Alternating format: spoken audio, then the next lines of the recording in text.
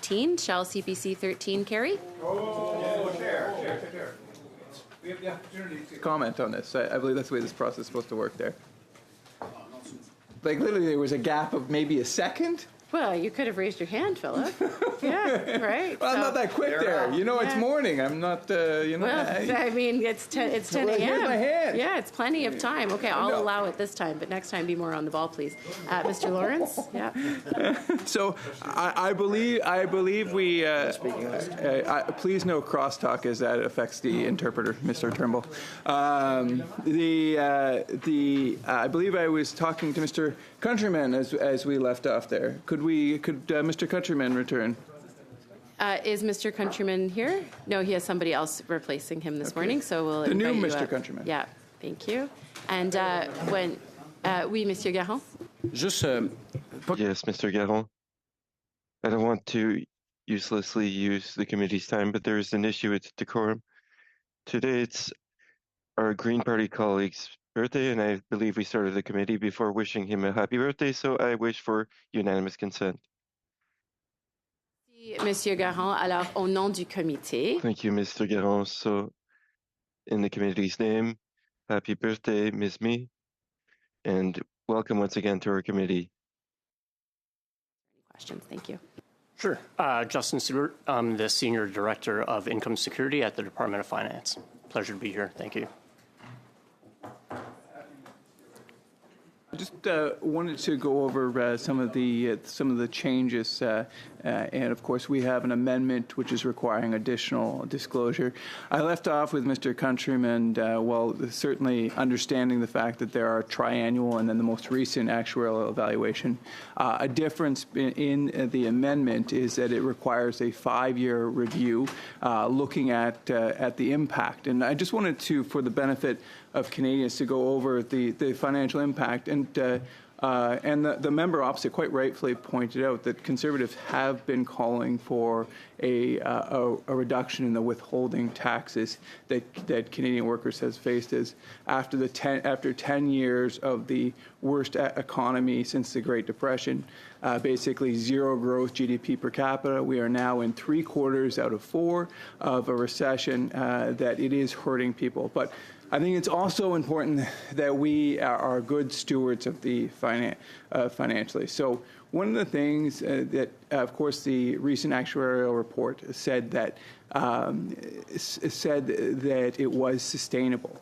But I think it's important for Canadians to realize that that's actually that a relatively modest event could cause that to become unsustainable. So the current MCR is about between 9.1, 9.2, is that right? Right now we're at about 9.2, the minimum contribution rate, which is currently about 70 basis points below the legislated rate of 9.9.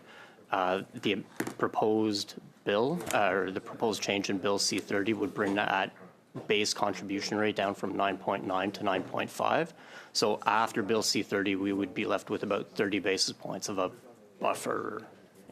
Yeah, and so just I jumped in a little bit too ahead of the game too, just so that Canadians understand. The MCR, or minimum contribution rate, is the rate that we need to contribute to CPP between employer and employee to keep the CPP sustainable or able to pay out the CPP benefits. Thank you for the question. That would be correct. So the minimum contribution rate is how the chief actuary assesses the financial health of the plan. And so the chief actuary looks over the next 75 years and assesses the health of the plan, looking at what would be the minimum rate to sustain the plan in a financially healthy manner. Now, the MCR is currently, like I said, 9.2. We are at a contribution rate after the amendments at 9.5. But like I said, I think it's important to understand that events often and actually will happen. And so a couple of suppositions I want to make to you, and you can, as best of your ability, confirm or otherwise. My understanding that that the projected economic growth in the actuarial assessment is 4.05. Is that correct? Thank you for the question. I believe, if you give me 1 second here, I believe you're referring to the real return rate of Yes, assumption, exactly. right? Sorry, for the investments? Exactly, That's yes. correct. So the chief actuary assumes, as part of making her analysis for the financial health of the plan, assumes a real return rate for the investments of 4.05. Understanding is that if that number were to drop to 3%, that it would become unsustainable if that was over the prolonged period. Thank you for the question. I can't speak to the 3% rate. What I can speak to is in the 32nd actuarial report from the chief actuary, there are estimates about if the average rates are lower. So the chief actuary in her report does provide assessments or kind of scenario analysis, including, I think here, if the lower average returns. So I'm on page 11 of the 32nd actuarial report, but it does note some scenario sensitivity analysis if average rates are at 2.45 for the base CPP, and then it models kind of what the assumed minimum contribution rate would be in that scenario, and that would be, again, for the entire length of the 75-year horizon that the chief actuary is looking at. There's also sensitivity analysis if returns are higher than that 4.05 rate assumed. Okay. I also am pretty sure when in my research I saw, I believe, and correct me if I'm wrong, but in 4 years' time there will be more payments out than contributions to CPP. Is that correct? Right now there are more contributions going in than there is money going out. Is that correct, Mr. Stewart? Thank you for the question. That is correct.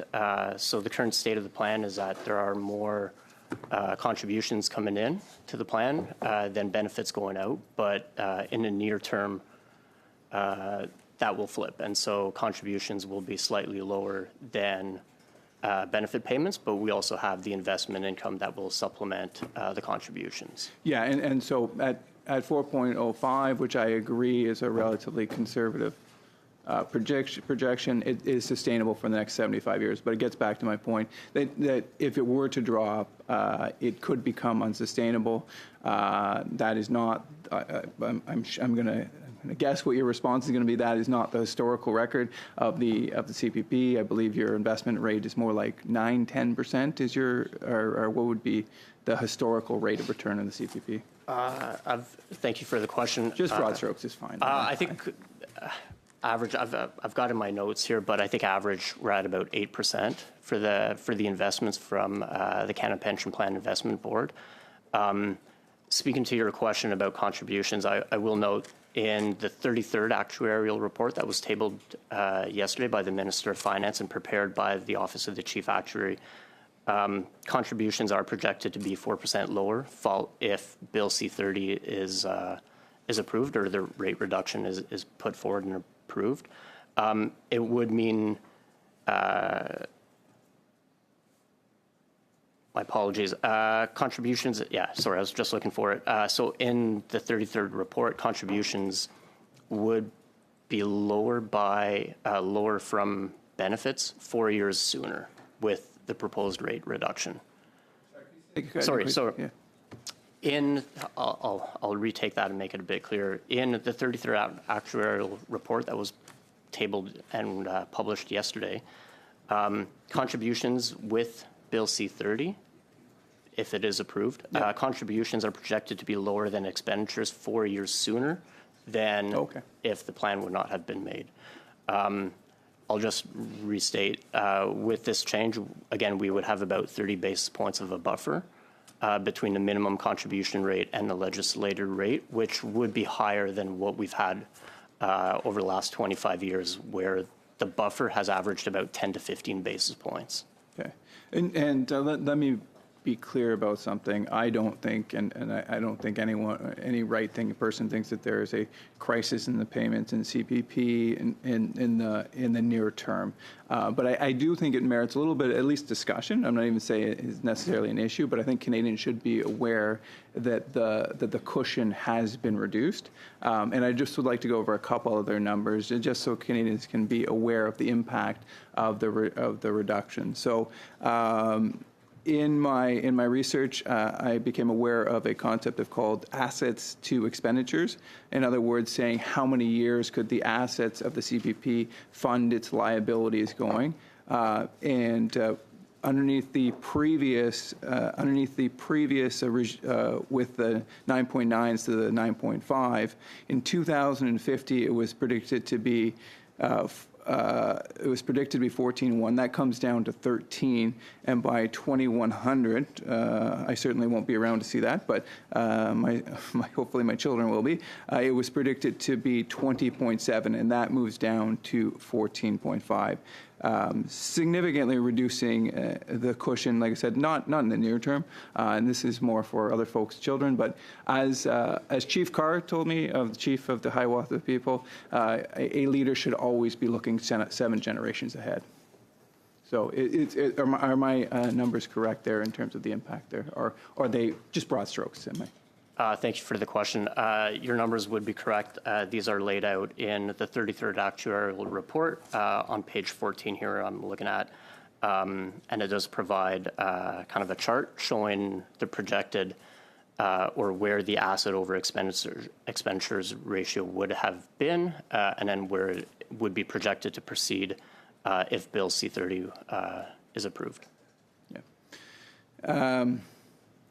If we were to, do you backdate the numbers in the assessment, in the actuarial assessment, against historical events? So if we were to see COVID happen again, God forbid, or the great financial crisis, do you know what the impact that would have on CPP? Do you backdate against those historical events there? So thank you for the question.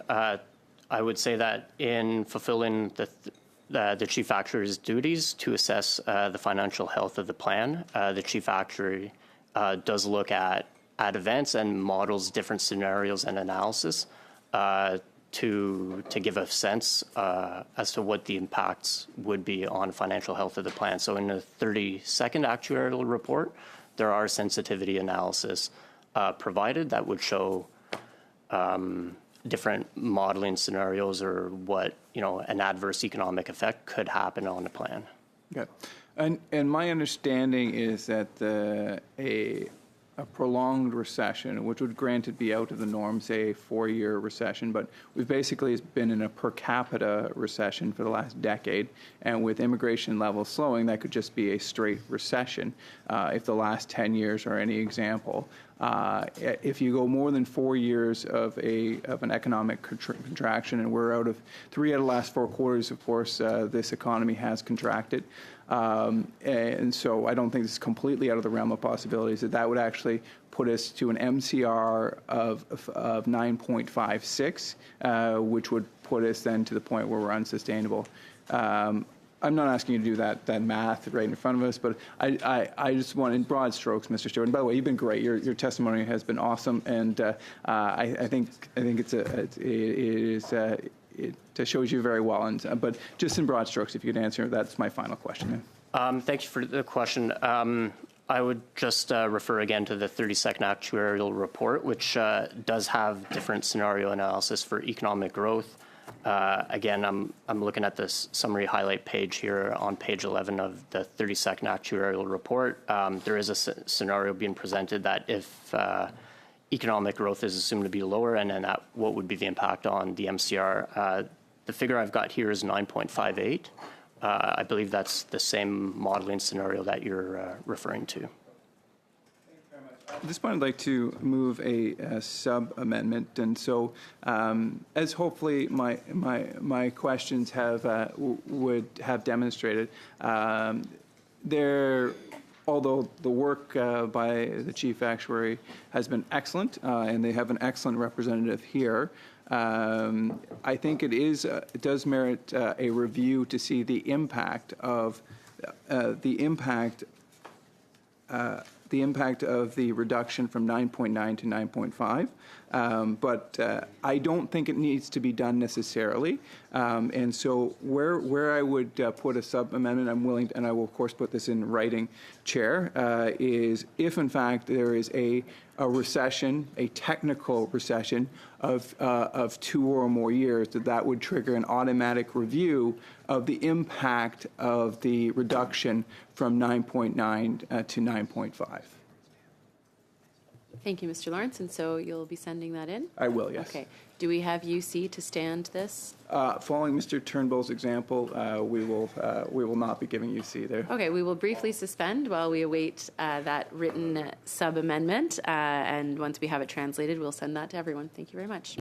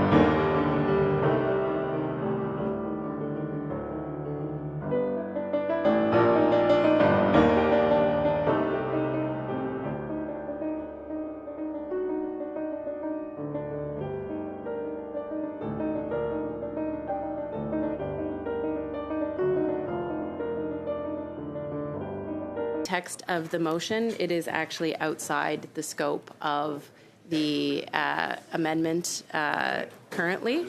So we're going to move back to the main amendment, and I have Mr. Jackson on the speaking list. Chair, I do appreciate that. A little disappointed that that sub-amendment was ruled out of order, but that's the way it goes in this business, I suppose.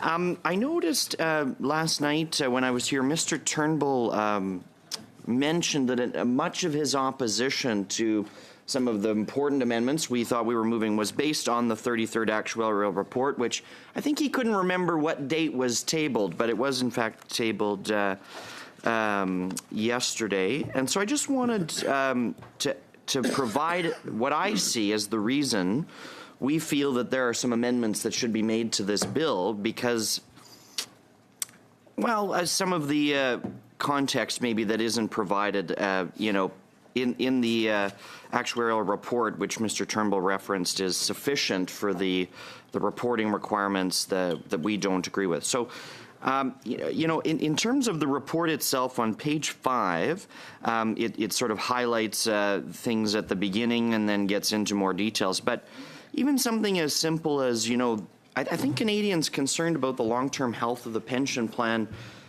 may not be actuaries, may not be completely in depth in terms of the financial language or lingo that is certainly used in this report quite correctly. I'm not suggesting that anything to do with the report isn't done to the standard or requirements that it's supposed to be done. But I do think that there could be some amendments made to the bill which would amend how this report, if Mr. Turnbull feels that an additional report is not eligible, because the government voted down those amendments last night, but then some amendments could be made to this report as it's currently required to be presented to allow that language to be a little more friendly to everyday Canadians who, perhaps in years gone by have been, under the assumption quite happily that the Canada Pension Plan is sound and they don't really think much more about it until they need to access it. But in recent months and years, it's certainly been a question mark coming up a little more frequently, at least on the doors when I hit them. So a couple of concerns just there about ensuring that the plan and the supplemental report from the chief actuary tabled in Parliament is, we know it's technically sound, but narrowly focused on the one question about whether reducing the base CPP contribution rate, as Mr. Lawrence mentioned, from 9.9 to 9.5 beginning in 2027 would still leave the plan sustainable. But several additional facts and analysis we feel would make the report much more useful for ordinary contributors and retirees, people, everyday Canadians who are served well by this plan, but who maybe have questions. And if they're looking at this document, it may not be the most user-friendly document. So I think many readers may see statements such as the reduced contribution rate is sufficient to finance the CPP over the long term and wonder what that means. What is the definition of sufficient or sustainable being used here, and whether benefits are in fact guaranteed. So I wonder if our witness could provide whether there is a user-friendly definition for the difference between sustainable and sufficient as it's used in this report, and what that describes to Canadians in terms of their guaranteed benefits. Thank you for the question. I'll just start off. I'm not an actuary by trade, but I would just highlight that the 32nd and 33rd report are consistent with actuarial principles, and this is how they would evaluate pension plans. I can't speak to the terminology used by actuaries to evaluate the health of the plan. Sure. Well, that's fair. Thank you for acknowledging that. And I do think that remains a question on our side that we perhaps would like to see answered. And we feel that, the report in itself, as acknowledged by the government, is something that they see there doesn't need to be a secondary one of. The report could add plain language definition of CPP sustainability. We think that would be an important factor if we're not proceeding with a secondary report as recommended. As well, we think it could be added whether projected benefits can be paid in full under the current legislation if necessary, and the difference between cash flow deficits, benefits exceeding contributions, and actuarial insolvency. And I just understand, like, we're not criticizing that work isn't, the due diligence on that isn't done in the report, but explaining to Canadians in plain language what that actually means, I think we feel is lacking in the report as it currently exists. And so the report notes that contributions are expected to be lower than expenditures beginning in 2027, but that does not mean the CPP is in trouble because investment earnings fund a large share of the benefits. Many Canadians, I feel... Apologies, Mr. Jackson. The bells have begun. Do we have UC to continue for the next 15 minutes? Following Mr. Turnbull's precedent, no. So we do not have UC, so we are suspended until after the vote, and I will see everyone back here immediately following the vote.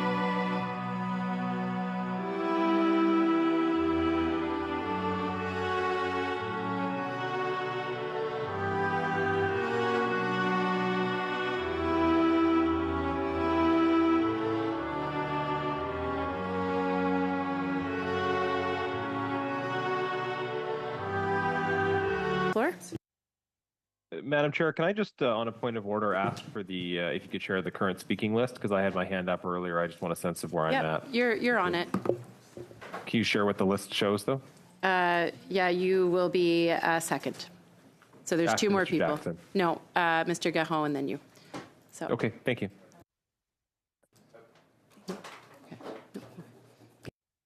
All clear? Okay, thank you, Chair. Just appreciate that. Thank you.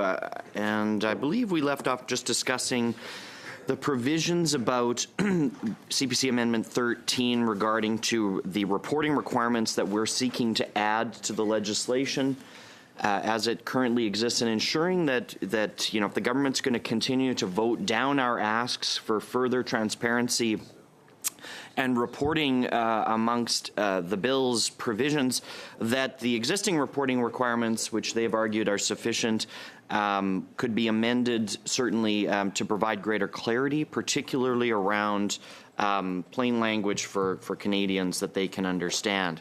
I'm hopeful that at that time they would be willing to support a sub-amendment to CPC 13.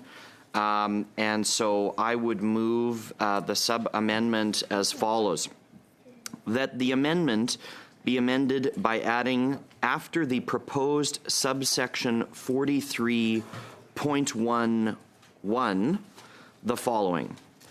1.1, the report prepared under subsection 1 and the report prepared under subsection 3 must include a plain language explanation of what it means for the Canada Pension Plan to be sustainable, including whether projected benefits can be paid in full under the current legislation, and the distinction between annual cash flow deficits and actuarial insolvency.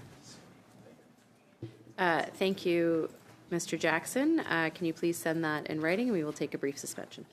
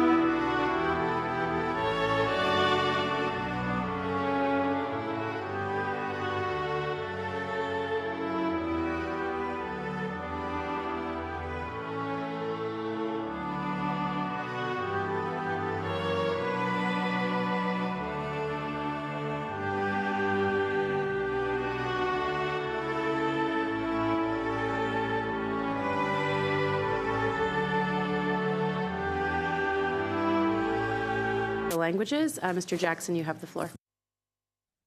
I appreciate the translation work on that being done by Just our... a point of order. Sorry to interrupt my colleague. I see there are bells. Great. Do we have UC to continue for another 15 minutes? No. Oh, so surprised. Okay, well, we will resume immediately following the votes.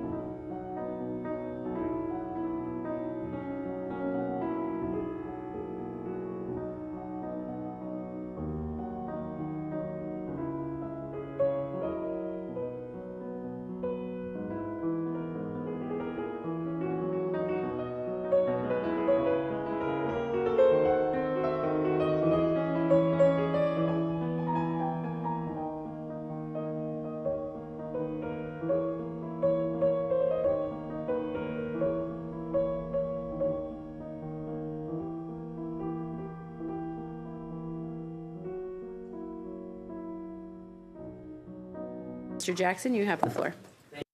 Very much, Madam Chair, and as I said before, appreciate the translation work that was done on this sub-amendment to CPC 13. I just want to put a few more words on the record about why we think that sub-amendment is important.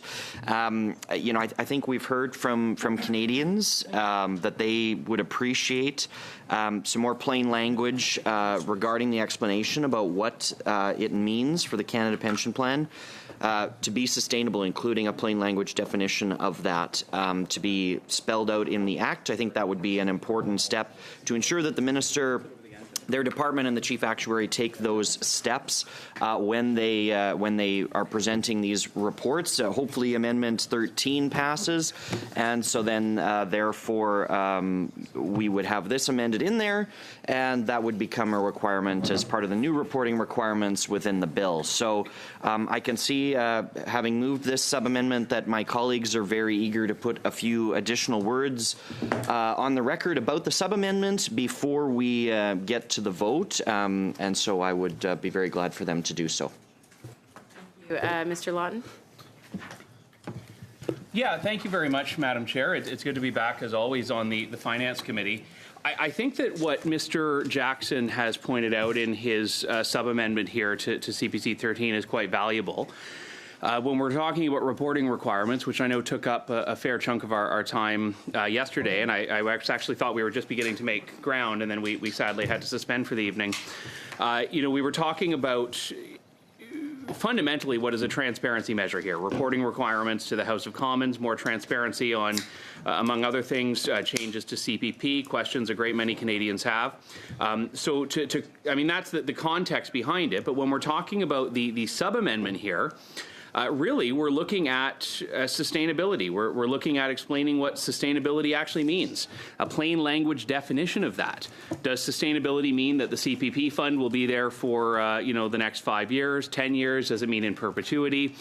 Does sustainability refer to environmental sustainability? And this actually gets to the problems that I was starting to touch on yesterday about how pension funds and endowments and other investments have been subject to some of these, to be frank, some of these very woke clauses that aren't in the best interests of the people who are supposed to be the beneficiary of these funds. And in this case, that is the fundamental life savings of Canadians, the retirement plans of Canadians.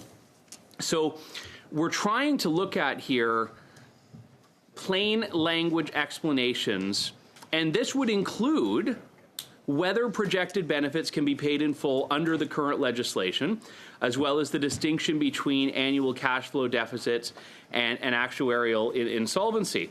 So, like ultimately, what we're trying to figure out here is what are the differences between cash flow deficits. So these are benefits exceeding contributions. The differences between that and actuarial insolvency.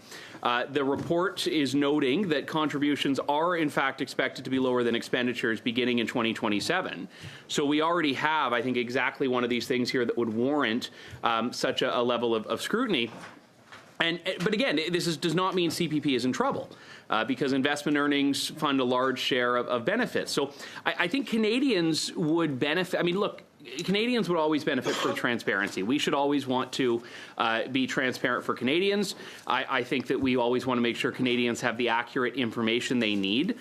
We have seen in the United States, just to weave in some context here, which is important, we've seen what's happened in a couple of very notable cases. Bernie Madoff, for example, when people who thought their life savings were secured weren't. Now, I'm not at all, lest one of my Liberal colleagues wants to get trigger happy on the social media, I'm not calling CPP a Ponzi scheme, but I am talking about the need to have transparency so that people can have assurances. And that is what sustainability is all about. So I don't actually see why this would be attracting any opposition from our colleagues opposite here, because, and I welcome any of their contributions on the debate on this subject, because we have seen already in Canada a pretty significant proliferation of Latinate language. So language that's being used in government reports that is not actually keeping with how ordinary Canadians speak. Language that is deliberately being designed to exclude. And you look at, some of the documents that come out of government, some of the reports that come out, and they're not actually made in such a way that any real Canadian who lacks, an advanced education in a particular subject matter would be able to understand them. And perhaps that's a deliberate ploy. Perhaps that's something that, some government officials are using because they're trying to conceal, information. They don't want Canadians who are affected by these things to actually read it. But it's why one of the things that we have spoken about, and our leader, Pierre Poilievre, has been very clear on that, you need to use simple Anglo-Saxon language that most Canadians can understand when you're dealing with matters that affect them on a very direct level. So I think Mr. Jackson's, it was Mr. Jackson's sub-amendment, yes. It was the brilliance of it, it blinded me from remembering if he had moved it. But I think his sub-amendment was very important in ensuring that the language that we have deployed in these reports, the language that's actually being used to communicate fundamentally what these details are about, is done in a way that Canadians can understand it. And, you know, if I could just look at the actuarial report here for a moment, I mean, some of these things that are in there, and this is not at all a slight at the chief actuary or their office, because a lot of the directions that the chief actuary have been following are directions set out by the Liberal government. And we have not, and will not, unless the sub-amendment is passed, actually be giving a plain language requirement. But you look at some of the terms that are in here, and a lot of Canadians couldn't actually look at this and just fundamentally understand, you know, what is the status of my investments? What is the status of the fund that I'm expecting to draw on in my retirement? You have charts that, again, without having the context, without knowing how to read these government charts, are very difficult for the ordinary Canadian to read. You have a section here. The MCR of the base CPP is the sum of the base plan's steady state contribution rate and the full funding rate for increased or new benefits. The MCR determined in respect of a triennial valuation is effective after the triennial review period, where the statutory contribution rate applies during the review period. The current review period is 2025 to 2027. Now, suppose that were a policy. Would any of us in this room be elected if that were the way that we communicated policy to people in our ridings? I don't think so, because it's not written in a way that is plain and simple for the people affected by this. And again, like we forget that a lot of these times, these reports, well, they serve a parliamentary function. Well, they are reports to Parliament, and I like to believe that all of us as people that have had some level of skill in our own lives before coming here, we may be able to read these. We know what we're looking for. But Parliament is meant to be the body that serves as the conduit between the people and the government. So if you have these reports being written in a way that is not easily understood or easily digestible by the people that we serve, all of a sudden ordinary Canadians are at the mercy of how their members of Parliament, their politicians, choose to represent these sorts of documents and represent this sort of information to them. And let's be real, if you're the government, you have a vested interest in not communicating how bad some things in these government reports are. And I would note that the Auditor General actually gives a very useful illustration of what we could strive for in the actuarial reports and in ministerial reports. I would note that the Parliamentary Budget Officer as well. Obviously, the current PBO is relatively new to the role, but in the past, we were, of course, and actually, I think the last time I was at the Finance Committee was when we were discussing the valuable work that the previous PBO was doing, who I think should have been allowed to continue Point of order, doing that Madam work. Chair. With the greatest of respect to my colleague, what does this have to do with the sub-amendment to the amendment that is on the table in this discussion? I would love to. That is an excellent question. If you could get to that point, I'd be so grateful. Thank you. Dr. Martin. Mr. Lawton, there is a provision for relevance to the point that you were making, so if you could please be relevant to the sub-amendment that was put on, that would be appreciated. That is an excellent question by the good doctor, and I welcome her to this chamber. We've not had an opportunity to meet personally, but I'm obviously familiar with her work from before we got here. I was illustrating some of the examples of when plain language reporting, which is what we're trying to strive for in this sub-amendment, has been used and provides an illustration for other things that we could do as parliamentarians in this. And I wish that this actuarial report, and again, I know it needs to get to the meat and the substance, which is, as an example of what I'm doing in my remarks here today, but it needs to get to the meat and substance. It needs to give us the information. It shouldn't be sugarcoating or glossing over things. But the whole point of what we're trying to get at here is that I believe these reports on the state of Canadians' pension funds, which again are sacrosanct for a lot of working class Canadians, the people we serve, they should be written and drafted and submitted to Parliament in a way that could be as easily understood as some of the other reports that we've put plain language expectations into. And that was where we were talking about the PBO, Mr. Jason Jock, and as well as the Office of the Auditor General. And we see other ministerial or other departments and commissioners that have done this as well. I recall, well, no, I don't want to get another point of order, so I'll share that later. But, so I think that what we're trying to do here is ensure with Mr. Jackson's sub-amendment that this report, which yesterday, like one of the chief opposition points that was given by some of my Liberal colleagues was that, well, we already have reporting requirements. So they're not objecting fundamentally to the idea of reports, the idea of reporting. What they're doing is inexplicably objecting to us trying to ensure more transparency and a more predictable timeline on that, which is what the initial amendment was doing. And I think as far as the sub-amendment is concerned, we're just saying, let's make sure these people can read these. Let's make sure that these documents are being put forward in a way where they serve the interests of Canadians. They do not obfuscate. They actually communicate something instead of using... Point on. Monsieur Lavoie, point d'ordre. Avec tout respect que j'ai pour mon collègue. With all the respect that I have for my colleague, he keeps repeating the same thing. We said this yesterday. Please do not continue to repeat continuously. He's always coming back to the same things, the same sentences that was said yesterday. Thank you, Mr. Lavoie. You are right. Once you've made a point, you need to either make another point or stop. I believe I heard you made that point before, Madam Speaker, but Madam Chair, I thank you for that. Mr. Lawton, please be respectful of the chair. I'm Mr. heeding Lawton, it. Mr. Lawton, that is the job of the chair, is to make sure Yeah. that we continue in order, and so I ask you please be respectful of the chair. Thank you. I'm heeding that. So, I think it's important to also contextualize the discussion we had yesterday was on the amendment. This is on the sub-amendment, which I wouldn't say dramatically changes what we're trying to go for, but certainly adds a new dimension to it. So, as parliamentarians, it is incumbent on us to ensure that we are serving the people we represent. So, I'll leave it there. I welcome any questions or input that my colleagues have on this sub-amendment. But ultimately speaking, I do not see why, if their position is that reporting is already an established component of what we're trying to do, there'd be any opposition to this. Thank you. Thank you, Mr. Lawton. Mr. Lawrence. Very much. And thank you, Mr. Countryman, for returning. We're glad to have you. My questions are respecting the sub-amendment, and at the heart of it, it is to make sure that we're not just publishing data, that we're publishing information that people can actually use and process. Do you have any statistics on how often your report is viewed? Who do you give the report out in hard copy? And to the extent that it's available on your website, how many views do you get to that? Thank you for the question. The report is released by the chief actuary in her office. I do not have statistics on how many views are on her website, but it is posted on the website and it is provided and tabled in Parliament. Yeah, so here's my concern though.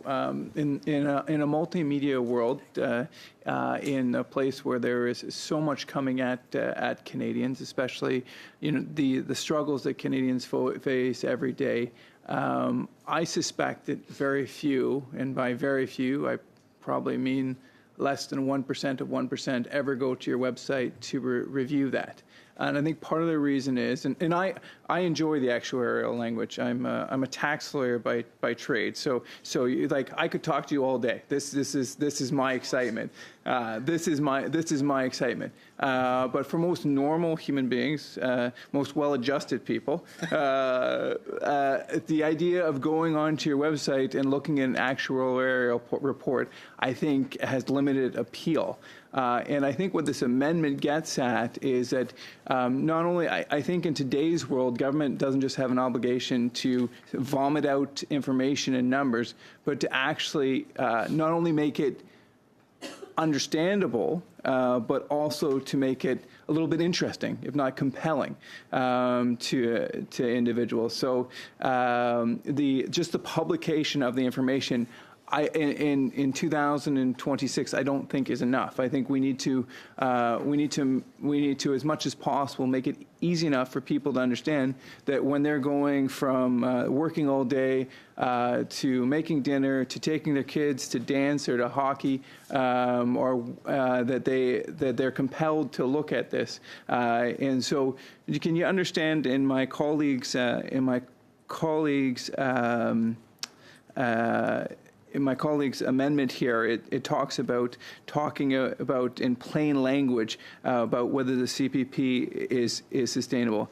Do you understand? And do you think maybe that the chief actuary officer could do perhaps a little better job of making the information not only digestible but also interesting as much as possible? It is not for me to comment on the work of the chief actuary. The chief actuary is not here to speak to her report. But, the conclusions of her reports have always been that the CPP is financially sustainable, taking into account the projected contributions and investment income to pay benefits for the next 75 years. Right.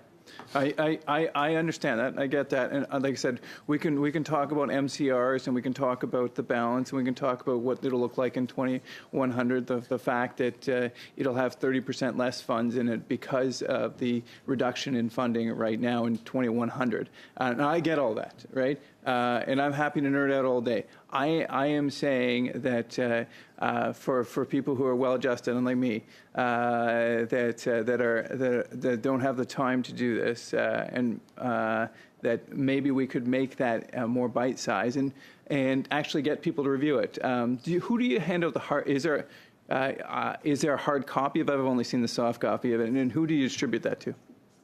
Again, the report is posted on the website of the Office of the Chief Actuary, and it's tabled in Parliament.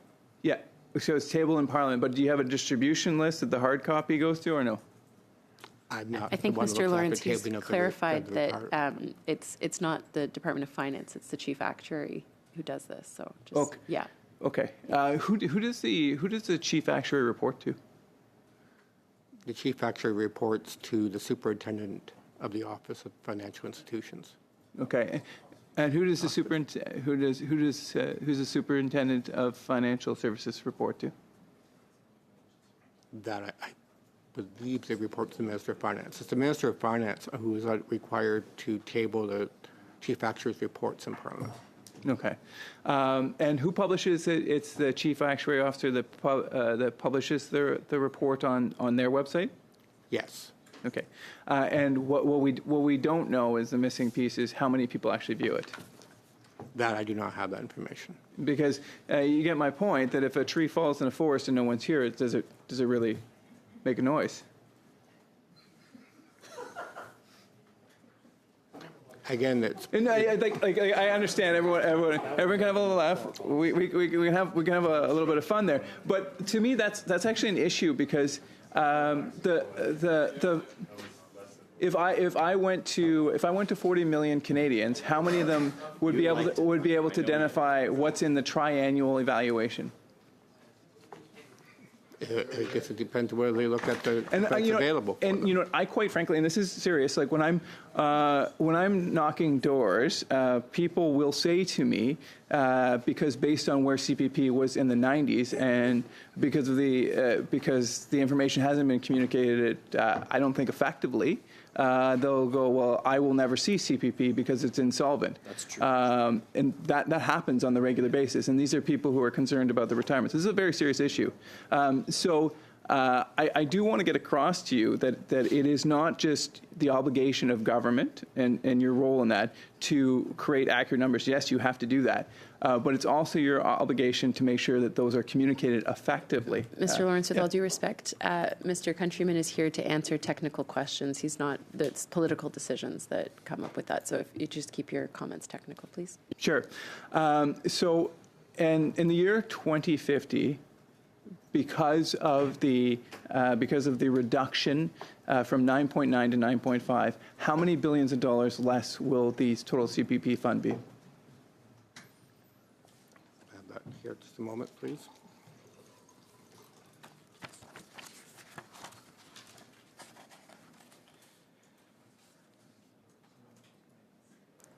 So in the year 2050, total assets are projected to be $239 billion, or 8% lower by 2050.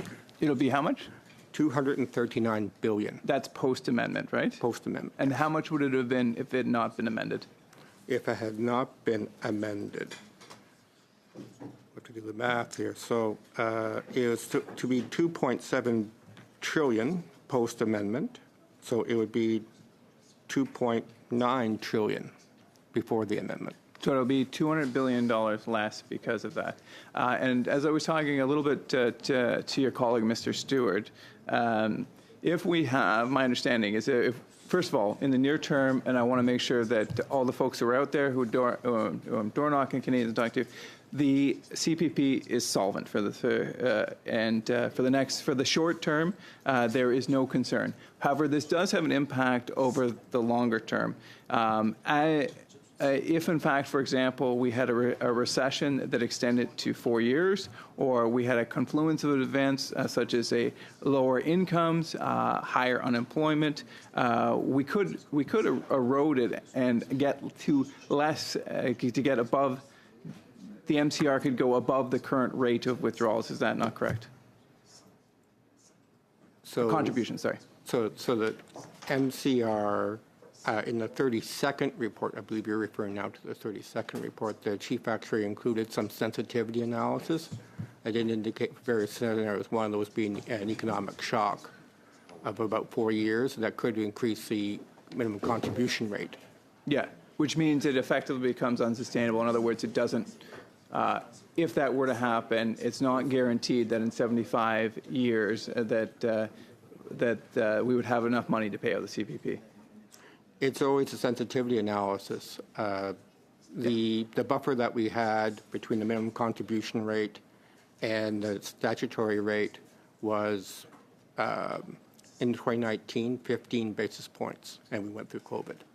So yeah, there's been a lot of different shocks that the economic system's had, and the buffer that we have post this amendment with 30 basis points is still larger than the buffer we've had on average in all the previous triennial reviews. We will be to a little bit to an inflection point, though, within the next half a decade, right? Because we will start having more withdrawals and contributions. Is that not correct? But the basis of the 1997 reforms was always that at some point the amount of benefits would exceed the amount of contributions.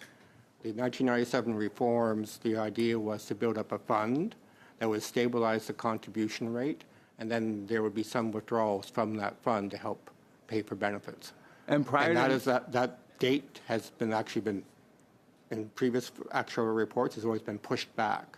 Sorry, which date is that? Sorry, I'm just not clear on that. So again, there's always been a point projected with the current structure of the plan where investment income would be used to help pay for benefits.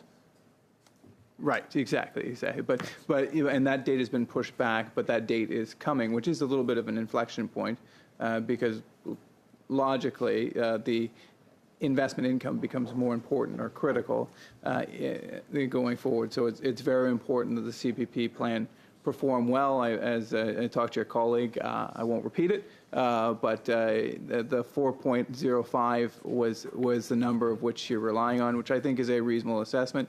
But if that were to drop to, I believe the number is 3%, it then becomes unsustainable. Is that not correct? Again, the projections that the chief actuary has in the 33rd report, based on her assumptions, the investment income would be about, that would require in 2100 would be 36.9% of the investment income would be required to help pay for benefits. So contributions plus 36.9% of the investment income would be sufficient to pay for benefits in the year 2100. So 70-30 then, or 60-40-ish there is with from the capital plus the contributions plus 30%. Plus the investment income. I gotcha. So Okay. Thank you very much, Mr. Countryman. I do appreciate, and I think it's actually so this legitimately comes up to the doors when I'm door knocking people. People still think it's back in the 90s when we were unsustainable, and so I would encourage you and would encourage the department to get out there and let people know that the CPP is actually sustainable. In fact, even when even underneath the Trudeau government, when we were asking for payroll with decrease, they were actually increasing the payroll, and they very much made the case that we had to do this because we wouldn't be solvent. Well, we know that that's actually not true. So thank you very much, Mr. Countryman. Appreciate it. Thank you, Mr. Lawrence. Shall sub-amendment CPC 2 to CPC 13 carry? No. Yes. Recorded vote? Recorded vote. Mr. Turnbull. Against. Mr. Lateo. Contre. Mr. Soliski. Against. Mr. McDonald. Nay. Madame Martin. Contre. Monsieur Lavoie. Contre. Mr. Kelly. Yay. Mr. Lawrence. En faveur. Mr. Jackson. In favor. Mr. Lunton. Pour. Monsieur Garon. Abstention. Yé pour 4, né contre 6. Okay, the sub-amendment fails. Shall CPC 13 carry? No. Mr. Jackson? Madam Chair, just a couple other of comments that we have to make regarding the reporting requirements as moved in our CPC 13 amendment to this bill. Unfortunately, a very unfortunate decision by the government to defeat those provisions requiring plain language text, but let it be known that the Liberals would rather have the language continue to be inaccessible to many Canadians across this great country to keep them better informed about the status of their pension plan. But moving to further concerns regarding the reporting requirements of the bill overall, I wonder if Canadians might benefit, in fact, we feel that Canadians would benefit from some, shall we call it, stress test scenarios to be included in the reporting requirements in terms of a couple of perhaps examples or predictions that they could easily access to ensure the sustainability. I think this comes back to some of the comments, that have been made. I do get questions at the doors about the health of the CPP and sort of a growing skepticism of many Canadians that they're ever going to be able to access it for some reason. I mean, I understand the numbers being put forward by the government and the chief actuary today, that it's very healthy, but that there is a perception out there that somehow isn't true or is skewed in some way, that Canadians really seem to be questioning that and skeptical of that. And I think, in my time on Procedure and House Affairs Committee, we're seeing Canadians having a growing distrust in many of the staple identity items across this country, whether it's something as, profoundly regarded as Elections Canada and their work in ensuring our elections. Canadians still, there's a growing distrust of that institution and the legitimacy of our elections. And I think so too, the CPP is something that Canadians have long regarded as a core part of our national identity and the social contract of this country, right alongside universal health care and many other,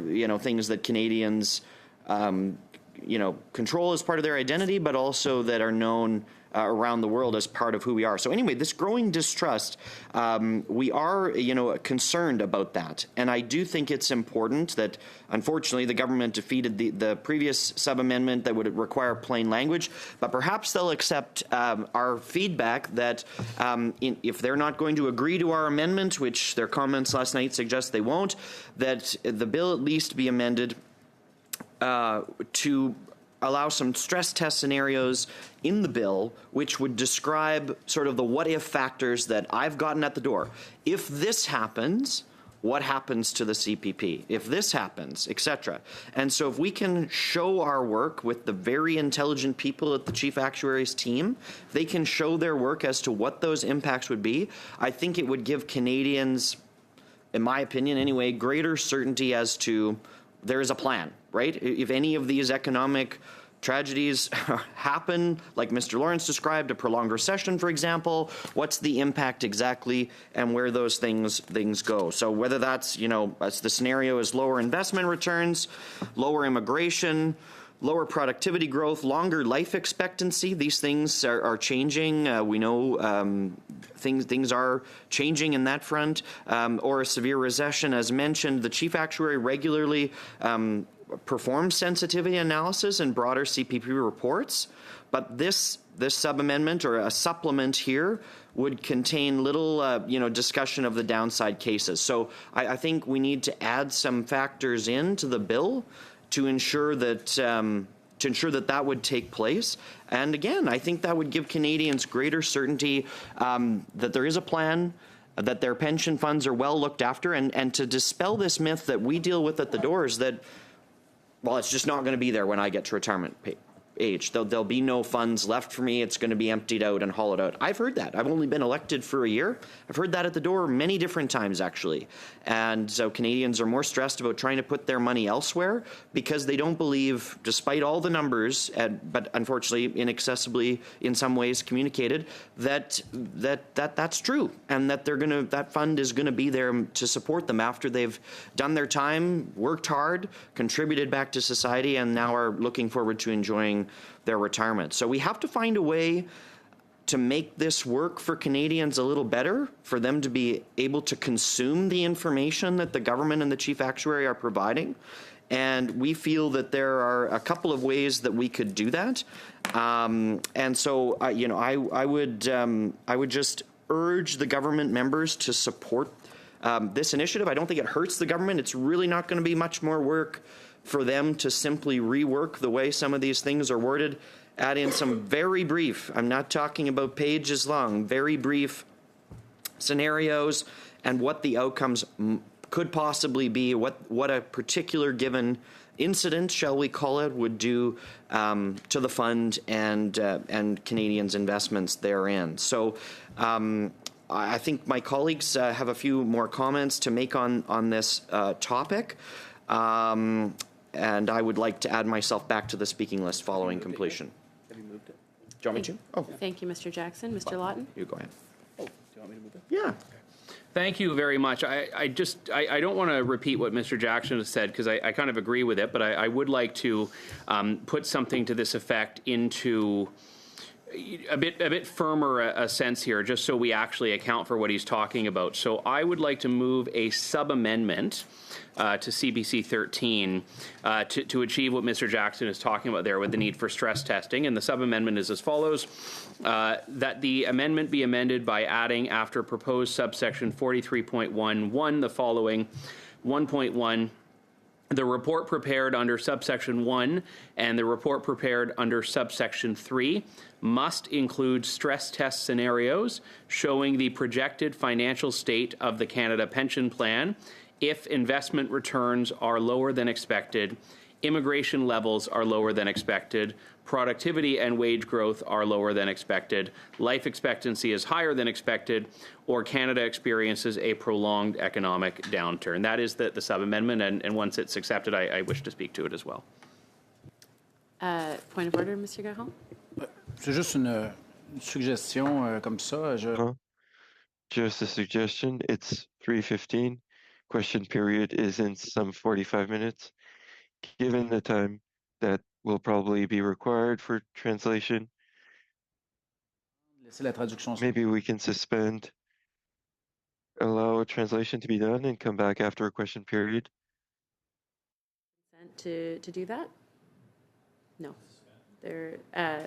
There is not, so we will briefly suspend, and once we return with translation, we will come back. Thank you.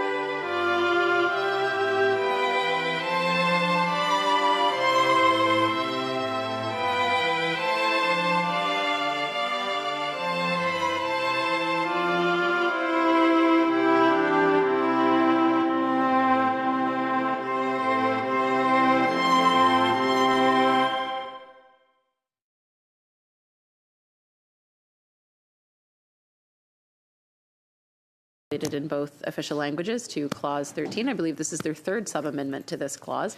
And I believe, Mr. Lawton, you still have the floor.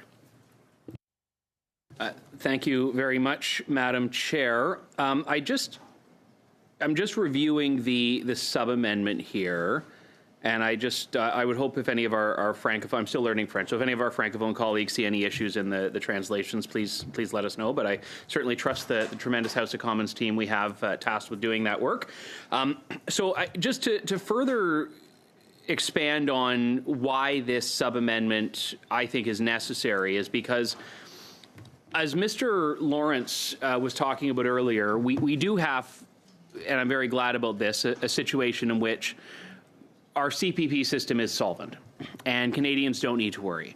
But we also know that the economy has its peaks and valleys, its ups and downs, and no one knows what the future holds. And I would have liked it if we had been able to make a suite of changes to the reporting requirement. Again, we have to look forward, not backward. But one thing that I think all of us need to accept is that no one can say what the future is going to hold. If we're going to talk about the long-term sustainability, which is a key part of what we're trying to do here, we need to envision all of these different outcomes. So I do have some questions for our witness here, our official, Mr. Countryman, and I appreciate your patience on this, sir.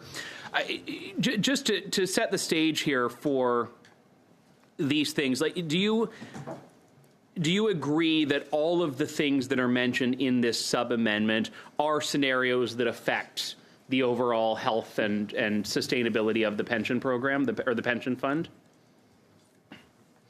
So, respect to what you propose, the CPP 32nd annual report, the chief actuary typically includes analysis of various scenarios. For the 32nd report, they're included in Appendix E. So if I extrapolate on what you're saying, it's an acknowledgement that, yes, these factors do, in fact, influence the overall sustainability of the CPP fund. He's saying it's already been done. There's analysis done. Sooner or later, it'll clue in. The question is, okay, Thank you for that. The question is, are those factors relevant? I'm going down a road. Sorry, I didn't mean for Mr. McDonald to cut you off there, sir. Please continue. I believe those factors are referenced in the Chief Actuary's 32nd report. Yeah. And why are they included in that report? Because they are factors that influence the financing of the plan, yes. Okay. So to bring it back to the reports to Parliament that we have here, where this, I'm speaking about the amendment as it relates to the sub-amendment, but the amendment is talking about the Minister of Finance preparing a report. Now, the Minister of Finance has access to information beyond what the Chief Actuary does, correct? I'm not aware of that. Okay. So where I'm saying is that the Minister of Finance is fundamentally serving a different function and a different role than the Chief Actuary. And I think certainly what the Chief Actuary is bringing forward, what they're putting in the report, has to be highly germane to it. But as we look at the scenarios in the sub-amendment here, the scenarios that are in the stress test that the sub-amendment is seeking to put in place, immigration levels lower than expected, productivity and wage growth are lower than expected, life expectancy higher than expected, or Canada experiences a prolonged economic downturn. How far out does the report forecast these things as it is now? The Chief Actuary's reports go out for 75 years, a 75-year period. Yeah. And there was a movie many years ago, The Butterfly Effect, which talks about, the consequences that can flow from something seemingly small. And I look at that in the context here. We have, obviously, the existence of black swan events. We have, the possibility that any one or many of these factors together could coalesce and do this. And, how many scenarios is, in the existing report, is the Chief Actuarial Officer able to envision? I mean, because it's not just about any one of these as individuals. You also have to look at the overlap between a lot of these things. Again, there is a wide array of assumptions and stress tests in the uncertainty appendix in the Chief Actuary's report. And I appreciate that. And I want to be very respectful of the role that you're serving on the committee, Mr. Countryman. It's not your job to weigh into the politics of it. And I guess I'm having some trouble understanding if we already have an implicit appreciation of the value of this information, why we would not want it in the report that we believe, and if CPC 13 is passed, will be submitted to Parliament by the Minister of Finance. So we'll leave it there, and I'm happy to, again, if any of my colleagues have questions about the sub-amendment, the factors in it, I would actually love to delve in, if we get the opportunity, to some of the actual problems here, because I think some of these are within the purview of the committee as well, in actually ensuring that we don't have the worst case scenario on this. But in the meantime, I'm happy to leave my comments there. Thank you. Thank you, Mr. Lawton. Mr. Kelly?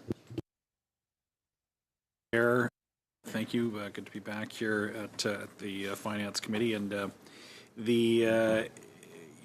Lawton made an excellent case for this amendment. And part of why it is important to include stress test scenarios so that the Canadians we have better transparency, and Canadians can have better confidence in the reports that the government tables. We have seen recently the stress tests that were conducted by the Parliamentary Budget Officer on the most recent spring economic update, and the stress tests there revealed that the Finance Minister had a less than 1% chance of holding to the fiscal anchor that he had declared in his statement. Only a few. Well, the new anchor was tabled first in the fall budget, reiterated in the spring economic statement, and only weeks later, actually debunked by the Parliamentary Budget Officer. So that's why these stress test scenarios are important, and it's because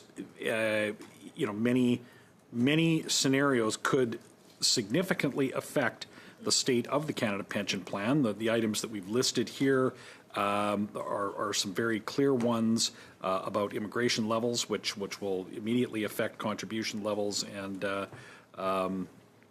the productivity and wage growth are also could have an extraordinary impact on the viability of the plan over the long term, and especially life expectancy. That's going to affect the liability, the future liability, the payout of the plan. And so any combination of these scenarios could have a dramatic effect on the plan. And what we have seen is the minister who is ultimately responsible has really had his credibility severely challenged by the parliamentary budget officer and their stress tests. When he spoke about fiscal anchors, the anchors that he talked about just do not stand up to all of the multitude of different combinations of events that were contemplated by the parliamentary budget officer. So likewise, when it comes to the Canada Pension Plan, Canadians may well have the same concern that they want to know that the plan's viability stands up to all of the different combinations of events, and the combination of events would be far beyond these that are identified in the sub-amendment. The sub-amendment identifies just a few things, but there are so many different factors, and it's the combination of them that where it gets very complicated to be able to accurately balance and manage the risks of such a large plan. And when Canadians are already challenging or when not just Canadians, but actual parliamentary officers of Parliament are questioning the credibility of the finance minister, that just creates more need and more a greater imperative for greater transparency around any of the reports and any of the data and risk that the finance minister has an obligation to Canadians to manage on their behalf. So I fully support this sub-amendment and the main amendment as well.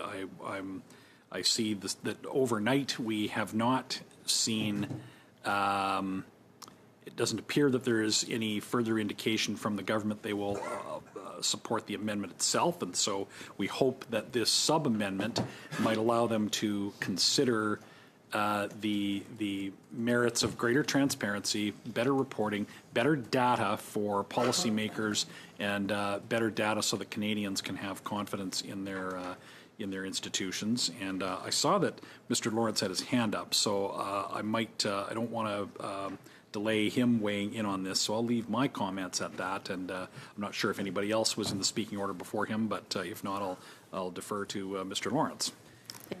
Mr. Jackson and Mr. Lawton are before him, so. Let's go right ahead, yeah. Mr. Jackson, please go ahead. Okay, thank you, Chair, and I'll endeavor to keep my comments brief. I know Mr. Lawrence is eager to make an intervention on this point, but I just want to thank Mr. Lawton for moving this amendment. I think it quite accurately encaptures the perhaps suggestions or challenges with the lack of stress testing as it's currently proposed that I was elaborating on earlier. So I just want to thank Mr. Lawton for encapsulating that in this excellent sub-amendment. And just to respond to a little bit about what we're hearing government members heckling across, that this stress testing already exists in another form. I mentioned that in my initial comments, that the Chief Actuary regularly performs sensitivity analysis and broader CPP reports, but this supplement contains little discussion of downside cases. So if you're only stress testing and not talking about the downside cases when you're publishing a report and having it tabled in Parliament, kind of defeats the purpose of doing the stress testing in the first place. So our argument is to include that in the amendment, which, to remind them, would require, if passed, new reporting requirements under the Act, So we are acknowledging that when we drafted CPC 13, we missed a few provisions to include stress testing in that amendment, and so we are sub-amending that onto the provision requiring these additional reports now, which would more accurately, I think, respond to Canadians' concerns, give the government an easier time of explaining to Canadians just how secure their CPP truly is. So I think that's an important provision to include. I'm looking forward to the government supporting both the sub-amendment and the amendment to ensure greater transparency, and it will include these provisions, which I think will give Canadians the surety they need. And with that, Madam Chair, I'll defer to my other colleagues who I know are eager to make further interventions. Thank you. Thank you, Mr. Jackson. Mr. Lawton? Oh, even I'm ahead of Mr. Lawrence. I'm sorry, Philip. Thank you. So when we were previously dealing with this matter, our witness had talked about the appendix in the Chief Actuarial Officer's report that has some of an aspect of what we're getting at here, and I wanted to explain why I believe our sub-amendment would go further. And also, I would reiterate the point that the amendment itself is referring to a separate reporting requirement. This is referring to a report that must be prepared by the Minister of Finance on the projected impacts of the amendment to the Canada Pension Plan contained in this. So we're not actually seeking an opportunity for the Minister to download these responsibilities onto the Chief Actuary. We're trying to ensure that we have a specific targeted measure here. But on the stress test aspect specifically, on my sub-amendment to CPC 13, I think it's important to explain what the existing reporting data are doing. So the Appendix B mentions data, assumptions, and methodology. And what the report says is that the section describes the data, assumptions, and methodology that underlie the financial projections in the results section of the report. Future cash flows for the base and additional plans are projected over a long period of time, i.e. over more than 75 years, and depend on assumptions such as those regarding fertility, mortality, migration, labor force participation, job creation, unemployment, inflation, employment earnings, and investment returns, and these assumptions form the basis for the projections of future income and expenditures of both components of the CPP. So to return to our sub-amendment here, we're looking at some very similar core information: immigration levels, investment returns, productivity, wage growth, life expectancy, the existence of a prolonged economic downturn. But the thing is, we're not making assumptions. We're actually saying the opposite. We need to have a range there built in. Now, there's a little bit of that, but not to the degree of what we're pushing for. And the Chief Actuary even makes this concession in the report. Although the demographic, economic, and investment assumptions represent the Chief Actuary's best estimates, the resulting future financial states of the base and additional CPP presented in this report should be interpreted with caution. This information is not intended to be predictions, but rather projections of future financial states of the base and additional CPP.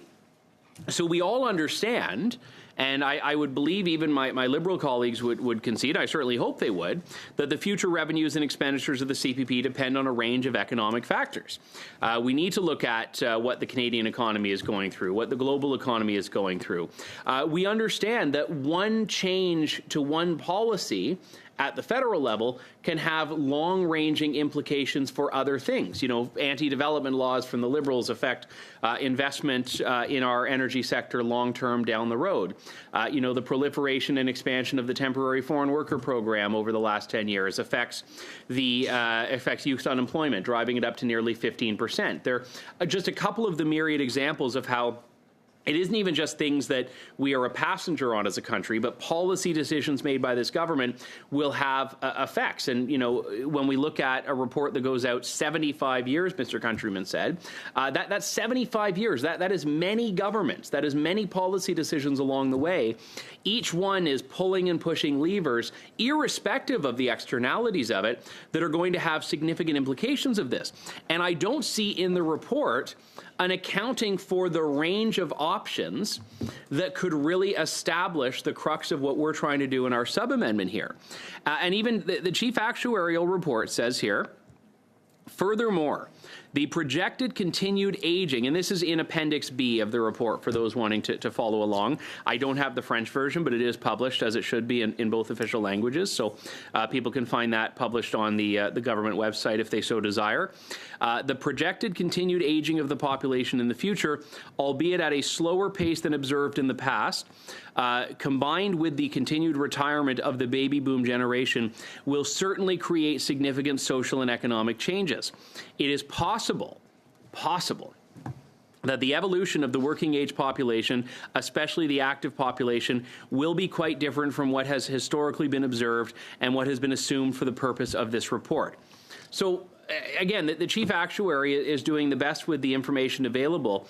But even there, what the report is telling us is that we've had to make an assumption. We don't know. We don't know what's going to happen. So why do we not have a report that accounts for all of these different possibilities, a report that allows for the best case scenarios and the worst case scenarios? And interestingly enough, this is something just on a smaller scale that has been heaped onto Canadians trying to buy a house. You can't even get approved as a mortgage unless you have been approved with a stress test, understanding that driving up interest rates in the future, which may or may not happen, is affecting your potential in the here and now to get a home. So if we're expecting young first-time home buyers trying to get a foothold in life to deal with a stress test, why are we not for a report that is affecting really the retirement income of the entirety of the country? Well, why are we not including that same level of scrutiny, account for the best case scenarios and the worst case scenarios? And again, there is an assumption being made here that could be wrong. It could be, I mean, like, if the Liberals were the ones making these predictions, I think most of them would probably be wrong. But here we are now. We have to account for the best case scenarios and the worst case scenarios. So I'm grateful that the Office of the Chief Actuary is monitoring the current trends, the emerging trends. They adjust assumptions as needed, but they're still just assumptions. And I think it would be better to have, ideally in plain language, but we'll take anything we can get in this report, the best case scenario and worst case scenarios that account for all of these points of divergence that we can't even really effectively predict even 5 years out, let alone 75 years out. And when you look at some of these assumptions here, the demographic assumptions are based on, they look at the historical and projected populations of Canada, less Quebec. And this is required. Madame la Présidente. Merci Lavoie, point d'ordre. Madam, with all the respect that I have for my colleague, we've been talking about presumptions, more hypothesis. We have asked him not to keep repeating himself. I would like to know if this rule still applies, because he is still repeating more and more about assumptions, lots of repetitions. He has additional arguments to make them instead of repeating the same ones. So thank you, and with all respect to my colleague, Monsieur Lavoie, and you, Madam Chair, I don't believe I was being repetitive, because I'm working my way through the appendix that we've been told makes our sub-amendment not relevant, and explaining the points of contrast between the two. So I'll try to be more clear with that. And if that point is not landing, I'm happy to go back and cover anything again if needed. But I think the point is to not repeat. Okay. Mr. Well, Lavoie. but if the point was not heard, I wanted to make sure that I was not leaving my colleague, who I think is very invested and involved and wants to serve Canadians well, as I do, on this. So I'll just look at the demographic assumptions.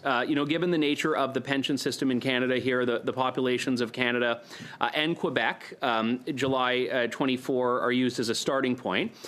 The projected the projected populations needed for the CPP calculations are the populations of Canada less Quebec. So obviously, given the nature of how CPP works, we understand. But how the chief actuary gets this is they look at projecting from age and sex from 1 year to the next by adding births and net migrants and subtracting deaths.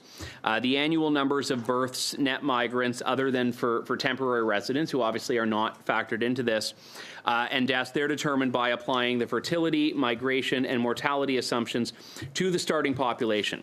So this is just demography. This is just population. This is one subset of this whole bundle of numbers that we need to have accurate or somewhat accurate actuarial data on. And even this one number embedded in it has several things that are highly subject to change. We saw births, for example, go up during COVID. People locked in their homes. I don't know why everyone's laughing at that. We saw the demographic data on that. Births went up during COVID. Migration. We have seen in the last 10 years significant year-over-year increases, followed by a recognition that this was not economically sustainable for the country. So if you had projected in 2023 any sort of long-term calculation based on, at the time, what were the migration data for Canada, your numbers would be... Monsieur Garon, point d'ordre, appel au règlement. Merci. Point of order. So I adore question period, and I don't want to insist, but isn't it written somewhere in the rules? Perhaps our clerk can tell us, in order to get to question period, that we suspend committees. We must have enough time to go to committees. Ask the committee to suspend. You're welcome to do that. Donc, les comités peuvent continuer à siéger pendant... So committees can continue to sit during question period. Well, I did not know this. I've learned more than with my friend here in the last 20 minutes. Well, that's normal. Mr. Garrow. Asking the committee something, or? I can support my colleague. No, Mr. Lawton. Mr. Garron still has the floor. Je pense qu'on n'aura pas un consensus, comme on veut pas... I don't think we'll agree. Let's not name any names. In the interest of cooperation with my colleague from the bloc, I'm happy to move a motion to suspend for question period, if it would suit him. Is there unanimous consent to suspend for question period? That's not a unanimous consent request. Sorry. Yeah. There is not consent to do that, so you continue to have the floor, Mr. Lawton. Wonderful. I appreciate that my colleagues wanted to hear how this ends. So the demographic assumptions that we have in this are based on immigration, migration, as it's used there, birth rate, death rate. All of these things change. And we know that they are all subject to policy mechanisms as well as overall global factors that governments can't control. But I don't know how anyone can say that we already have this information when the report itself says that they're making it based on assumptions and not based on all of the possible scenarios, best case, worst case, and so on.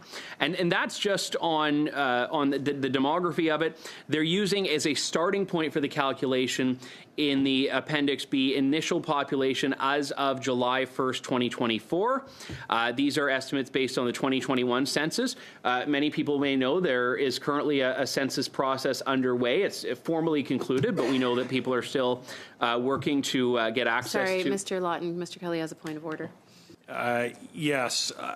On the matter, it is, while the standing order does not require a committee to suspend for question period, it is a well-established practice, almost, not quite, but almost without precedent in recent times, to suspend for question periods. So I know you asked if there was consensus. There was not, but I move that the committee suspend for question period. Madam Chair? Vote on that? No, on a point of order. You can't move Brent. something on a point of order. That's in the procedures, rules of procedures and practice. So unfortunately, perhaps that's not Mr. possible. Lawton has the floor. Maybe Okay, he has a thank view you, on that. Mr. Turnbull, for reminding us of proper committee practice. Unfortunately, Mr. Kelly, you can't do that on a point of order. Mr. Lawton, you continue to have the floor. Well, earlier that was what I was attempting to do. I was attempting to move a motion to suspend for question period, so I will attempt this again. I would at this point move to suspend for the duration of oral questions. Okay. And we will move to a vote now? Yeah, so we will now take a vote on that. Mr. Turnbull, Against. Mr. Lateo, Contre. Mr. Sawicki, Against. Mr. McDonald, Yay. Madame Martin, Contre. Monsieur Lavoie, Contre. Mr. Kelly, In favor. Mr. Lawrence, I want to see Mark Carney in favor. Mr. Jackson, Yes. I've forgotten what he looks like. Mr. Lawton, For different reasons than Mr. Lawrence, but yes. Monsieur Garon, Oui. Yé pour 5, né contre 6. So we will not be suspending. Mr. Lawton, you continue to have the floor. Well, I know Mr. Lawrence has been itching to weigh in on this, so I'll cede at this time, Madam Chair. Thank you. Thank you, Mr. Lawton. Mr. Lawrence, you have the floor. Thank you, Chair. So the last line of the sub-amendment, it reads, or Canada experienced a prolonged economic downturn. Now, in the Prime Minister's Davos speech, he talked about a rupture between the U.S. and Canada. And he also has yet to achieve a deal on CUSMA. We are, of course, approaching the deadline for the commencement of the review of July 1st.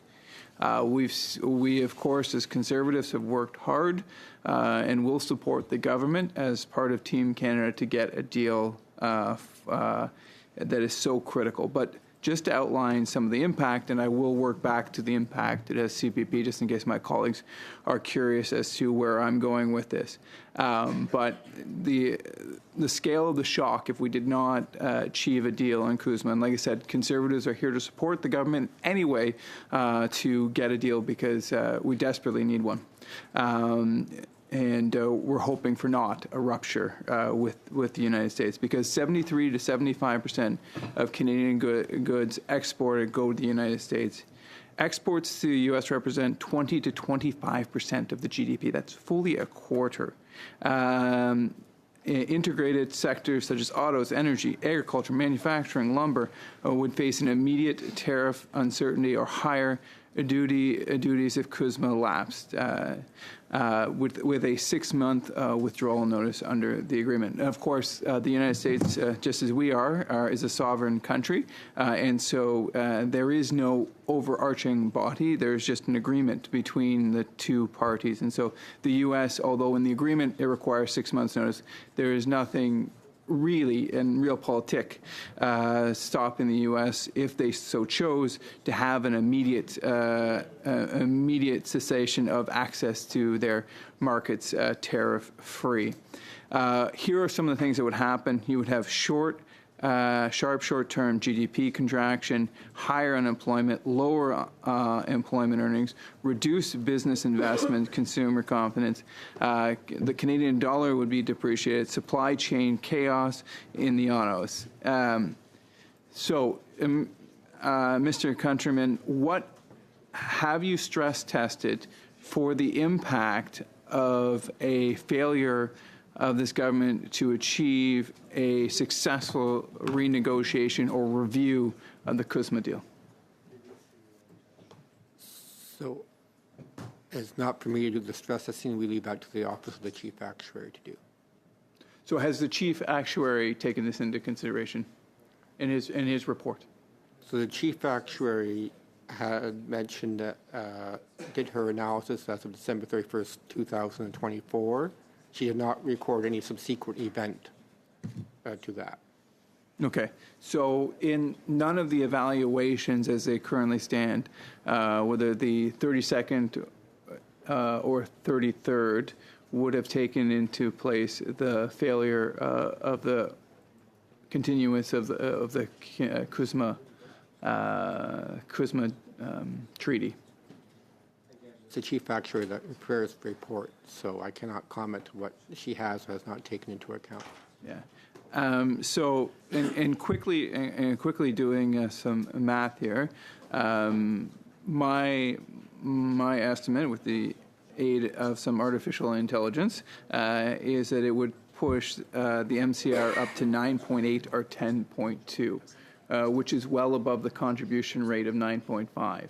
And so this is actually I hope that the government, I'm sure that Dominic LeBlanc and the team are working hard to get a deal. And like I said, Conservatives are completely committed. But this one event of which the Prime Minister predicted it would happen when he said it was a rupture, would make if there's a failure to achieve a deal on CUSMA, CPP would be unsustainable. Is that not correct? So I'm not quite sure I understand the question. Again, I think you have a question that's probably best for the Chief Actuary to answer. Okay. Wouldn't it be good to have, as per this amendment, to test, to have a report from the chief actuary? Wouldn't Canadians want to know what the impact on CPP, on their retirement, if in fact this government is unable to deliver a deal on CUSMA? Again, that's a question for. Yeah, I was going to say, Mr. Lawrence, for I think Parliament to decide. Mr. Countryman is here for technical questions, not to provide his opinion. Yeah. I was just trying to get to the math, but I appreciate it. I think I made my point there. And so at this point, I would probably stand down, and hopefully the other side has seen the wisdom of the Canadian public. Okay, well, I'll try again. I don't think this will be successful, Chair, but I'm advised to try again for suspension for question period. It is highly unusual, almost unprecedented, to not have our members achieve or to attend a question period. Of course, question period dates back to the Westminster system and is our key way of holding the government accountable. So you're moving a motion I to am. suspend? Thank Okay, you, we Chair. will take a vote on that. Oh, yeah, you didn't move it. I move to suspend for the duration of question period. Okay, noted.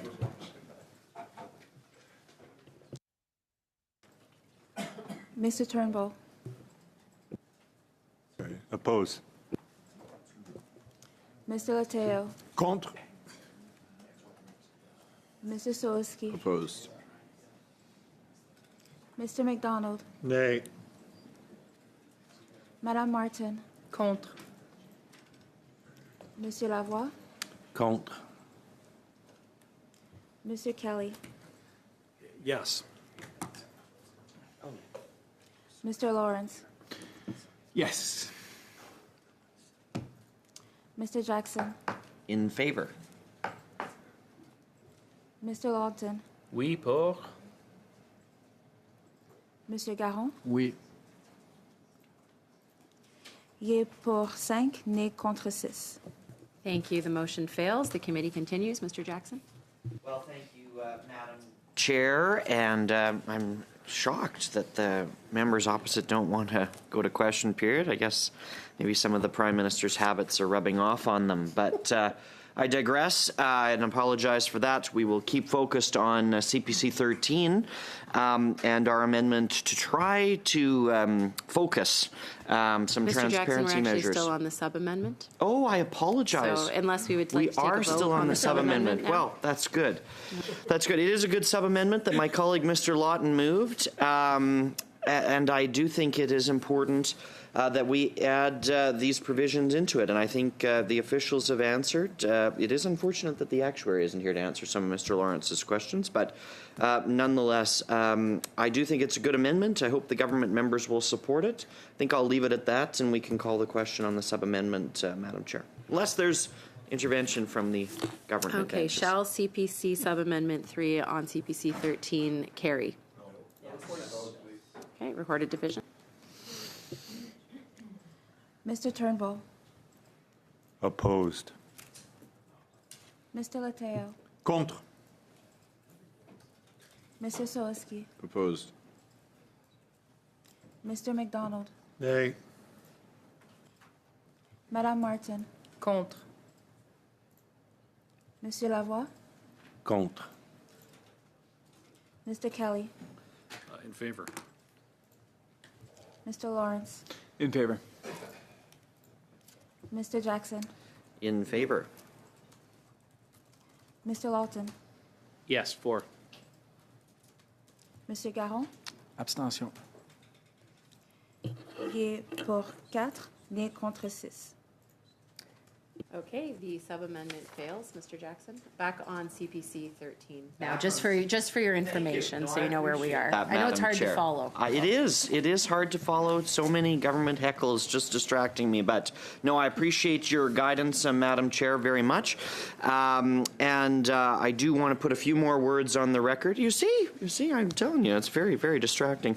I do think it's important to put a few more words on the record regarding CPC 13 and and the additional reporting requirements that they would put on the government, and particularly a couple of other areas of concern that we had intended to address with our amendment, but just didn't simply get them into the language perhaps as tightly as we had hoped within the reporting requirements there. And so I think one of the biggest public concerns moving forward, not just about pensions specifically, but perhaps certainly pensions are encompassed and the CPP is encompassed within, is intergenerational fairness. And, I mentioned earlier when I go to the doors and Canadians are asking me about the CPP, it's not just seniors. It's actually often younger people that see this money that they're contributing into the CPP, and they're wondering,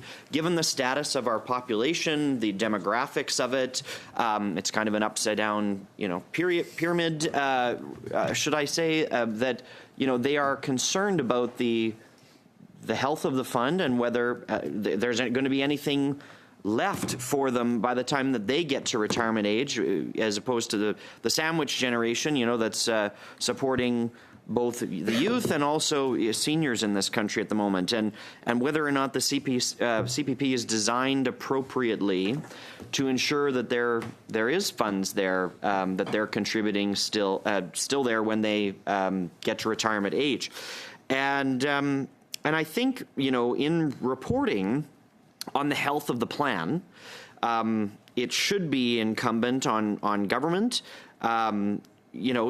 Following along the lines of plain language, but to specifically talk about what the estimated provisions are going to be for generation after generation. And so we do believe that the report could and should provide estimates for current retirees, near retirees, Generation X, Millennial, and then Generation Z or Z.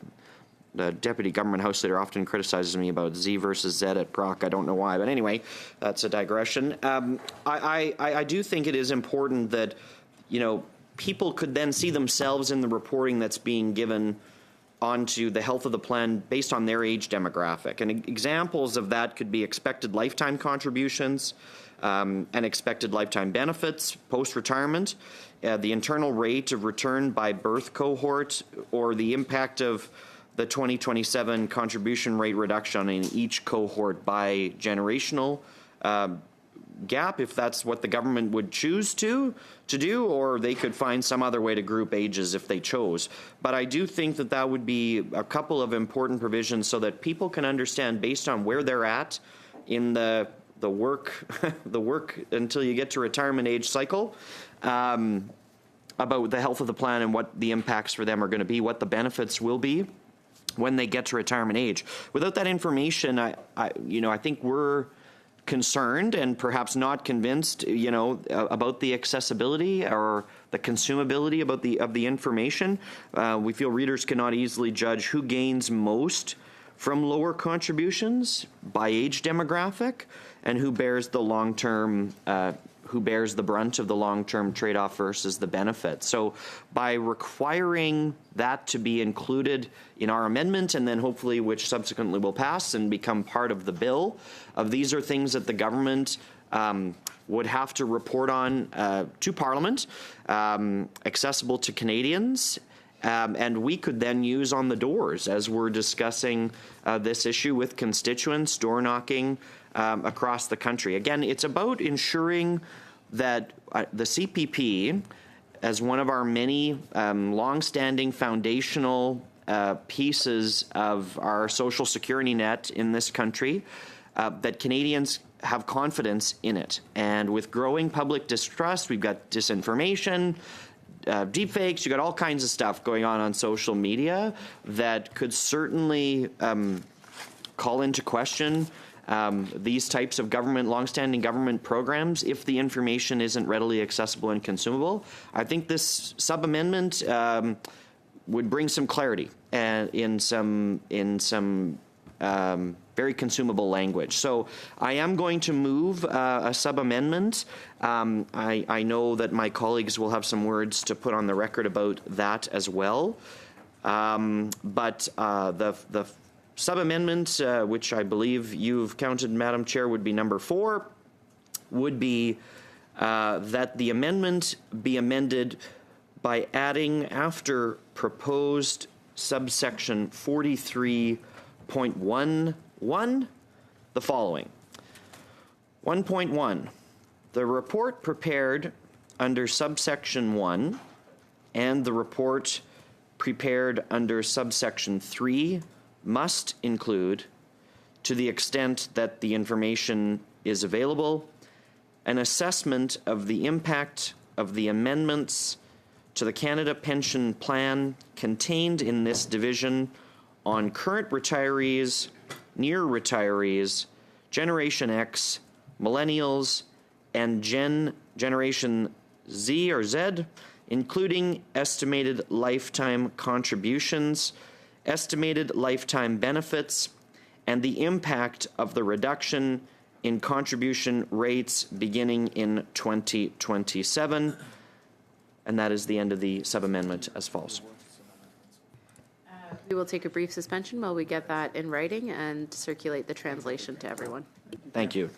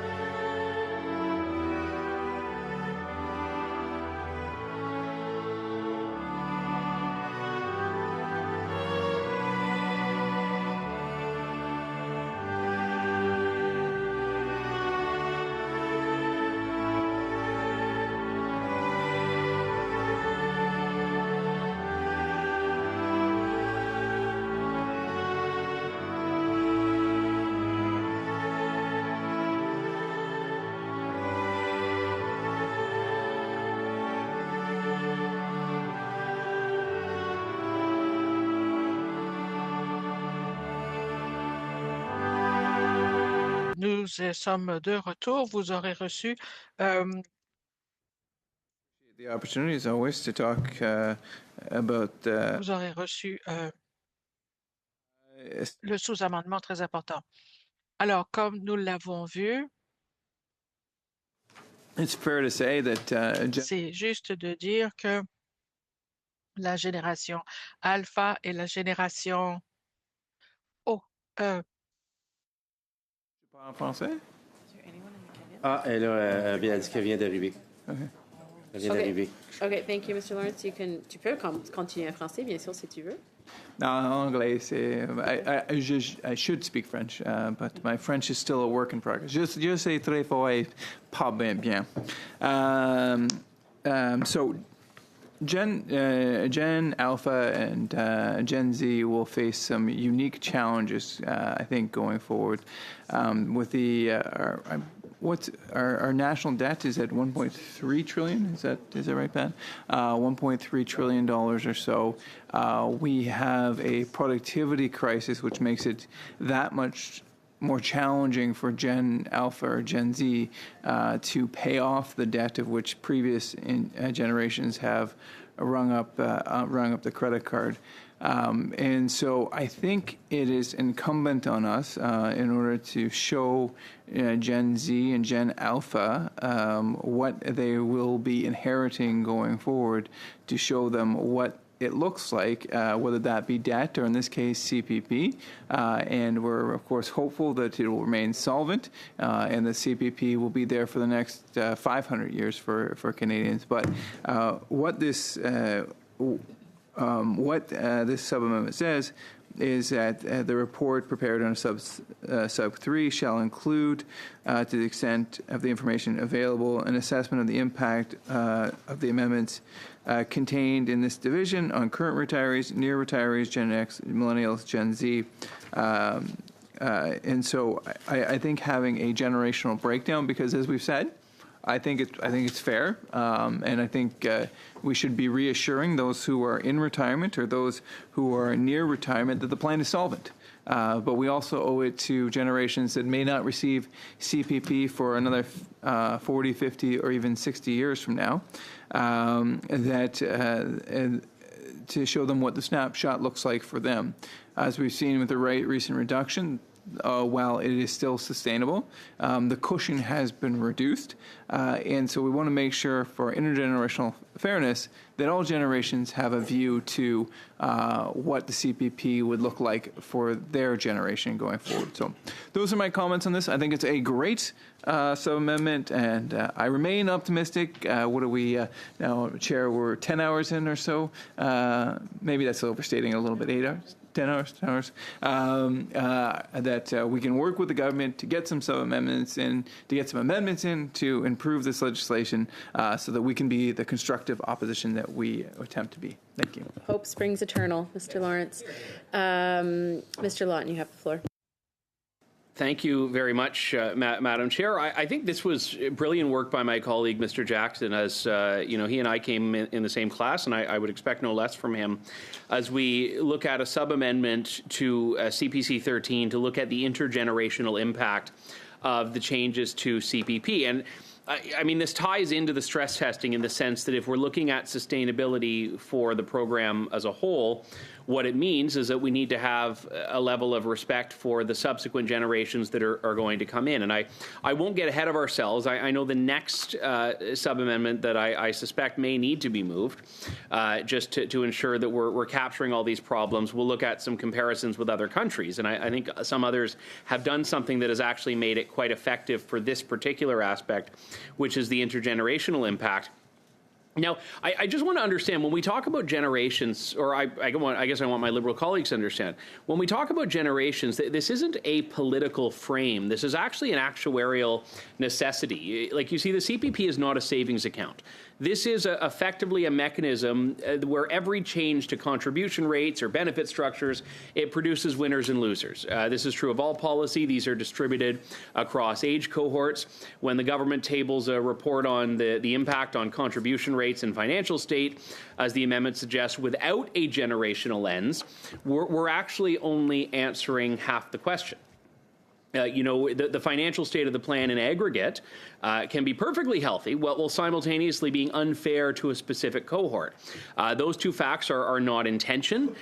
You have a plan level solvency assessment that will never reveal if there is in fact a distributional problem. So I think that needs to be part of the conversation here. So what the sub-amendment is doing is reflecting what I think is actually a structural reality. We're not asking for anything that should not already be, and I to be honest, I don't think is, but it shouldn't be, excluded from the process altogether. It just says, to go back to what the amendment is, when the minister tells Parliament how the plan is doing, which should be the responsibility of the minister, not just the chief actuary. The minister also tells Parliament how different groups of Canadians are doing with that plan. And I would say, just when we talk about the economics of this, one of the problems when we get to younger and younger generations is that these are the generations least likely to have access to an established pension plan. It used to be, certainly for the baby boomer generation, someone would have a job, they'd have that job for decades, they'd have a pension. That is not reflective of what work looks like for a lot of younger people in today's economy. You have even full-time jobs that fundamentally are not offering pensions. You've got people that are stringing together part-time jobs, gig economy, self-employed people. For those people, even if they have CPP, which is not necessarily a given or not at the level that they would need, that is the only thing they have. So if we don't understand these generational dynamics in the CPP, we're missing a huge part of what will become the government's problem decades down the road as these different cohorts age in. And just a little bit of a history lesson here, CPP reform has always had a generational dimension to it. When CPP, I learned this as we were researching for the meeting today, when CPP was designed some decades ago in the middle part of the last century, it was explicitly structured to benefit early participants disproportionately because they had only paid into it for a short time. They received benefits calibrated as if they had contributed for a full career. It was deliberate, and given the circumstances in, I forget the exact year, but in the 60s, it was a defensible political choice. But it was also a choice made at the expense of younger workers who had to then bear the brunt of that. They came later. They actually had to pay full freight for full benefits. And Parliament at the time understood this trade-off. But the question before this committee is whether the 45th Parliament, the Parliament in 2026, should be equally well-informed, and whether, by extension, Canadians should be well-informed about the generational trade-offs in the current amendments. And at a minimum, we're not even proposing changes to how CPP is structured. We're saying, should this be a part of what is communicated to Canadians? Should this be a part of what the Minister of Finance has to do? So, when we had the CPP enhancement that was legislated, I believe in 2016, you, Madam Chair, would have been there then, so you would have a better recollection of this than I. But it was acknowledged that young Canadians entering the workforce would see what the government stated was the largest increase in benefits, because CPP income replacement levels were going from 25% of a worker's pensionable earnings, I believe, to 33%. And the government of the day made that generational argument. This was actually something that our Liberal colleagues were leaning into then, but seem to be shying away from now. You also have to look at, the 5 cohorts in the sub-amendment here. We have retirees, near retirees, Generation X, Millennials, Generation Z. I always get that one a bit wrong. But each one of these matters for its own reasons. For example, current retirees are no longer contributing. Their benefit entitlements are established. Contribution rate may change, but that's not going to have any relevance to them. So that's obviously one point of differentiation that this sub-amendment seeks to address. But even that analysis, I don't think is fully complete, because CPP pays survivor benefits, disability benefits. It isn't just retirement benefits. Some retirees may have spouses who are still in the workforce, so their families are affected. Retirement security, as we all know here, affected by rate and benefit changes. So if we look at this at a household level, at a family level, it's a much different conversation than just looking at it on an individual basis. And also, current retirees are a bit of a reference cohort, you could say. Their lifetime contribution to benefit ratios, they serve as a baseline against which we can kind of look at subsequent cohorts to this. And if the minister's report only discusses the financial state of the plan and misses out on these key cohorts, these key demographic details here, it tells us nothing about whether the plan is treating each generation with the level of, I don't like using the word because it means different things to different people, but the level of fairness or of intergenerational equity, you could say. And that is what this sub-amendment, I believe, will do better. But again, we also are relying on our Liberal colleagues here to actually support the amendment, to put this reporting requirement in place. And then looking at near retirees, like people that are planning, hoping they'll get the chance to retire. And by the way, like I have talked to so many people that, you know, a decade ago, looking at the economy that was left by the Stephen Harper government, would have thought that retirement was a possibility. They were looking forward to that, maybe even early retirement. And now you have an increasing number of people thinking they're never going to be able to retire. You know, so near retirees is in and of itself a group that is relying on an economic comeback that we're not seeing, and I fear we're not going to see for a while with the government on its current track. But people that are looking at retiring, whether it's within 5, 10, 15 years, they're the ones most affected by this rate change because they're close enough to retirement that their benefit entitlement is going to be significantly determined by their contributions to date.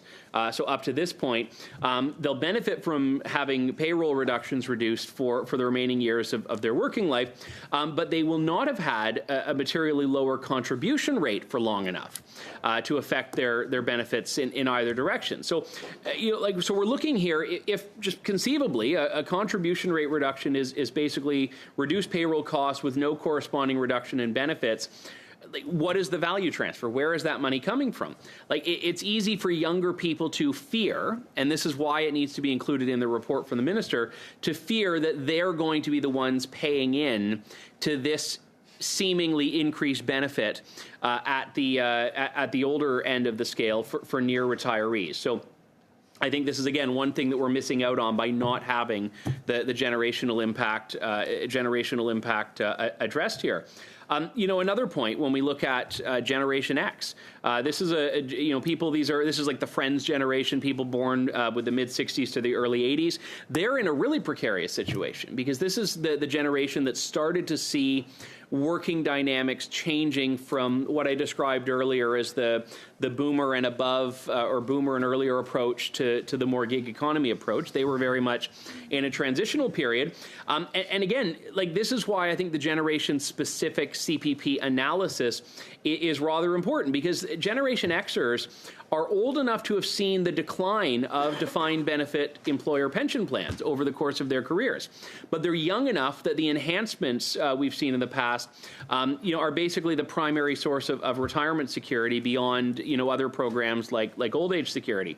And we know that employer-sponsored pension plans have been in the decline for basically the last 50 years, meaning more and more workers will only have OAS and CPP to assist them during retirement unless they have private savings.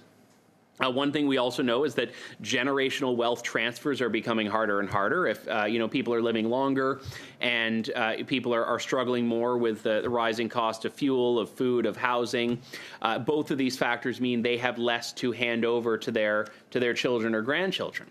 So it's not even like you have an added layer for most people, certainly for middle class, middle income people that most of us represent, where they're expecting some windfall, when their parents or grandparents pass away after, living a long life. So for Generation X, like, the CPP is not a supplement to a robust private pension. In many cases, it is the pension. It is the retirement plan. So a careful analysis, which I would hope we as a committee could do, of their contribution and benefit trajectory under the amended rate structure, it's not just an academic exercise, and it's certainly not a political exercise, because these are crucial questions at foot here. So I guess where I'm struggling is to understand why we wouldn't want to think of the generational impacts of this, why we wouldn't actually want to consider and contemplate how this is affecting generations. And I look around the room. I think we have representatives of almost every one of the generation groups in question, here in this. And I think that's a great tribute to our parliament, that we have that generational diversity. But we also have to understand I see some volunteers for, I'm not pointing anyone out for demographics. I see some people are voluntarily assigning themselves certain groups. I'm not I'm not going to do that. But I appreciate that we all understand that we are all, even in this room, affected by it in different ways. So, I think that, to continue through the generations here, because I think this is crucial when we talk about what would be contained in that report. I've talked about Generation X. I spoke about near retirees. I spoke about people who are already retired. Millennials. This is the generation that I'll just identify myself in.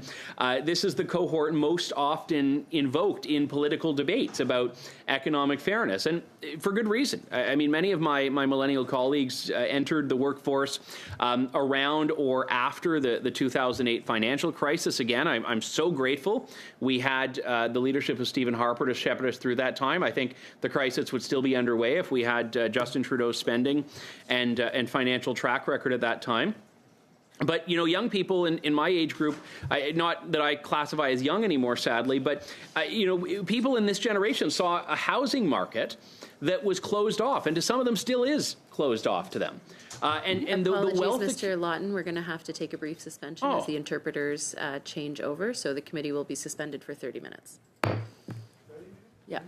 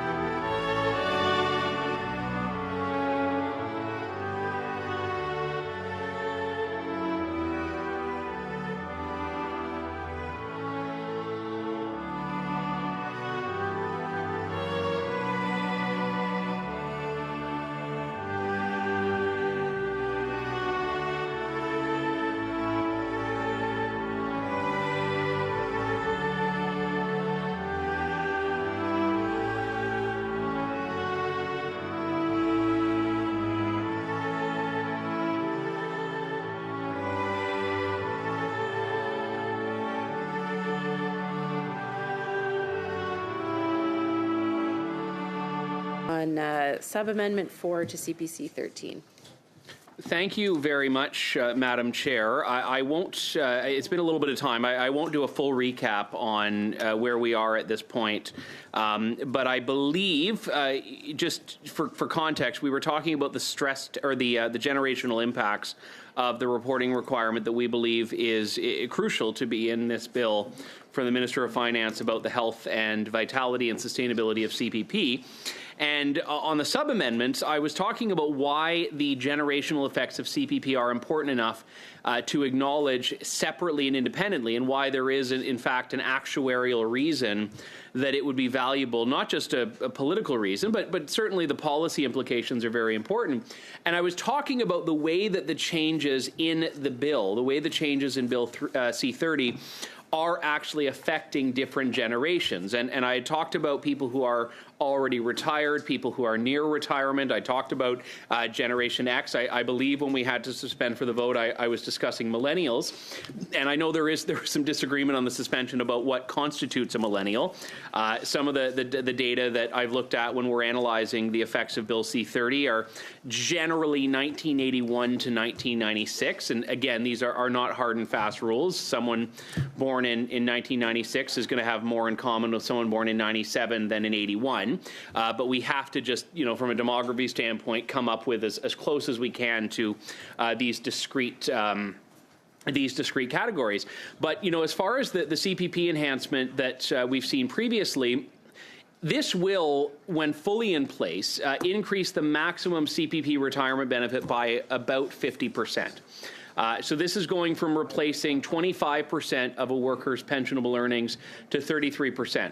And we know that millennials were among the primary intended beneficiaries of that because, again, they're old enough or young enough to have contributed to the enhanced plan for most of their working lives, old enough that the 2064 implementation date will fall within their retirement window. So this is the sweet spot, if you will, that in theory this program would be designed to serve, and these changes would be designed to serve. But then when we look at the 2027 rate reduction, it complicates this picture, because if the contribution rate falls but the enhancement benefit trajectory stays the same, you're going to, end up with a scenario theoretically in which younger millennials are receiving a windfall. You have actuarial math that requires benefits be recalibrated over time to reflect what is a lower contribution rate, and then younger millennials are going to be bearing a cost that wasn't actually that transparently dealt with early on.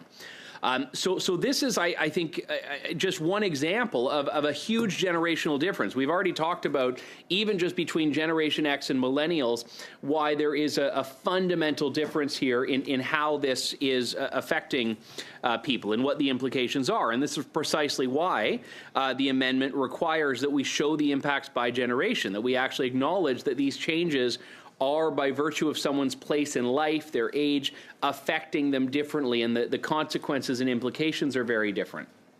And then we have, Generation Z. These are workers born from the late 90s onwards. This is the cohort that will live the longest with whatever system Parliament puts in place. A 20-year-old who enters the workforce this year will conceivably be contributing to CPP until 2071, so well within that 75-year projection window that we were looking at for stress testing. The generations made in this committee and in this Parliament will directly shape the retirement income of people who are not, in some cases, even old enough to vote, or will have only recently been acquired the right to do so. So if we're talking about very long-term consequences here, I think we need to understand what those consequences are. I don't see what the aversion is to the Minister of Finance putting in the actual report that we believe, and through our initial amendment, would be required these sorts of differentiation, these differentiating points. So that is why the demographic data, I think, are so important. And then there's a technically important aspect of this in the actual sub-amendment. And that is is on my copy, the second line of the sub-amendment. But the report prepared under subsection 1 and the report prepared under subsection 3 must include, to the extent that the information is available, an assessment of the impact. So we've put this in, this qualification, for a very legitimate reason, because not all data points envisioned by the sub-amendment are necessarily computable or available at the time that the initial report is due. So especially because we have a 3-month window there. So we want to be very reasonable, and that's what we've been trying to be for the entirety of our discussion here, in giving the government latitude if they don't yet have all of the information available to them.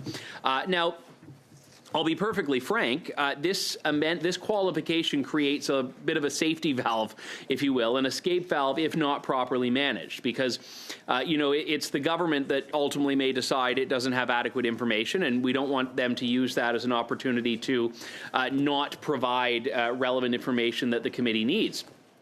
But then we get to, I think, a more important fundamental point about this, which is that is the generational analysis really vital to the 5-year review? And my first point in this intervention was that yes, it is, because subsection 3 of the initial amendment requires a retrospective report 5 years after the initial report is tabled. This sub-amendment applies this generational analysis, the intergenerational impact of the reporting in general on this and of the changes in general to the retrospective report. So this is correct in principle. And 5 years after the 2027 rate reduction comes into effect, this will bring us to 2032. So this is where the oldest Generation Z workers will be in their early to mid-30s, I believe. And they'll have been contributing at the new rate for about 5 years. Millennials will be in their mid-30s to late 40s. Generation X will be in their late 40s to mid-60s. Many of those, or at least some, will already be starting to draw CPP benefits, including potentially some of the members on this committee. Not me, but some of the others that we've already determined represent a cross-section of ages and demographic cohorts. And so for near retirees and Generation X, people that are in that window where retirement starts to look more and more significant with each passing year, I think 5 years is a very meaningful window for assessment. And I think that time frame in the initial amendment is highly germane to the generational analysis, just because these are the generations that I think are going to be disproportionately bear the brunt of the overall changes envisioned by the Liberals on CPP in Bill C-30. I mean, many will have retired. Some will take early retirement. The actual benefit levels they're receiving can be compared against these actuarial projections. This is very valuable retrospective data to have as this committee is forced to look at future changes. Now, I'll be perfectly candid. I think for some millennials that are dealing with these questions in a bit of a different way, 5 years might be too short a window. The actuarial models will be doing the work. The empirical retirement experience of these cohorts will be quite minimal. So for younger generations, it will look almost indistinguishable from a revised projection report, not a retrospective one. So, we have to be reasonable about what the 5-year report is actually going to accomplish. The report itself will not serve each demographic cohort evenly, but I think all of this is important to understanding the broader effects of it. And I would just add another, I wouldn't say central point, but it is a derivative point that is still highly valuable to consider here. Canada is not alone in grappling with the changing demographics right now. We have to look at, how comparable jurisdictions are dealing with this. I understand that in the United Kingdom, they actually have quinquennial reviews of the National Insurance Fund that include cross-generational projections. So partner jurisdictions are already doing the work that right now the Liberals don't seem to want to do, which is understanding how these demographic generational cohorts are affected by this. And there are also these long-term fiscal sustainability reports, again, the kind we believe beyond what the Office of the Chief Actuary provides now, should be included in a report that the Finance Minister must provide. In Sweden, the famous orange envelope that is sent to every pension participant, this includes a projection of expected lifetime benefits under current contribution history. And in Sweden, pension reporting is built on the premise that every contributor has the right to know their individual position in the system, not just the system's aggregate health. And you compare that, Madam Chair, to the expectations that anyone with a private pension would have, where when you get your annual report, you will get a reporting and an accounting not just of how the pension fund in general is doing, but your specific targets, your specific pensional program. And in the CPP system, we don't have that. A lot of the pension is really a black box for a lot of Canadians. Again, this is why we wanted in an earlier amendment to have plain language requirements so that when people do look at the report of the Office of the Chief Actuary, which I would venture a guess to say most Canadians aren't doing, if they do it, they're actually getting more accurate information about it. So the generational effect is hugely important there.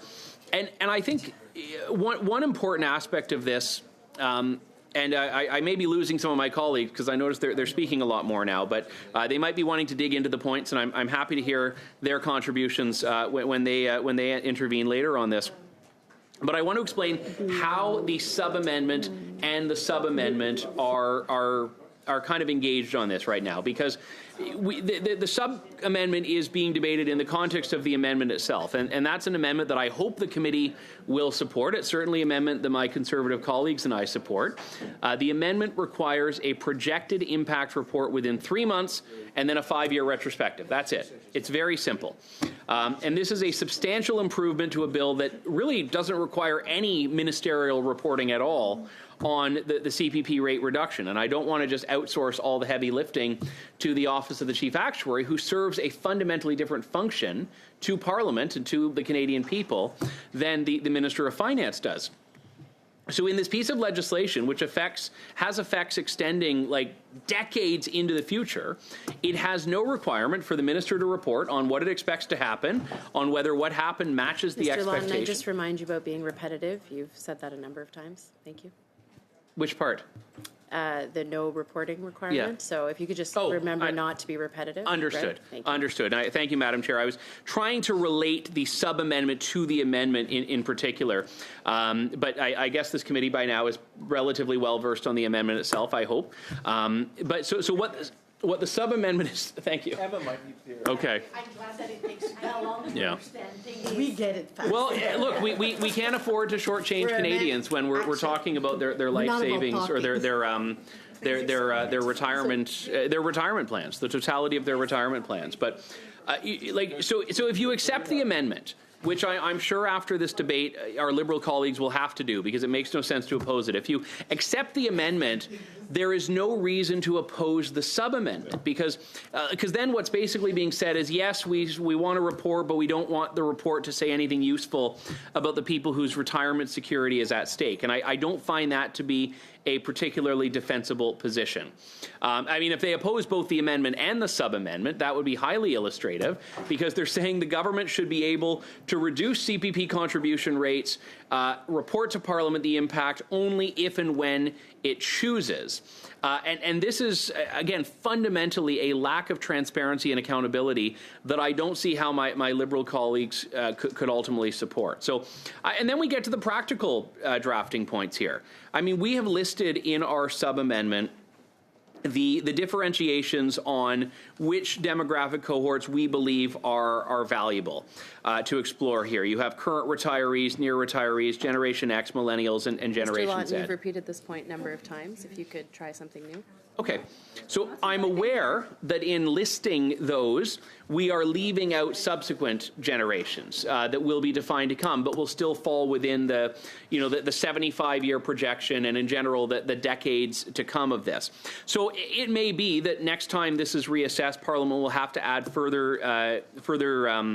further generational cohorts to that. I note also that there is some disagreement about where the boundaries on those lie, which is why I think it's valuable to note that we are not being instructive. We are not saying that the minister has to define millennial from 1981 to 1996. We're not telling the minister to define whether a near retiree is someone who is looking at retiring within 10 years or 15 years. We're leaving that. It's a very reasonable sub-amendment.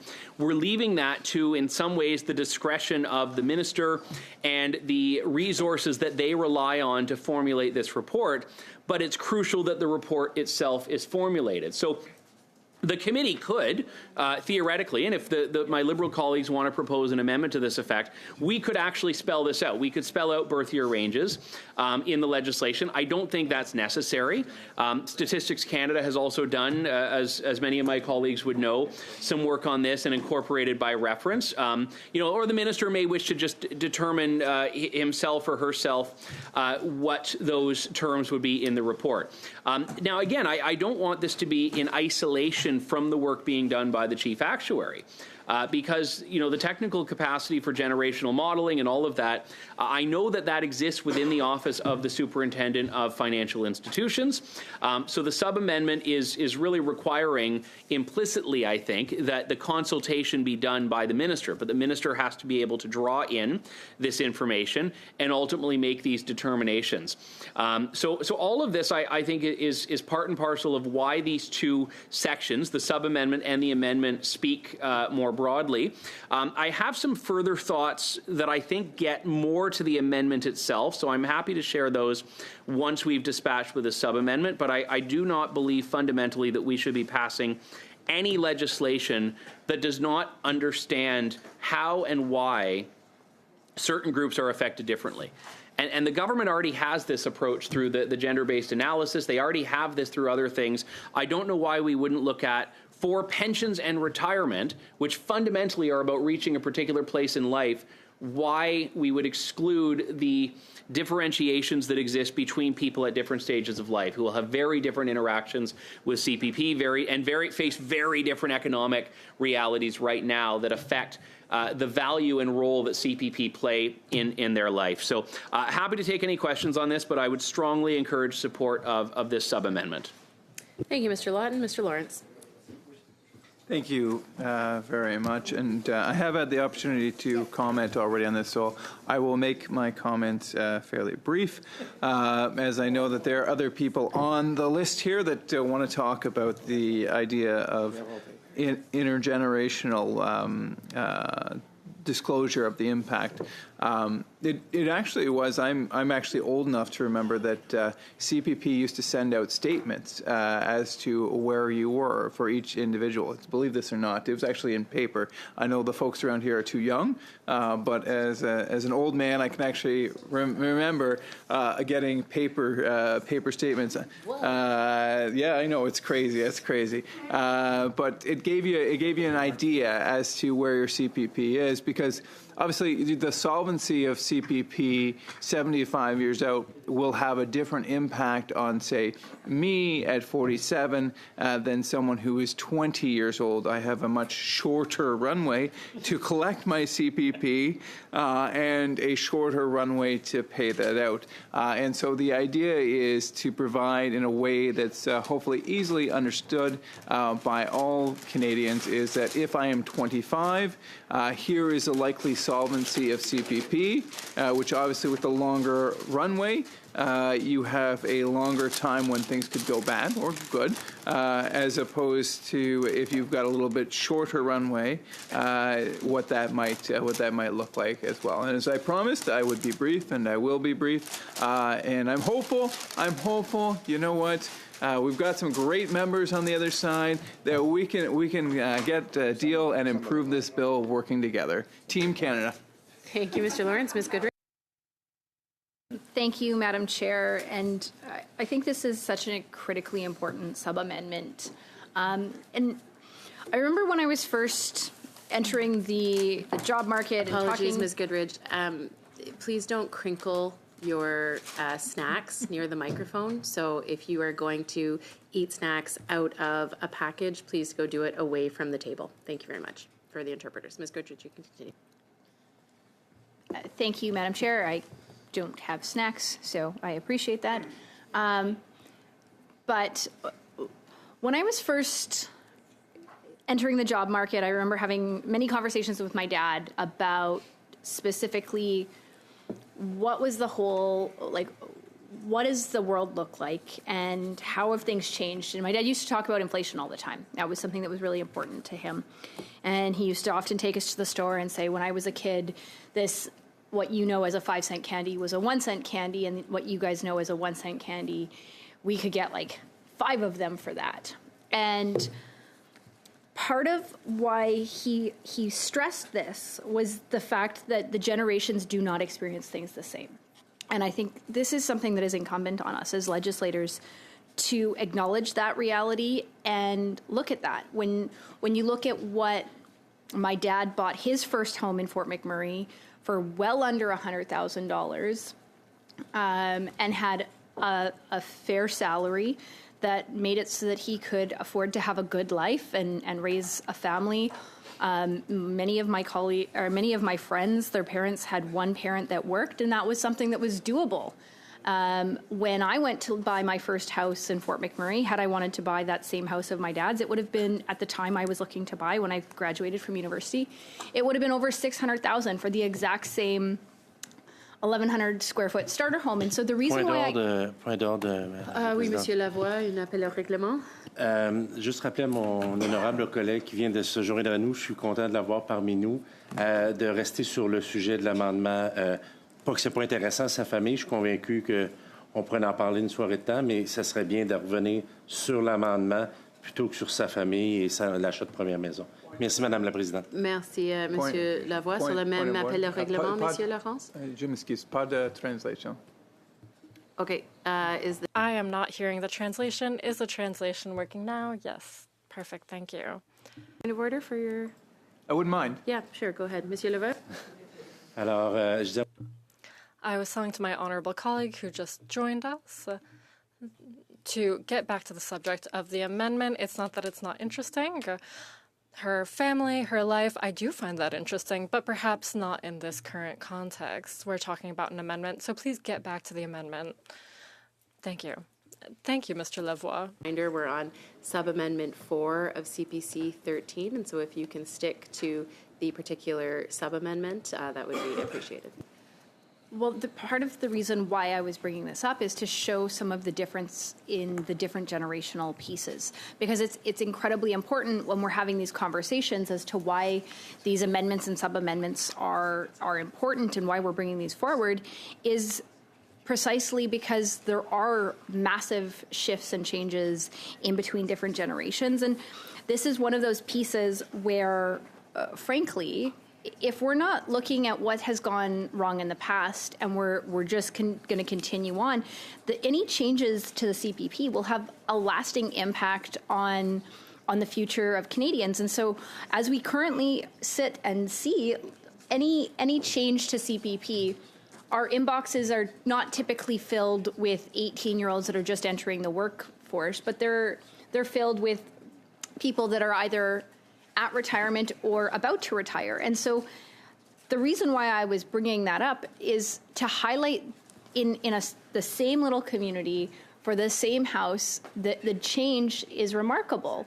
And these are pieces that as legislators, if we're not going to acknowledge that they exist and acknowledge that we should probably look at what that means and how the changes we're proposing are going to have an impact, we're failing.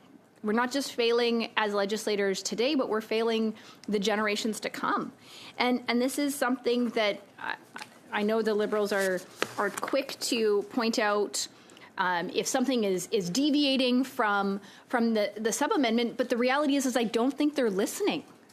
I don't think they're listening to Canadians that are concerned about what any of these changes to the CPP are, and I don't think they're listening to the fact that these changes could have a very different impact on different generations and different pieces. And the reality is, I don't understand why they wouldn't want to have some kind of mandatory review, because this is something that is being done in other peer jurisdictions. This is something that is quite normal. This is something that is just good math. It's good actuarial science. And if we're not looking at some of these pieces, then how are we going to be making the best long-term financial decisions? And for CPP, any changes to CPP, this matters to Canadians deeply. A lot of Canadians, this is their one and only retirement plan. And so if we're going to say that having mandatory reports aren't required because it's too much work and they want to just be able to keep it under the guise of darkness, I don't think that that's going to fly very well with Canadians. And so that's why Conservatives are fighting for this. And this is why Conservatives will continue fighting for this, Madam Chair. And frankly, I don't understand. If the Liberals have a concern about this, why won't they put their hands up and speak to why they think this is a bad sub-amendment? They seem to have all kinds of different opinions on whether what we're saying is in line with what they want to hear, but we haven't heard them speak to this. And I think that that's something that's incredibly important, because the reality is Canadians deserve to have the assurances that this plan will serve them as well as it served my dad's generation, my grandparents' generation, and the generations before that. People are paying into this plan thinking it is going to provide them with something. And the reality right now is, with the cost of living going up like it is, and with inflation being at an ever-increasing rate, being on a fixed income is incredibly difficult, especially for the single seniors out there that do not have the same tax benefits and the same space as senior couples. A whole bunch of, there are so many differences. I know I sit on the Status of Women Committee, and we've heard a lot about the differences in the tax system between whether you're a single senior or whatever, or whether you're a couple. And this has a material impact on this. And so if we're not going to be willing to look at what those generational impacts are, you're not actually taking into account the piece that matters. And when you're solving for a problem, you can solve for the immediate problem that's in front of you, or you can look to try and solve for a problem that is down the road. And generally speaking, the best solutions are solutions that don't just work in the immediate, but they work because they take into account all of the history of this. And so this is something that, Madam Speaker, I think, or Madam Chair, I think it is absolutely incumbent on us that we have these reports, that we look at what the generational piece is. And I would welcome to have some commentary from the Liberals as to what their thoughts are on this particular sub-amendment. Thank you, Ms. Goodrich. Mr. Hope. Thank you for lending me the floor, Madam Chair. Yeah, I did not lend you the chair. Yeah. Sorry, lend me the floor, Madam Chair. Well, let's talk about the CPP today. And the CPP is a very dynamic organization, which I've had the pleasure of studying quite a lot at school. Back. Madam Chair. Fine. Point of order. Point of order, Mr. Littell. I don't think we are here to talk about the CPP, but to talk about the amendment or the sub-amendment. Thank you, Mr. Littell. Mr. Ho, just stick to the sub-amendment, Thank please. you. I mean, in response to that point of order, we are talking about the operation of the CPP. Before I was, rudely interrupted, we are talking about. It quite literally, we are talking about the CPP today. The amendment, the sub-amendment, and the sub-amendment to that are all related to the CPP. So I don't know why it would be off topic. And I've had the pleasure of studying this. It's a very dynamic organization throughout my career. And this supplement is very, very important. It comes down to one thing. It comes down to transparency. And it asks for, which is a word that doesn't seem to exist in the vocabulary of Liberals, but we've seen time and time again they do the opposite of that. And it asks the government to show Canadians, and the CPP, of course, it's arm's length with the government. The money does not belong to the government as much as some Liberal insiders, Liberals think that money belongs to the government. You can tell with the CPP what it can invest in, maybe force it to invest in some politically sensitive insider-backed sort of investments, but it shouldn't be. It should be independent. It has been independent. And it's not about slogans. It's not about press releases. Mr. Ho, just a reminder, the sub-amendment, to stay focused on the sub-amendment, please. The sub-amendment, appreciate the feedback on that, Madam Chair. And the amendment here is talking about a report, is about transparency.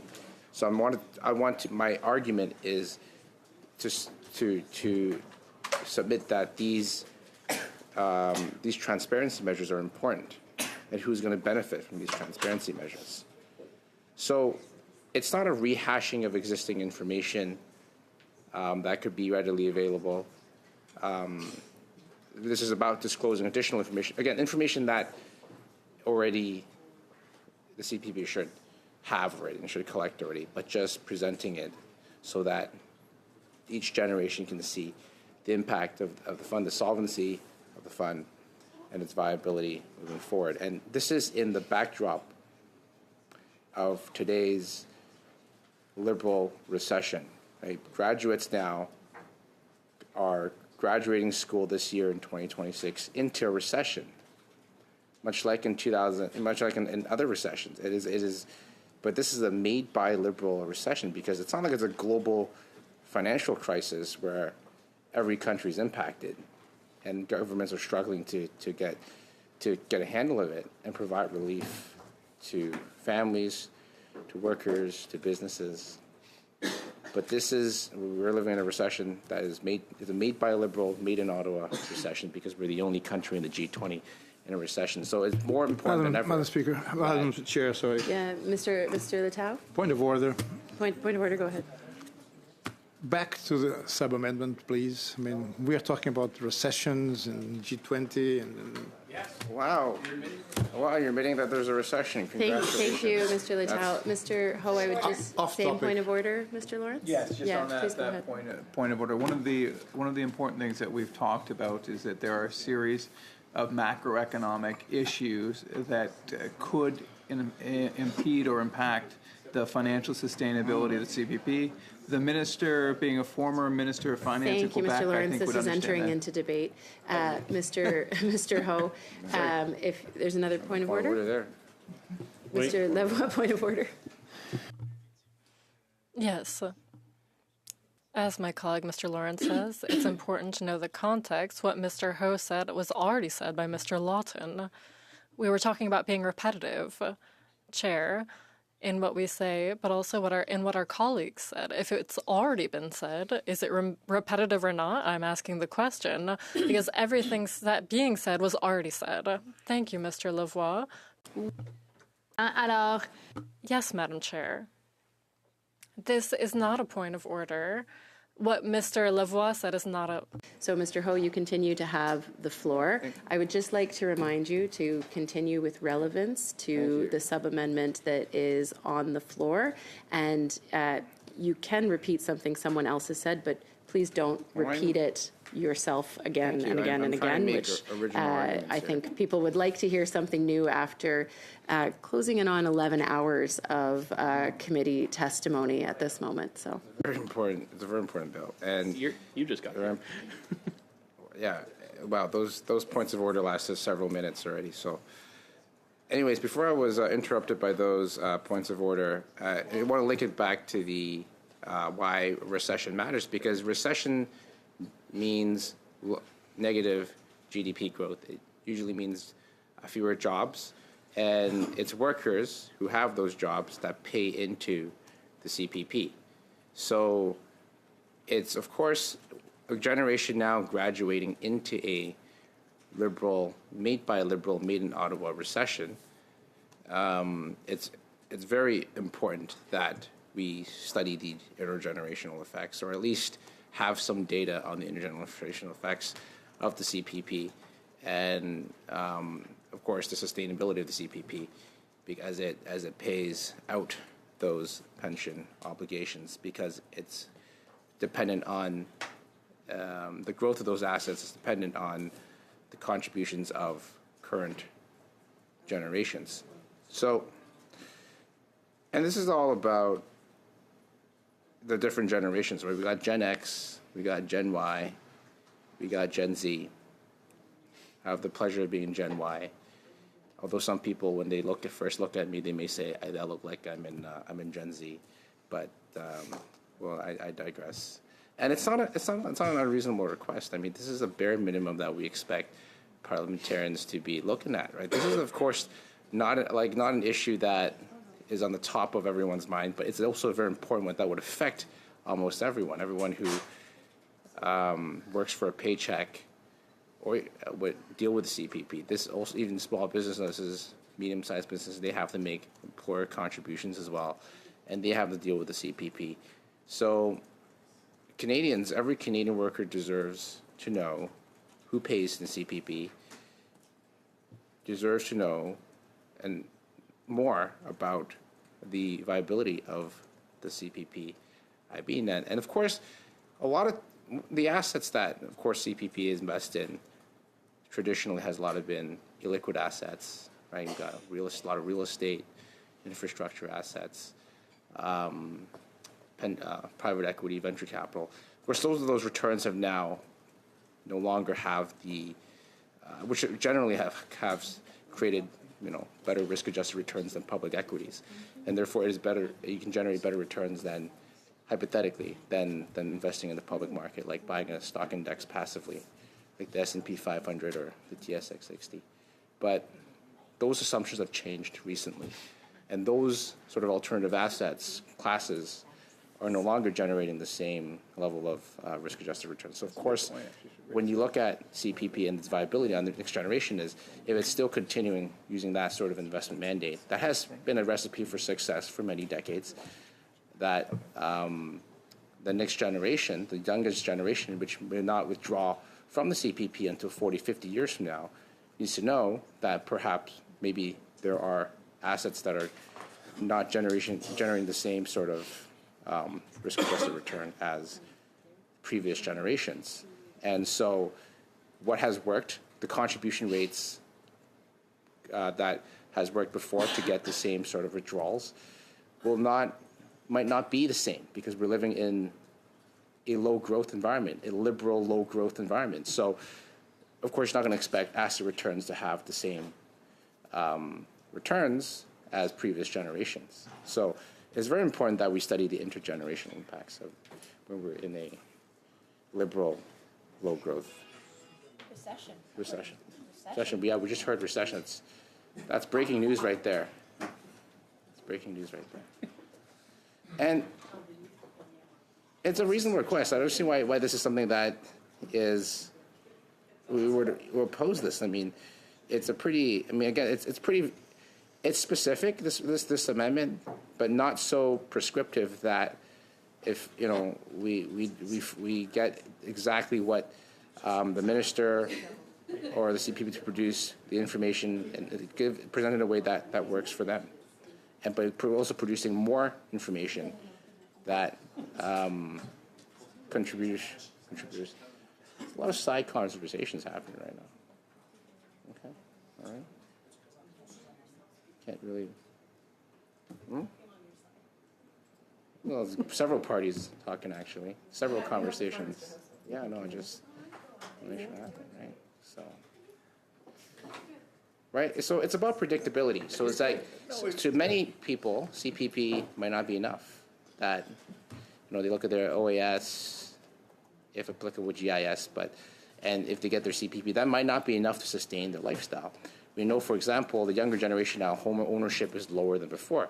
A lot of times people expect that when they retire and their mortgage is paid off, they still have to pay rent, utilities, mortgage payments, property taxes, but they don't have to worry about mortgage payment after they retire because their 25, 30-year mortgage has been fully paid off. But that's no longer the case for many people now, because they may be renters for life. So now they may be a renter now when they're 30, 35 years old, but they may be renters when they're 65 years old, 7 years old, even though they worked their whole lives. So their CPP, their OAS might not be able to cover rent, which continues to increase. We've seen rents double under the last 11 years, could double, under this Liberal government, because of their lackluster housing and out of control immigration policies. So, and to know that the CPP is going to be paying the amounts that would be able to afford to live, because now you have to add rent payments after you retire, which again many homeowners might not have to deal with. Madam Chair, point of order. Mr. Kent? This entire thesis by Mr. Ho has nothing to do with the sub-amendment that we're debating here today. So I would ask you that you bring him back into rein in terms of speaking to the sub-amendment and not this thesis that he's given us, although it's well appreciated to receive it. Thank you, Mr. McDonald. Mr. Ho, another reminder for relevance to the sub-amendment. Okay, so please stick to the topic at hand. Thank you. Thank you for the reminder again from the member. I mean, we're talking about, quote, estimated lifetime contributions, estimated lifetime benefits, and the impact of reduction in contribution rates beginning in 2027. So, of course, these might be dollars and it might be cents today, but it could be dollars, later on. So, I'm gonna. A lot of other points I could make, but I think I've made the big ones on this sub amendment. So I'm gonna cede the floor and maybe we can move to a vote on this a very important sub amendment, and maybe we'll get more Liberal members on this committee to admit that we're in a Liberal recession. Okay, thank you, Mr. Ho. So shall sub amendment 4 to CPC 13 pass? Recorded division, please. Recorded division.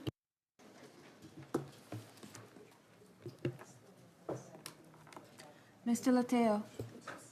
No. Madame Harrison. No. Madame Lalonde. No. Mr. McDonald. Nay. Madame Martin. Contre. Monsieur Lavoie. Contre. Mr. Ho. Yes.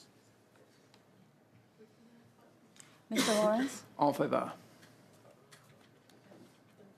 Madame Goodridge. En faveur. Mr. Longton. Yes. Monsieur Garon. Abstention. Yé pour 4, né contre 6.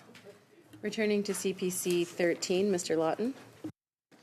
Thank you very much, Madam Chair. Disappointed as I am about that vote on that previous sub-amendment, we have to move forward and onward and in the spirit of collaboration. So I want to get to the crux of this, because what we're trying to do in this reporting requirement is ensure, and again, this is just such a fundamentally clear point, that we have accurate information that's being communicated to Parliament and by extension to the people of Canada on information that is highly relevant about the sustainability of CPP. And when we talk about what needs to be in that report, I think a lot of things will ultimately come down to how well Canada's pension funds are being managed and invested. And I cannot stress enough the importance. I want to assuage any concerns by Canadians, and Mr. Lawrence, I think, dealt with this very capably earlier, as he so often does, that we do have a system right now that is working, that is producing good returns for Canadians.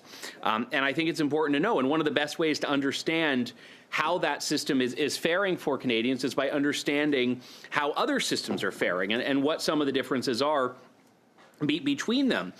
So to that end, I'm going to be moving a sub-amendment that I think would actually enhance significantly the reporting requirement here. And it's ultimately a sub-amendment that will compare CPP with international pension systems and programs. And I'm sure when we get into debate on the sub-amendment, we can delve into some of those things, because I actually mentioned a few particular countries in the sub-amendment. But just to give some context here on the why, and I'll say just for the benefit of other members, c'est un moment un objectif simple.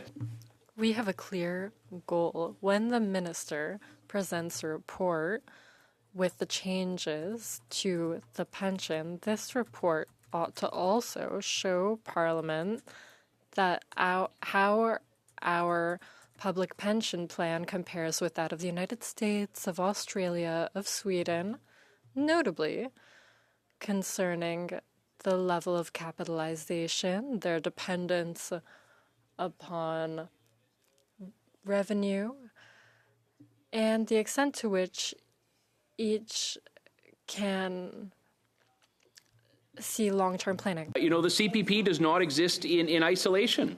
It's one of several approaches that wealthy democratic countries have taken to the same problem. How do you ensure that workers have secure retirement income? You know, each country has made different choices. These choices have produced, you know, very different results in terms of sustainability. You know, the United States, for example, has largely a pay-as-you-go system. It invests its reserves very conservatively. It faces well-documented long-term funding pressures. Australia took a different path. They've built a system around mandatory employer contributions. You have Sweden, which has restructured its pension system, moving away from pure pay-as-you-go and introducing stabilizers to keep the system in balance. Sorry, Mr. Lawton. Mr. Denis has an appel au recueillement. There's a list of people who are to discuss that. Hours of good times. Okay. Merci. I'm sorry, Mr. Lawton. No, continue. excuse. L'approche du Canada, une capitalisation. No, and the approach of Canada on capitalization by anticipation in an investment portfolio that is diversified is really distinctive and largely recognized on the international stage. It's worth it to say so in a parliamentary report because that gives Canadians a basis for which to understand what we have and why it works and what's at stake. It's a call to order, and it's a real reference, so it's not a point of debate. From what I understand of the regulation is that we cannot table more than one sub-amendments that's really similar to a previous one. Once that something has been considered by the committee, it can't be re-presented. So I'd like to acknowledge the spirit of the issue. Maybe we can give time to the clerk to look into it. I don't want to say that I've abused my time today, unlike some others, but I'd like to know at what point submitting sub-amendment after sub-amendment with the same report by changing just two small things, when it becomes repetitive according to the regulation, and at what point we can say that these sub-amendments are no longer allowed because they're too similar to the previous ones. I will confirm with the clerks. Thank you. Madam, may I make an intervention on that? Talking to the clerk, I just said. As part of your consideration? No, Okay. no. I will turn to you when you have the floor. Okay.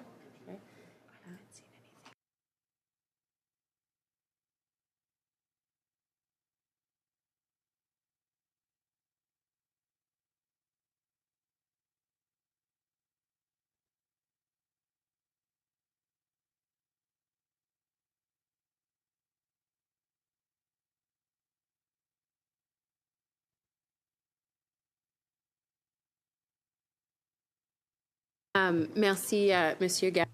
Thank you, Mr. Garon. We are going to look into that, the text of the sub-amendment. You are correct.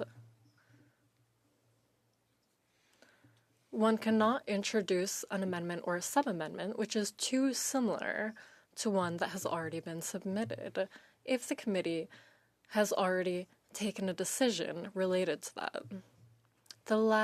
For that reason, there was at least one sub-amendment today and yesterday that was too similar, and for that reason, I said that it was not admissible.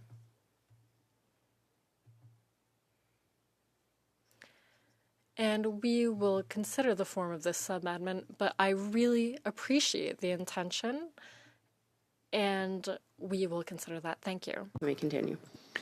Thank you, Madam Chair. That was, I think, a very reasonable approach. I will hope that if my colleague challenges the sub-amendment, you will allow an intervention on that, because I understand what he's getting at. And so if it comes to that point, you won't allow people to if the chair rules something inadmissible, then you can either challenge the chair and we go to a vote, but there's no debate on that whatsoever. If you would like to continue on your motion, I will focus on that. I'm just saying that if someone makes a point of order, I hope you'll allow a response as you weigh judiciously the outcome. Points of order are not points of debate. Mr. Okay, so you don't want to hear. Mr. Garand, a point of order. I think that my conservative colleagues, and they have all the esteem in the world for them, it's nothing personal there, but when a colleague says, I understand where they're going with that, implying that I want to do filibustering, well, I think that's an unfair criticism. That's debate. No, excuse me, Mr. Ho. I did not give you the floor, so you wait until I recognize you. Mr. Garand still has the floor. Thank you. As a parliamentarian, I will continue with Mr. Garand. I'll turn to you in a moment. As a parliamentarian, I'm allowed to be worried that we're losing our time. Conservatives, like everyone else, can submit sub-amendments ad nauseum. There's no problem with that. But I think that to imply that we're saying, oh, I see where my colleague is going there, implying that I'm doing filibustering when we are at the 20th hour of debate. And I've spent, 3 minutes? So I would invite a colleague under their facade of fake niceness to be careful about what they say. Thank you, Mr. Garand. Remind all colleagues that we are all honorable members and that we approach everyone in that vein and we treat everyone like that. Thank you, Mr. Garand, for that. Mr. Ho, you have a point of order? Point of privilege. I withdraw my point of order. Okay, thank you. Mr. Lawton, you have the floor. Thank you. So what I heard, and I was listening through interpretation, what I heard Monsieur Garand attribute to me was not what I said. So I want to make sure that he understands what I... Mr. Lawton, this is not a debatable point. So no, actually it is, Madam Chair, because he actually imputed motive, which is a violation of privilege, and I believe it stems from a misunderstanding or potentially a mistranslation. What I said was that I understand where he's coming from, not I understand where he's going, and those have fundamentally different meanings. And I was trying to actually to respond to that with respect. I wasn't accusing him of going anywhere, and I just want to make sure he understands that. Thank you for clarifying that. Okay, you continue to have the floor. Thank you. And we would certainly like to receive the text as soon as possible. So I'm at that point now. So ultimately, what I'm pointing out is that people would have a lot more confidence and trust in the report that we believe is necessary on CPP if we could see how Canada's systems stack up against those of other jurisdictions. So with that being said, my sub-amendment is as follows, that the amendment be amended by adding after proposed subsection 43.11 the following. 1.1, the report prepared under subsection 1 and the report prepared under subsection 3 must include a comparison between the Canada Pension Plan and public or mandatory pension systems in other jurisdictions, including the United States, Australia, and Sweden, with respect to funding levels, advance funding, reliance on investment income, and the long-term financing of promised benefits.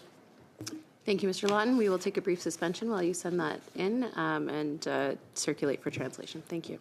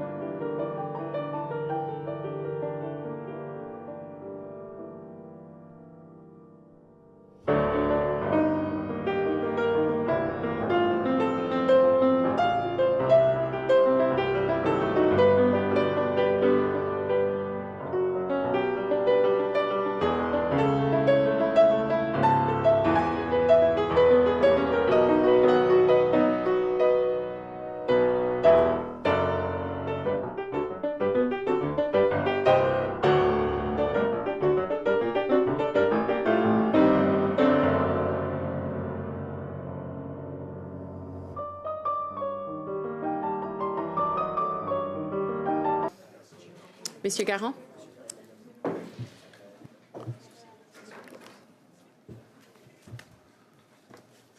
C'est possible de prendre le tour suivant que j'ai le temps de... Can I take the next round so that I have time to read the sub-amendment? Yes, if you'd like to.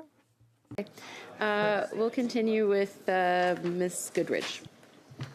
Thank you, Madam Chair. I think this is, considering that the last amendment, or the last sub-amendment was not accepted, I really do think that it is key, and Canadians expect us to make sure that their Canadian pension plan has adequate reporting, and having a report prepared that compares the Canadian pension plan and has comparisons between the Canadian pension plan and other jurisdictions that are effectively peer jurisdictions such as United States, Australia, and Sweden is a very good practice, and it's something that will give us the space to understand, like, the funding levels. Are they in line with our peer jurisdictions? Are we overly reliant on one stream of financing or on the other? Is it meeting Canadians' expectations? And so this is a very common sense sub-amendment that simply allows us to have more information when it comes to what we're putting into the Canadian pension plan. This is something that a lot of Canadians want to understand because they're having growing fears of what their retirement is going to look like. And so doing this work now and having Parliament look through this and have those peer jurisdictions have that considered will put us in a better place to make sure that we're making the right decisions to any proposed or anticipated changes. Because, frankly, there are more and more Canadians that are reliant solely on CPP and later on OAS and GIS as their form of savings. And so if that isn't meeting the mark, if that's not meeting the expectations of Canadians, it's better for us to figure that out sooner rather than later. And I think it's something that I don't see how the Liberals could vote against this. This is very simple. It isn't asking for a big sweeping any kind of change, but I'm not sure if we're going to even hear from anyone on the Liberal side as to what their thoughts are, or if they're just going to do what they've done with other sub-amendments and just have a few points of order occasionally and vote it down. But I hope that they see that this is a very common sense solution. This is about having a comparison between our pension plan and how it's invested and pure jurisdictions. So I would welcome everyone to vote in favor of this. Thank you, Ms. Goodrich. Monsieur Caron, vous êtes prête? Oui, Madame la Présidente. Écoutez, Yes, Chair. This is the 5th sub-amendment on CPC 13. And every time, listen, I'm from Quebec. The public portion of my retirement fund is with the Quebec fund. And 70 hours of debate, this really doesn't interest me very much. I understand we have to do it. We are in the federal parliament. My money is in Quebec. And I'm talking about the context of the amendment. In Quebec, the Caisse de dépôt in Quebec is a national jewel. Mr. Laitio used to work there.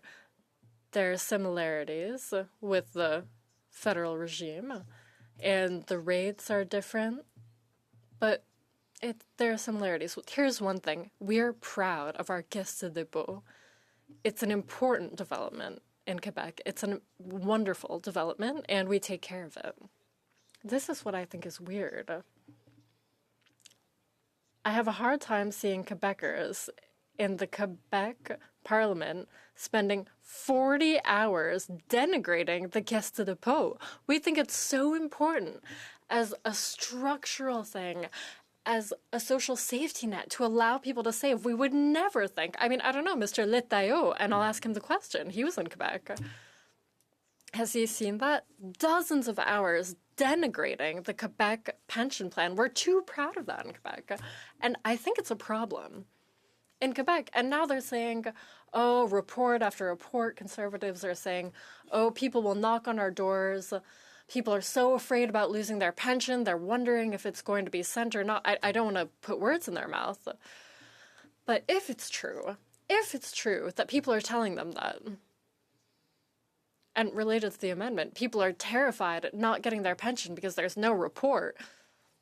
And between 2 trips to the grocery store, well, I'd like to see graphics to know the actuarial structure of the Canadian pension regime. If people are terrified about that, maybe it's because of the Conservatives. Maybe it's because they're doing that. Maybe it's because they're denigrating the pension plan. Maybe it's because they're ready to be aggressive about it. In Quebec, we wouldn't tolerate that because we're too proud of our system. In Quebec, when I go door to door, people talk about the high-speed rail. They talk about all kinds of things, but they're not saying we're afraid of not getting our pension. There's no actuarial report. I'll ask Mr. Letao. Have you experienced that? Okay, there's a report. We've adjusted the rates. Yes, it's indexed. The employers' regimes are adjusted accordingly, but no one is like at our throats saying, oh, I haven't gotten my pension. In Quebec, no one says that. So perhaps I'd like my colleague on the other side of the aisle, him who knows the Quebec pension plan very well. We're talking about comparisons here. Is it really that different? When we talk about publicizing information in Quebec, is it so different? And people aren't terrified by what the Conservatives are saying. And I'd like my colleague, Mr. Letayo, to speak to that. I'm really interested in what he has to say. That's one of the only things that's interested me. Merci, monsieur. Thank you, Mr. Caron.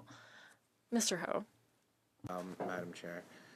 So this is, I think, a very great and unique sub-amendment talking about comparisons between different jurisdictions. And I know that some of these different pension systems have across the world operates differently. They have different rules, different contribution rates, contribution timelines, withdrawal rates. But it's still worth having those comparisons because, of course, you could, one would argue, well, you can just pick up the annual report of another pension plan from a different country. And yes, theoretically, someone can do that, but it's not an apples to apples comparison. So it's important that we can be able to compare and distill the information drawn from these other jurisdictions and to put it onto one report so that Canadians can see and have a comparison that is more apples to apples because the reports will be written differently. There's going to be different types of information disclosed. It will be written in different formats, in different lengths. It's going to be in different languages. It's going to be in different the formats of varying degrees. And so being able to, and maybe different reporting periods, different fiscal year-end dates as well in those reports. And also, of course, looking at to be able to make it more comparable in terms of normalizing the asset classes that those pension plans invest in, because there is geographic diversification of some of these pension plans invest in all kinds of countries across the world, but they have different weightings in those different countries, and they're in terms of their investment class, and so different asset classes altogether. So being able to normalize that, and so to be able to normalize that information across those peer countries, including without limitation to the United States, Australia, and Sweden, and to be able to present that information to Canadians so that they can have an apples to apples comparison rather than an apples to oranges comparison is very important, because we do want to compare. Point d'ordre, Madame la Présidente. Point of order. Yes. I'd just like to remind our colleague, and I don't think this is the first time that we've had to remind him to not repeat himself. He's talking about comparing between countries. This is the third time he's repeated that point. So I would ask him to get back to the subject at hand and not continue to repeat things. Thank you, Mr. Lavoie. We've unfortunately had to repeat several times not to be repetitive. So if you could just remember the standing orders and and try to present some new arguments. Thank you for the reminder. I mean, it's different because I'm talking about the comparability that you can. It's not just picking up. It's not like we have two, like in let's say you have two companies that are under the same internet accounting standards listed on the same stock exchange. They'll be governed and headquartered in the same jurisdiction. Then you will have two you can compare. Two companies. Like if you pick up the financial statements of TD Bank and BMO, for example, you can get a pretty comparable analysis just because they're governed under the same rules. But pension plans of different countries are not going to be governed by the same rules. So if a pensioner, a Canadian worker, were to pick up that document, they would not be able to just compare. So I'm not talking just about the importance of comparing, which is one point, but the normalization of the comparability, which is a second point. So I'm not repeating myself. Those are two different arguments which I think are an important issue that is worth discussing. But of course, Liberals don't like to talk about comparisons because we bring up the fact that we're the only country in the G20 that is in a Liberal, homegrown, made in Ottawa, made by a Liberal recession. Point of order, Chair. You don't see. I get point of order every time I bring that up. Ms. Harrison, point of order. I know I've only been here for a little bit, but this is getting incredibly repetitive, and I think Canadians as a whole would be really disappointed that their tax dollars are going to this waste of time. Thank you, Ms. Harrison. Mr. Ho, you have the floor. Wow, waste of time. How about It's embarrassing the and $70 sad. billion deficit that your government wants to run? Mr. Ho, if you could please stick to the sub-amendment. I'd like to respond. No, to Mr. that. This is not a debate, All right. Mr. Ho. You have the floor on Sure. the sub-amendment. Please stick to Personal the topic. attacks, like whoa. So going back to this, sorry, could you put that in the record? She has something to say. Mr. Ho, could It you wasn't through the continue? translation, the micro. She just said something. You weren't listening Okay. to the translations. That's very Okay. rich.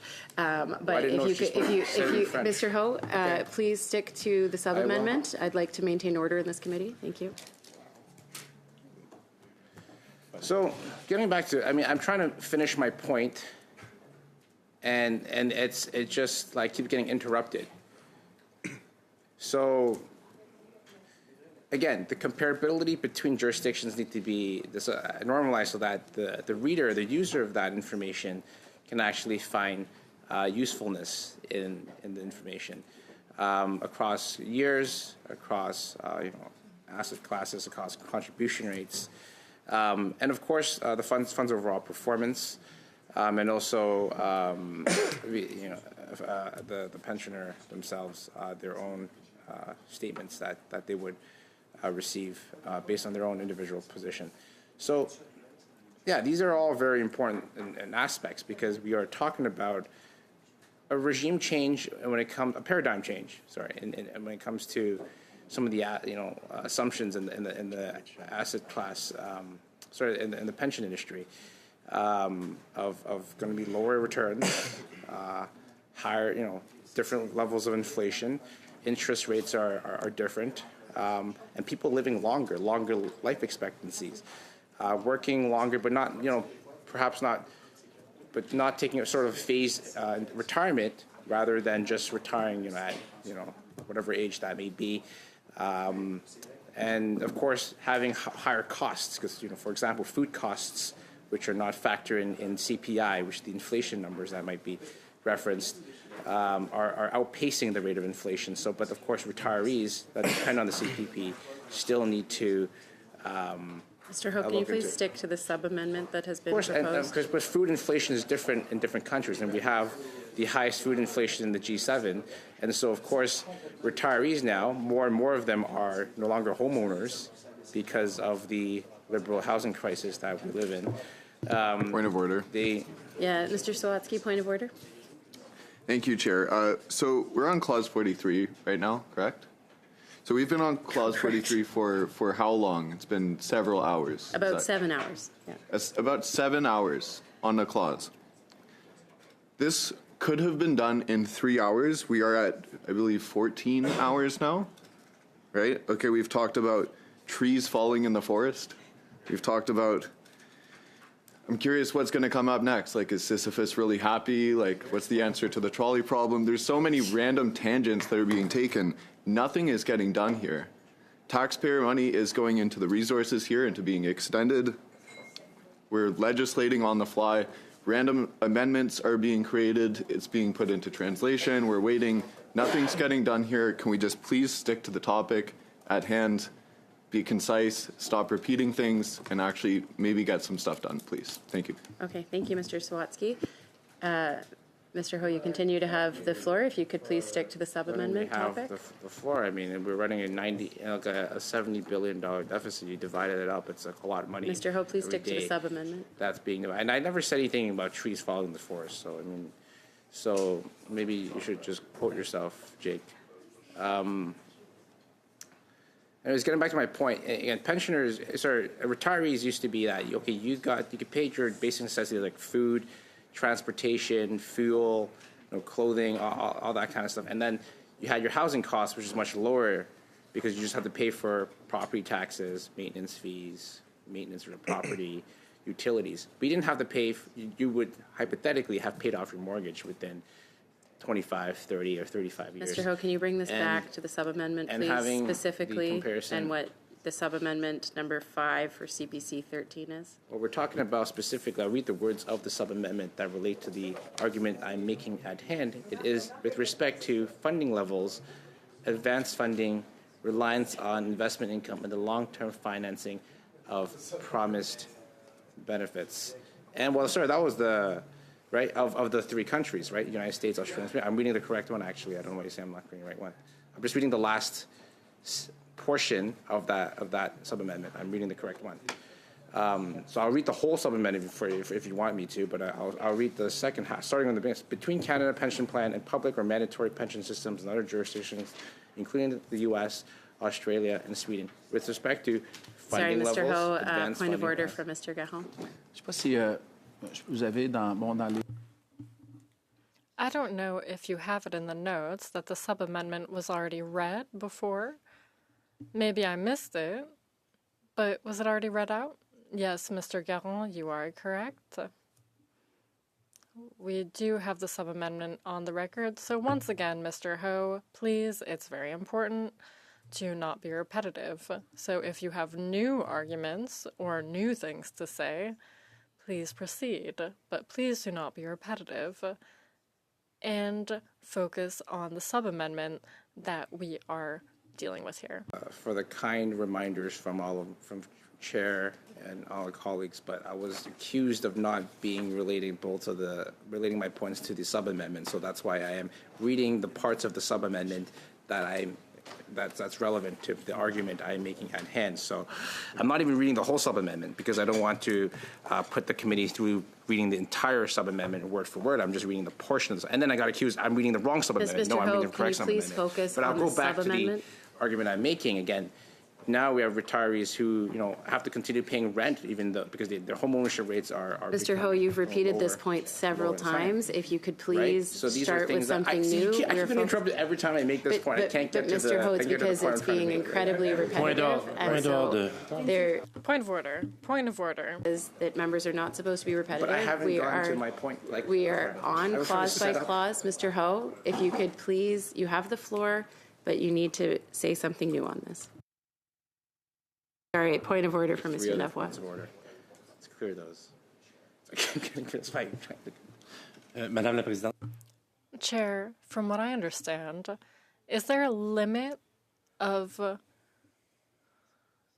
colleagues? Because you've been reminded him for multiple times. I've never seen that in my entire life. You've reminded him 7, 8, 9 times, and he keeps on saying it. He keeps on repeating himself. So is there a maximum of reminders one can do we can make for a colleague quite kindly? No, Mr. Lavoie, there is not a maximum. There are rules, and we will continue to remind the members of the committee to please follow the rules and follow the norms of the committee. Thank you, Chair. I'm trying to get to the point, and each time I get interrupted by points of order, and then, so I'm just trying to set up to the argument. But the crux that of this is that, we have higher life expectancies, first of all. And but of course that's different in different countries, so it's worth having that country by country comparison. That's of course, higher life expectancies is a good thing, But of course, one of the issues presented by higher life expectancies would be, more payouts from the pension system. That would that would affect the contribution rates of workers. And so having that comparison through different with different countries would be important. Birth rates, right? We know that birth rates are different in different countries. Point of order. Having that. Mr. Sawatsky, point of order. It's absurd that I actually even have to say this, but relevance, relevance, not relevant. That's it. Thank you, Mr. Sawatsky. Again, Mr. Ho, please again stick to the sub-amendment and the relevance of your points. Thank you. Always different. Okay, all right. Well, I mean, birth rates and life expectancies and other things I'm going to get to are very relevant because they're different in different countries, right? So you can't just look at, again, normalizing the comparability of the key assumptions that are used by different pension plans is important. Immigration levels. That's a big one. See, I got a reaction from them when I just said the word immigration level. Some of my honorable Liberal colleagues on the other side had a reaction. Of course, we've had out of control immigration. I don't know why is it laughing. This is. I know this is not the most interesting subject matter, but it is also important subject matter. In the different immigration levels, that would also affect the contribution rates. Who's contributing has an effect on overly high immigration levels in a short period of time, for example, could reduce wages, which could, again, reduce contribution rates and would require workers to work more because they're now making less and saving less. And of course, whether the CPP is enough so that, and their OS is enough, because they might not be enough to sustain their lifestyle. And they have to top up their RSP and their TFSAs and additional, savings vehicles in order to make themselves whole through retirement.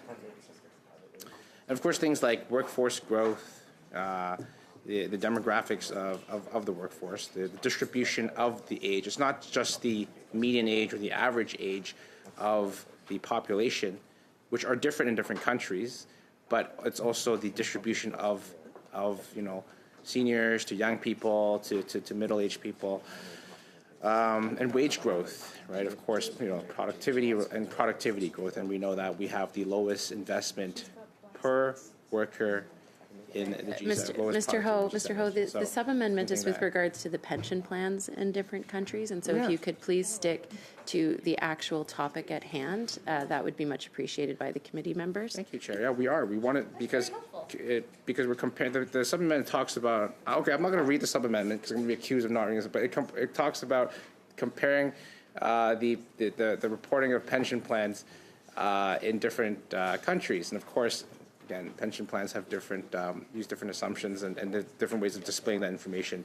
Different accounting methods, for example. They're not, creative accounting is something that this Liberal Prime Minister has managed to showcase his prowess in the last year and 3 months. But, Canadians don't live in creative accounting. They live in reality. They don't live in Liberal press releases. And so, as Canadians live longer, their benefits must be paid for longer. If wage growth is weak, which we've seen very weak wage growth, then contributions may be lower than expected. If productivity remains weak, the economy and the jobs, the employment rate supporting the pension system is weaker. If employment weakens, contribution revenue is affected, and of course all of these assumptions matter. And so, of course, having comparability, letting Canadians know that, we do live, of course, in Canada, but we have to be sure that we live in a world, and we compare the greatest country in the world. But we also have to see that we can't just look at our own performance in anything. We have to look at the performance of other countries. And I know the Liberals like to cherry pick data, and instead of then every time as conservatives and as opposition parties, we draw comparisons to other countries in terms of Canada's relative performance. We get accused of talking down Canada. Well, the party that's bringing down Canada is this Liberal government. So anyway, I think some of my that's some of the arguments I made. I like to speak more to this sub-amendment, but I'm going to get accused of wasting resources. I mean, $70 billion of deficit this year. So I mean, one day of deficit is to the tune of much more than what is this? We got lights. We got some we got some clerk. We got a clerk. We got some staff here. It's not even a drop in the bucket. Monsieur Lavoie, Mr. Ho, there's a point of order. Mr. Ho, there's a point of order. Thank you. I would once again ask our colleague who was talking about lighting, et cetera, to get back to the sub-amendment. As you have kindly reminded him several times, he's really gone off topic. Thank you. No, these points of order have gone very off topic too and very accusational, and I'm trying to respond to them. Mr. Anyway, Ho, please stick to the topic. I'll wrap it up there and let other colleagues speak. Mr. Majumder, you have the floor. Hello? Yes, okay. A real honor. This is my first time at the Finance Committee. I want to say, Madam Chair, greetings to you. It's been quite some time since we've been able to work together in a place together, and I'm grateful for the opportunity. And I have to note that Mr. Lavoie has excellent sartorial choices with his striped shirt and solid tie. I have the same choice today, whereas Mr. Lateo has chosen the inverse of a solid shirt and a striped tie, and I think that's excellent as well. So I just wanted to compliment you on your spring decisions. That's something I struggle with generally, so it's nice to be affirmed that sometimes I get things correct here and there. Now, I know that members around the table are not interested in a conversation about sartorial decisions, and I respect that. But I do want to get into the substance of the sub-amendment, because I actually have a bit of a background in this. Before I came into political life, I spent time working at a consulting firm where investment and energy and technology were a core part of how I earned a living. And the pension funds and how sovereign funds and other parts of the world manage investment is a fascinating conversation and completely relevant to this committee. And the sub-amendment is actually something I bring a particular amount of enthusiasm for. I say so because, as you know, around the world, the pools of capital are actually fairly concentrated, whether it's in Toronto, in New York, in Scandinavia, the Gulf countries. In Asia, you have Singapore and massive family offices in places like India and elsewhere. And the performance of these major funds is critical to international finance, but more importantly to our Canadian taxpayers when it comes to the Canadian pension plan. For our great and honorable colleague from the bloc, I am also an admirer of the Caisse de dépôt. How they work around the world is emblematic of a fund that thinks clearly and unambiguously about returns for shareholders. They have a strong risk-adjusted portfolio, which I think sometimes the Canadian pension plan follows into different markets, and it's been good in many ways for Canadian investment partners and returns to our taxpayers for the sacred pensions that we must guard against. So in the spirit of getting it right, a comparison with how other jurisdictions look at this is actually very, very germane to the committee and to the bill, and I think this amendment will be well received by the public when they view this testimony in the public record. I have 5 points that I'd like to make on this. I aim to be not necessarily repetitive, but will be if I find that my points are not getting across clearly. But they are distinct points, and I think that they are ways to help us think about how comparing the CPP with the United States, Australia, and Sweden can advance funding, reliance on investment income, and long-term financing of promised benefits. So let me get started. The first would be advanced funding builds intergenerational equity and reduces fiscal pressure. So benchmarking the CPP's partial advance funding model, which I know came under reform in the mid-1990s, against Australia's fully pre-funded mandatory superannuation systems shows how accumulating assets today insulates future retirees and taxpayers from demographic shocks. In contrast, the U.S. Social Security system's predominantly pay-as-you-go structure has produced large unfunded obligations and projected shortfalls, underscoring the value of pre-funding and honoring promises without abrupt tax hikes or benefit adjustments. Demographic shocks. I mean, this is something that Canada will have to deal with after 10 years of terrible management when it comes to our population levels and how immigration has impacted the funding base for the CPP. And those public policy questions are actually critical to compare with other jurisdictions to see how adjustments are made for the kind of mess and chaos Liberal governance has resulted in this country with. The lax control over our immigration has created an obligation and a funding pool for the CPP that will have massive long-term consequences. We must look at other jurisdictions to get a sense as to how they're dealing with demographic pressures, not just of population through immigration, but population through natural growth, and how that might have long-term impact on how we think about our pension fund. The public disclosure and the reporting of that comparison is something that is, I think, critical to the finances of our country, especially given how much of a share it has in our national life. So I'll start with that first point. The second point is funding level comparisons also provide objective sustainability benchmarks. So international data on assets to expenditure ratios, buffer funds, as you would see in Sweden, and fully funded individual accounts, as you would see in Australia, allow rigorous assessment of the CPP's long-standing and current strong funded position and the chief actuary's 75-year sustainability findings.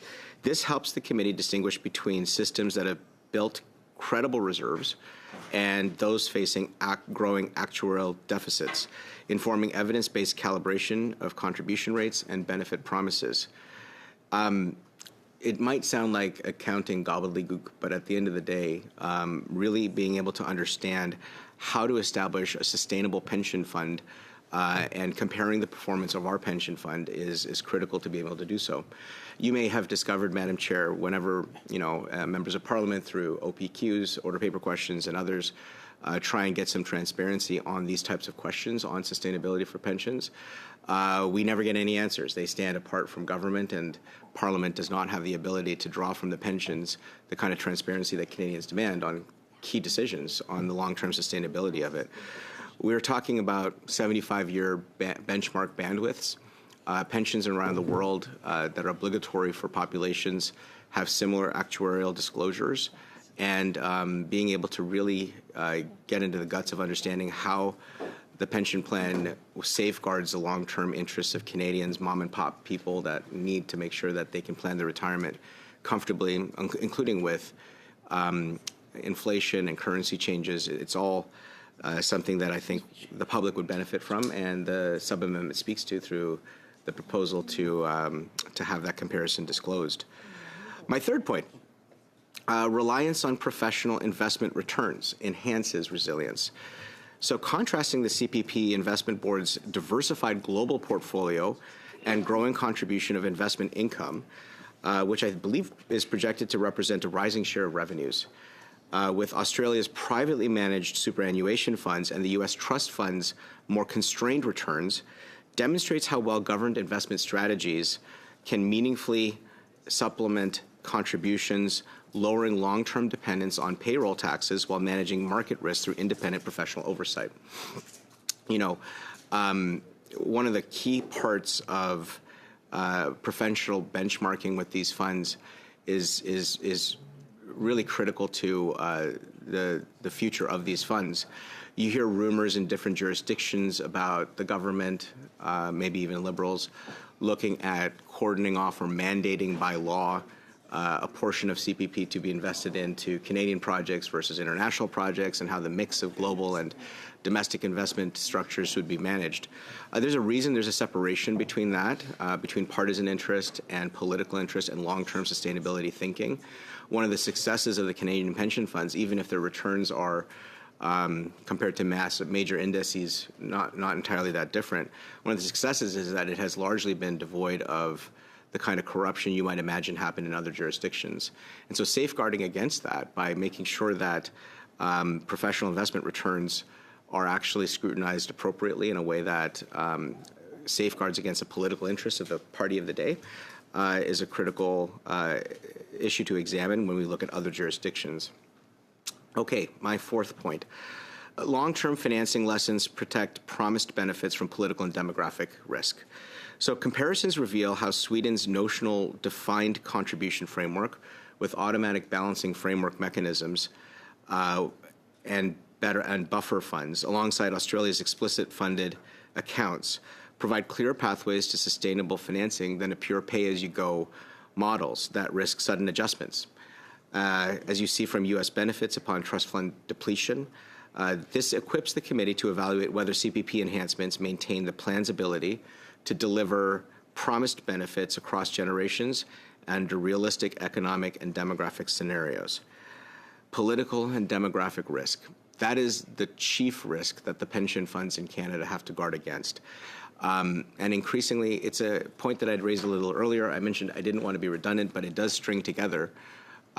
When the political class decides to get engaged with macrofinance and say they're going to get involved with pension plans and major institutional investment institutions, when the Prime Minister shows up and acts in foreign jurisdictions like he is somehow the vanguard, the chairman of the board for Canadian pension investment, and he can control investment. He's having a major investment conference this fall where invitations have gone out to major investors, but none of the investors understand what the obligation of the meeting is for, and the Prime Minister is acting like the pension funds are an investment fund that he can commandeer for his own interest. That's objectively the type of political interference that cannot be trusted, or even trying to paint up a debt fund, borrowing money with billions of dollars of interest accrued for it Madam as Chair. a sovereign debt fund. Yes, Mr. Leitao. Point of order. Point of order.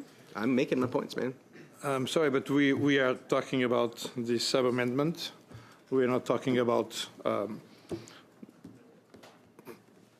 possible alleged political interference in the management of the CPP. So it's interesting what the colleague is saying, but it's off topic. Thank you, Way Mr. off topic. Leitao. Mr. Majumder, please stick to the relevance of the sub-amendment, please. Madam Chair, it's very relevant. We're asking for the CPP to be compared against how sovereign funds and pension funds in other jurisdictions are managed. So if the Prime Minister is politicizing the CPP through his international diplomacy, as he has in Qatar, in the UAE, and in India, where public press statements have all produced the kind of language where the perception of the political class deciding and driving how pension fund investment will be deployed, it is deeply concerning, and it is absolutely critical for why we must compare how the CPP is compared with other funds of similar jurisdictions. I know that it may seem like it's off topic, but it's absolutely germane to the sub-amendment and exactly why we're trying to push for this to be included and to make a case through empirical adjustment, not through rhetoric. These are all facts that the Liberal government has produced for us to consider. They're not things that were just made up out of thin air. And to suggest that our concern that political and demographic risk to the CPP's governance is somehow not relevant to the matter is, I think, objectively obscene. So we just need to make sure we have to stay on topic, which is exactly what I'm doing by not getting distracted from the accountabilities that are required when we look at our funds and how the funds work in other jurisdictions. Now, getting into it a bit more, comparisons reveal how Sweden's notional defined contribution framework with automatic balancing mechanisms and buffer funds. Let me go into the pay-as-you-go, pure pay-as-you-go models. The pay-as-you-go models create massive exposure to risk adjustment. And when you look at what's happening with the U.S. funds, this is something that we should be very diligent in guarding against.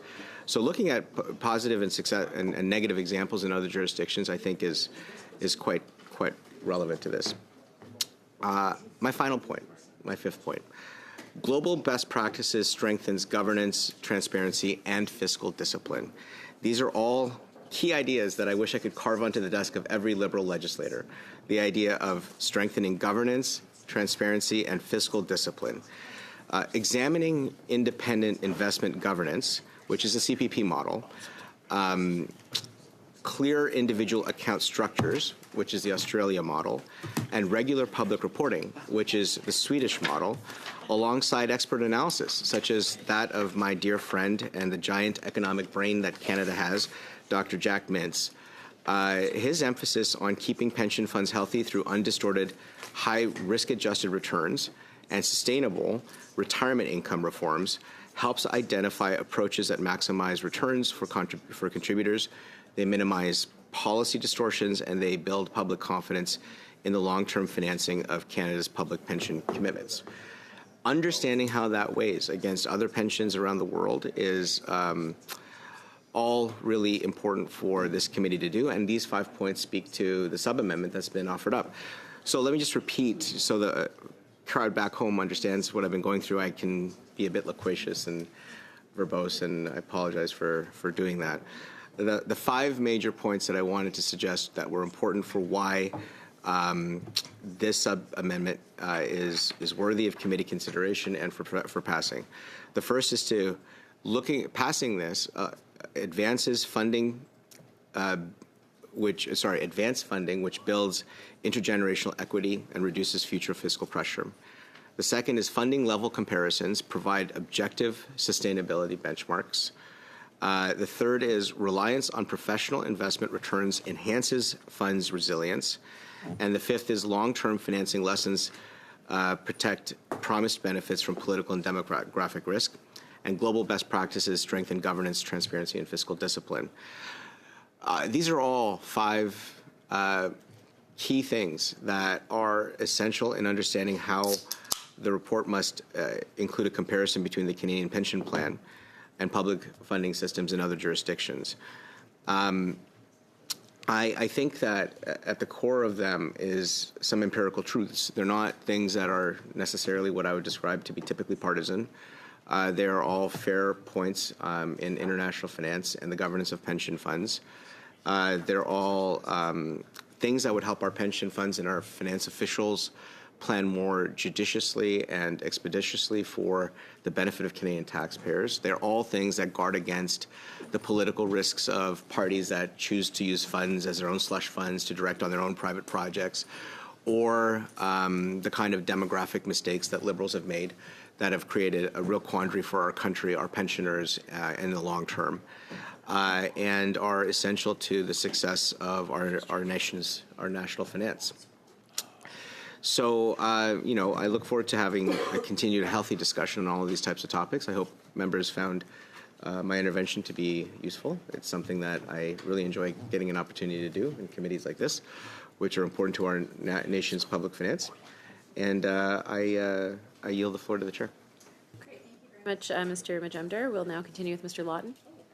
You don't have to, if you don't want to. It's hard to follow Mr. Majumdar, but I will do my best as the mover of this sub-amendment. I thank you, Madam Chair, and I also thank Mr. Majumdar. And just to contextualize the expertise that he offered there, I actually first encountered Mr. Majumdar when I was working in media. And he was always, when you could get him, because he was always so busy with doing work, he was one of the most tremendous guests because of his analysis on matters, not just of what's going on in the world, but clearly how pensions work as well. And it was a bit of a throwback hearing his comments today, which were very welcome and very thoughtful. And I hope will move our colleagues who so far have not been in a very collaborative spirit on our sub-amendments to support this one, which is very important. And what I'm getting at here is that we want a report from the Minister of Finance, but we also want to make sure that the report is valuable and offers information that will help Canadians and will help parliamentarians by extension. And that's why, as sub-amendments have come up, we've thought of ways that we could be, I don't want to say restrictive, but prescriptive, yes, on what sort of information would be helpful for that report. And I think that our former witness had alluded to some of the challenges that, sorry, I don't want to put words in his mouth. He pointed to the report that's already done by the chief actuary, but in reviewing that report, we see areas where Canadians, I think, would benefit from having more information. And one of them is just a basic comparison of different systems around the world. And some of the information that would be in that would address pretty I don't want to say complicated questions, because they're simple questions but important, such as, is the plan fully funded, partially funded, or pay as you go? We know that in a Canadian context, it's partially funded with large assets that have been accumulated in advance. You look at the U.S. Social Security system, very different approach, primarily pay as you go with trust funds. You've got Australia's superannuation, which is fully funded through individual accounts. Again, a very different approach. And then Scandinavia, which Mr. Majumdar referred to. You have a combination of notional accounts and a funded component. I would note that in Scandinavia, they have sovereign wealth funds. But unlike the sovereign wealth fund that the Liberals have proposed, in Scandinavia, they have wealth to put in the fund. So it's not an apples-to-apples comparison, whereas ours was proposed by the Prime Minister to be funded through debt, which is the opposite of wealth, one might say. Some of the other questions that come up when you're comparing these systems, questions that would be answered in the report if our sub-amendment is passed. I'm feeling optimistic when our sub-amendment is passed. Are contributions invested in markets? In Canada, yes, through the Canada Pension Plan Investment Board. In the United States, with Social Security, it's actually, very, very different. It's very limited, the investment in markets. You have trust funds mainly holding government securities. You look in Australia, yes, there are investments. They're through private superannuation funds. In Sweden, yes, they are, but only for the premium pension component. So that's a point of distinction that's very relevant. And then we look at one of the other questions: how important is investment income to paying future benefits? And this is one of the changes, interestingly enough. I may be playing fast and loose with the word interesting, seeing the reactions from my Liberal colleagues, but it is important, if not fascinating and riveting. And in Canada, it's actually growing, the importance of investment income for future benefits, whereas in the U.S., they don't have as much exposure. Their Social Security system, which is, I'd say, a lot less stable as a result, is relatively limited. In Australia, it's essential. The system does not exist without making gains on the investment income. Sweden, it is important as well, in particular when you look at the funded component. One of the other questions that I think should be answered by this report is whether future benefits are backed by accumulated assets. This one, there's a fair amount of similarity between different systems. It's partly so in Canada, less so in the United States, whereas it is largely, but not exclusively, in Australia and in Sweden, I think at a somewhat comparable level to Canada, although don't quote me on the exact numbers. Here's where you get to the crucial part of sustainability. And I think this goes back to the essence of the amendment itself, in that we want sustainability to be a key part of the report. Does the system rely mainly on future workers paying for retirees? Now, in Canada, fortunately, the answer is less so than in traditional pay-as-you-go plans. It's not a total no. In the U.S., that's entirely the case, and that's one of the reasons why the demographic calculations are actually so harmful or potentially harmful, but why they are so important. In Australia, no, because it's primarily individual savings, and that's where you have, I think, probably on a spectrum, polar opposites, the Australia approach to the United States approach. Whereas in Sweden, it's a bit of a mixed bag. One of the other questions: does the system have an automatic sustainability mechanism? And this is what brings us exactly to Bill C-30. We have contribution rates that can be adjusted through the statutory review process. But the reason that statutory review process is so important is because we as parliamentarians need to be able to access the information required to change the statutes.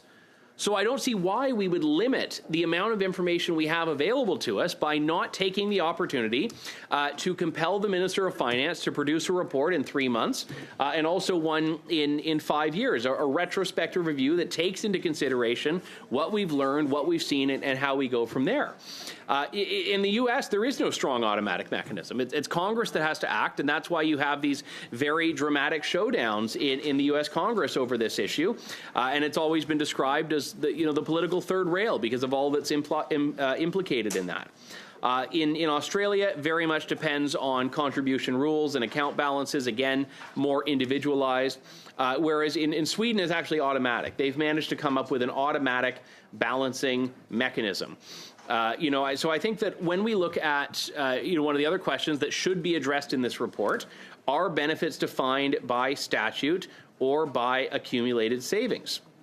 Well, in Canada, it's a defined benefit. And this defined benefit changes every year. I know as members of Parliament, we often get, certainly from my perspective, we strive for incredible customer service with our constituents. Doesn't matter how or if you voted, we represent all of these people. And I think we take that responsibility very seriously. And we have constituents coming to us with a great deal of concern about their retirement, about if they're even able to retire, which is a whole other can of worms that's been aggravated by the last 10 years of liberal mismanagement of the economy. But the defined benefit, so at least there's some predictability to it. You know how much you're going to get, you know what that looks like, but the problem with the defined benefit is that you need to then contextualize it and make sure that the fund has enough to pay those benefits. It's also a defined benefit in the U.S. Social Security system, whereas in Australia, it's the defined contribution. Again, the two ends of the spectrum here. And in Sweden, it's a bit mixed, and that's one of the things that's come up. So these are just a few, just a light smattering, if you will, of where there is differentiation in the systems. And I've just looked at 4 countries. I've just looked at Canada, the United States, Australia, and Sweden. If my colleagues would like, I'm happy to look at some of the other countries there. But I think these are 4 relatively good pillars that give us a pretty reasonable sense of what's happening. And look, I would ask just fundamentally in this report, if we were to get the minister to include these data, which I think we should, how does the Canada Pension Plan's funded ratio compare with peer public pension systems? And that is a bit of a mouthful to say, peer public pension systems, but I think we can all spit it out. Is CPP closer to Australia's funded model or the U.S. pay-as-you-go model? And where do we want to go? What are we striving for there? And ensure that that's the frame through which we limit this discourse. What percentage of future CPP obligations are expected to be financed from existing assets versus future contributions? Again, very instructive questions for a minister and for basically all Canadians and certainly all parliamentarians. And then on advance funding, how much of the CPP's current asset base CPP, I hope I said that correctly. How much of the asset base exists because Canada moved away from pure pay-as-you-go financing in the late 90s? Another question, how unusual is CPP's advanced level of funding among OECD countries?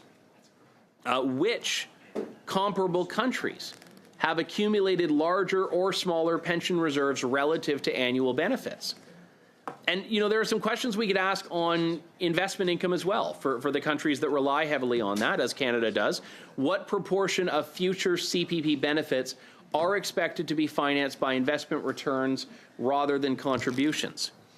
We could also look at in the report, hopefully, an answer to the question of how does CPP's reliance on investment earnings compare with Social Security in the United States? Another question, would CPP remain sustainable if future investment returns were lower than projected? Then we have the long-term implications. Again, all of us, I believe, want a sustainable system here. We want something that can live out the 75 years and the chief actuary's projections. So over a 75-year horizon, how does the CPP's actuarial status compare with major pension systems in the United States, Australia, Sweden, and other like jurisdictions, even if they have different approaches on the question of how to structure their pension system?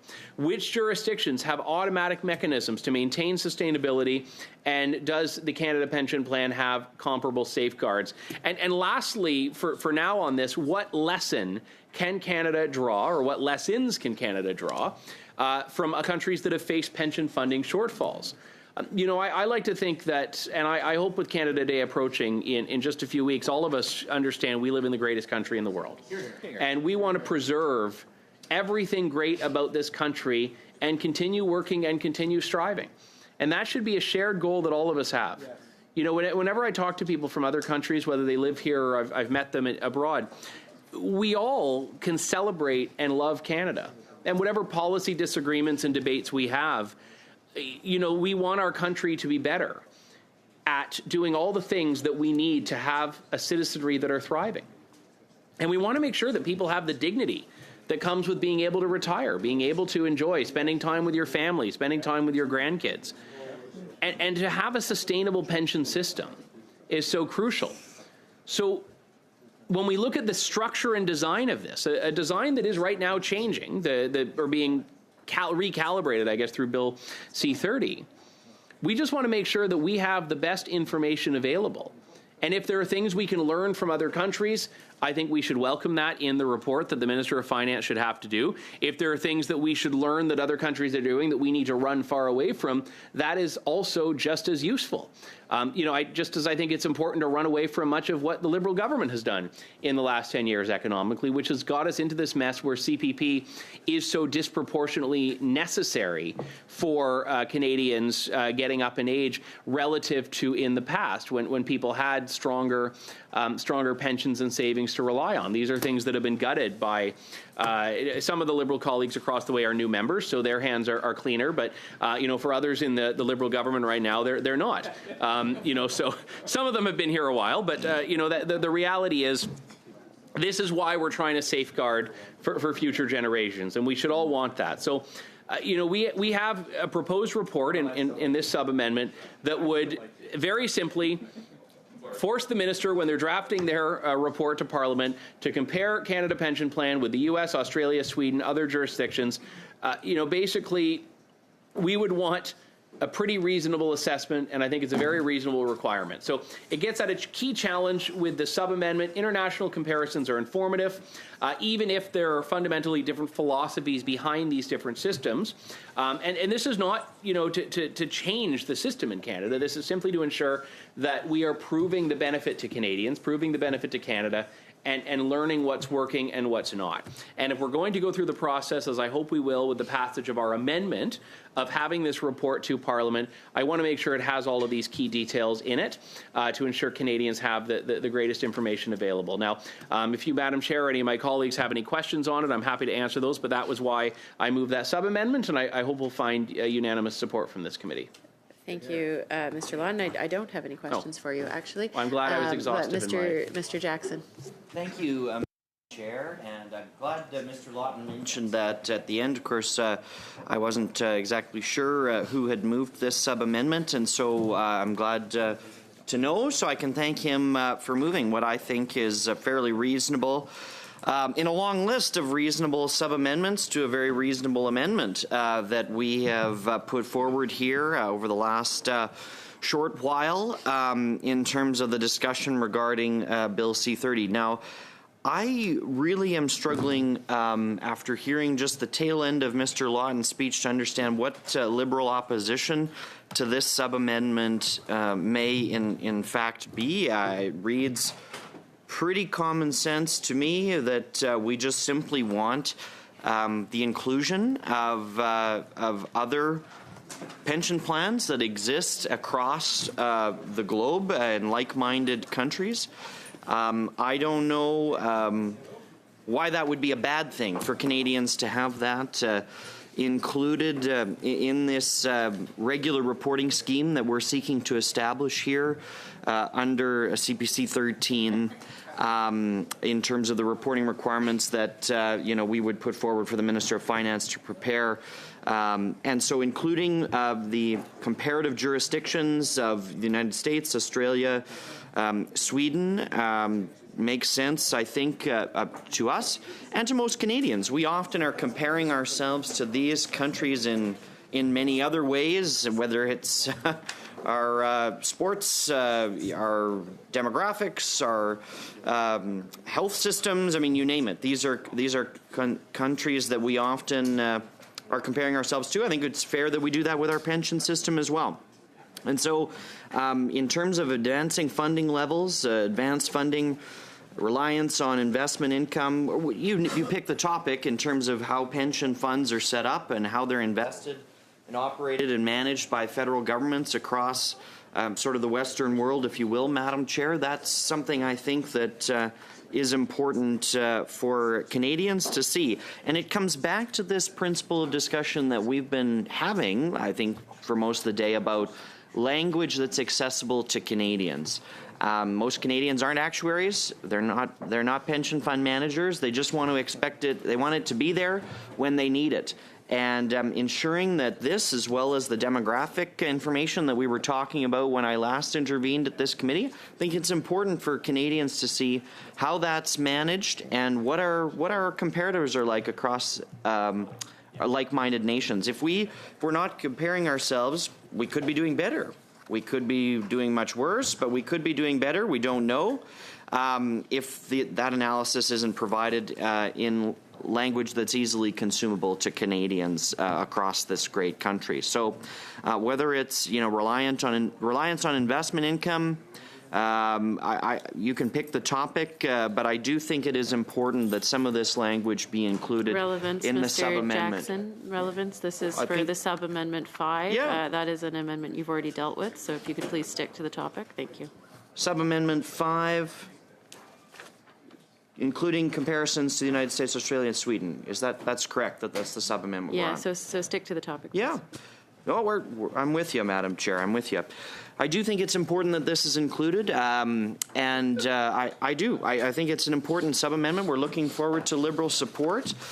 We'll see if we get that. Now, whether or not the way these funds are invested, I'm not sure what the new member that's joined us across the way, but are you going on the speaking list? You have the floor, Mr. Jackson. Okay, well, that's good. I'm glad you're reminding the Liberal colleagues of that, Madam Chair.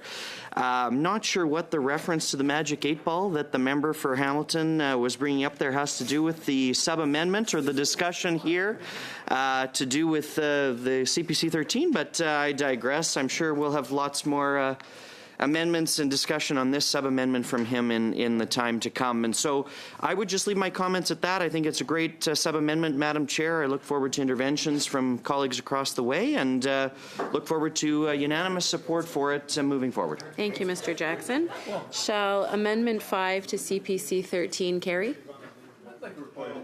Recorder division. Thank you, Chair.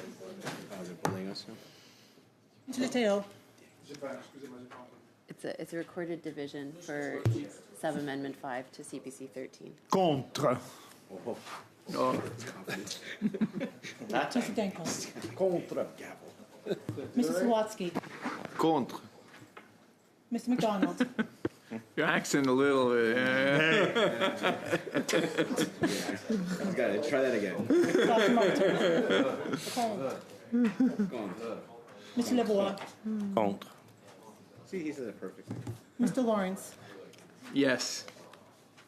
Mr. Majumdar. Oui. Mr. Jackson. Yes. Mr. Cram. In favor. Mr. Garin. Abstention. Yeas pour 4-4, nays contre 6-6. This sub-amendment fails. Back to CPC 13, Mr. Lawrence.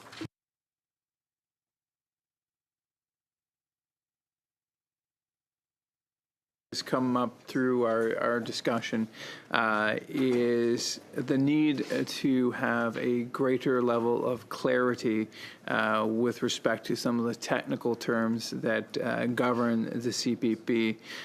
Specifically, there is a term called the a statutory contribution rate or the contribution margin. And while these are, I'm sure, well understood by actuaries, I think most Canadians, in fact, including myself before doing the appropriate research for this, would understand what these mean. And that's why we need to provide additional clarity. And on that reason, I would like to offer the following sub-amendment. That the amendment be amended by adding after proposed subsection 43.1 sub 1 the following. 1 sub 1.1, the report prepared under subsection 1 and the report prepared under subsection 3 must include an explanation of the minimum contribution rate required to sustain the Canada Pension Plan, the difference between that rate and the statutory contribution rate, the margin of safety provided by the difference, and the circumstances under which future contribution rates could become necessary.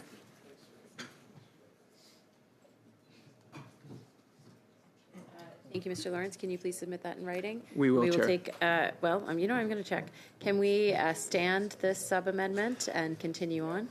Because of the precedent set by Mr. Turnbull, no, I think we've been working. All right, we're going to take a very brief suspension.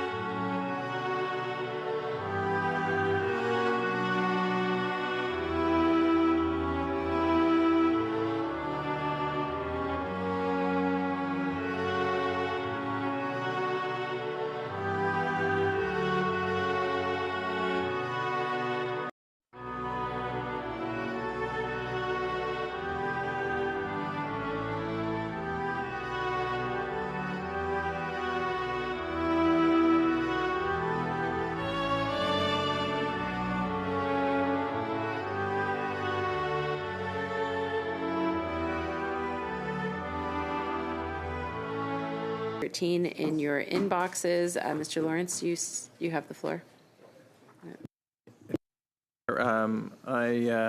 I believe I have another member who wants to comment on that, and so I will stand down and allow Mr. Cram, unless there's someone else on the list there. Nope. Mr. Cram, go ahead.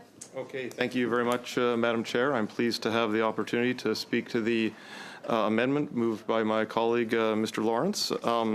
So it's my understanding that Bill C-30 seeks to lower the CPP contribution limit from 9.9% to 9.5%, and that doesn't sound like a particularly large number, but given that the Canada Pension Plan is a very important part of this country's social safety net on which many seniors depend for their standard of living, I think that it's important that we be prudent in making sure that we identify any potential ramifications of this decision. So it's my understanding that the Chief Actuary Officer has provided to the committee evidence that, or a statement rather, that the minimum contribution to the CPP is 9.2% if the CPP is going to be sustainable long term. But as we all know, this is just an estimate. It depends on many different things and many factors that that influence economic performance. And so, for example, what happens if people start living longer? What happens if people have a longer life expectancy and they're collecting CPP benefits into their 80s and 90s and beyond? What will that mean to the sustainability of the Canada Pension Plan? What happens if more people opt to collect CPP closer to 60 or closer to 70? Have all these factors been accounted for in the figure that was provided by the Chief Actuary Officer? What happens if economic performance increases or decreases? We have to obviously take into consideration the performance of the investment portfolio, which are obviously not carved in stone. They're just estimates and well-educated guesses that the Chief Actuary Officer has to make. So if the investment performance deteriorates, what will that mean to the long-term sustainability of the Canada Pension Plan? And we also have to consider that the investment portfolio is adjusted on an ongoing basis. Sometimes they'll be invested in one sector versus another. Sometimes the investments will be moved from one country to another. Have we considered the sustainability of the countries themselves that we are making these investments in? And we certainly don't want to rush into any decisions that we may live to regret in the future. So for all these reasons, I think it's pretty reasonable to have this study take place, and I hope that all members of the committee will support this motion that was moved by my colleague, Mr. Lawrence. I think that should do it for now, Madam Chair. Thank you, Mr. Cram. Mr. Strauss. Hi, Chair. It's nice to see you again. I see we have two screens in the committee room this time, so it would be nice if one of the screens had the, had the follow along. I still think it would improve the discussion from every corner. Mr. Strauss, you have access to all of the information. I know, but it's good to have it in real time. I don't have the random access working memory to I don't have. It's all in your email. Yeah. Pardon? I think it super matters. It actually does. I'm new here, but sometimes a fresh perspective is worthwhile. I think just because something's been done one way all along doesn't mean that it always has to be that way. And I think I would love to see more openness to suggestions for improvement. But to the sub-amendment, I'm merely only arriving now. And I just want to voice my strong concurrence for the sub-amendment. I can see that a lot of work went into its preparation. I think a lot of thought went into this level of nuance is extremely commendable, and I'm just very proud of the team that put it together. I think they were up all night. It's a shame that something as important as an economic update implementation measure has to be as rushed as it is, and that might be coming with this fresh perspective again. Like it seems like something that could have taken a lot more time, or could have had a lot more time budgeted to it than it does. And I guess, it's always a good time to voice my surprise at how silly some of the stuff that happens here is. I think probably we would have agreement from both sides on that particular statement at this particular time. It's nice to see Mr. Sawatsky chuckling. Haven't seen him in a while, not since yesterday. So just to familiarize everyone with the text of the sub-amendment, I suppose, the report prepared under subsection 1 and the report... It's actually already been read into the record, Mr. Strauss, and so we're trying to avoid repetition. So if you could make your argument, that would be appreciated. So that is commendable as well. I despise repetition, and I didn't know that had occurred. Mr. Sawatsky's really losing it over there. How long's he been here? Somebody should sub him out. Someone should sub Mr. Sawatsky out. Is that your medical opinion, or is that just...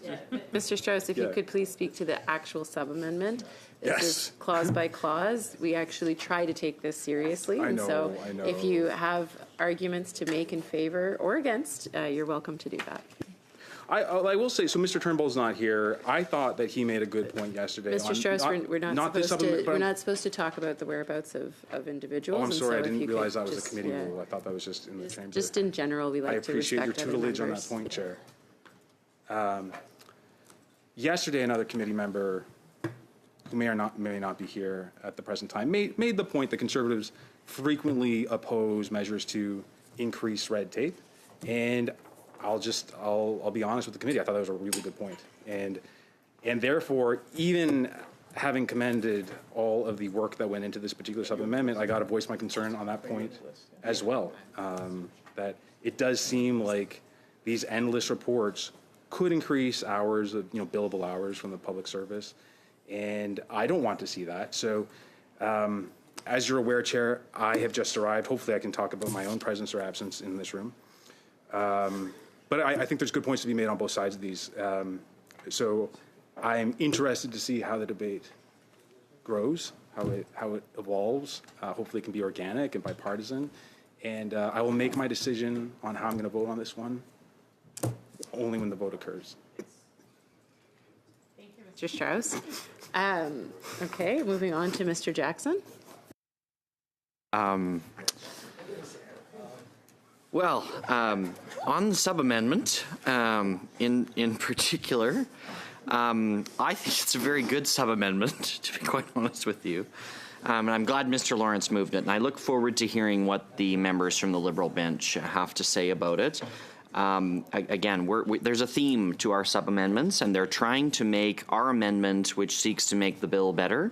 I think Mr. Strauss raised a good point, that if the bill itself hadn't been so rushed, Dr. Strauss, excuse me, I sincerely apologize. Okay, anyway, if the bill had not been so rushed, there might be less amendments and sub-amendments at this stage of the game. But unfortunately, we are where we are. So speaking to this sub-amendment to CPC 13 in particular, I do think it's important for readers. Again, this comes back to the theme of accessible, consumable language for Canadians, and whether it's talking about the margin of safety, historical margins of safety, how much deterioration, for example, would be needed for contribution increases, statutory rates, minimum rates, and historical rates. Like whether it's any of those topics, defining that and making it consumable for everyday Canadians who want to understand the health of their pension plan,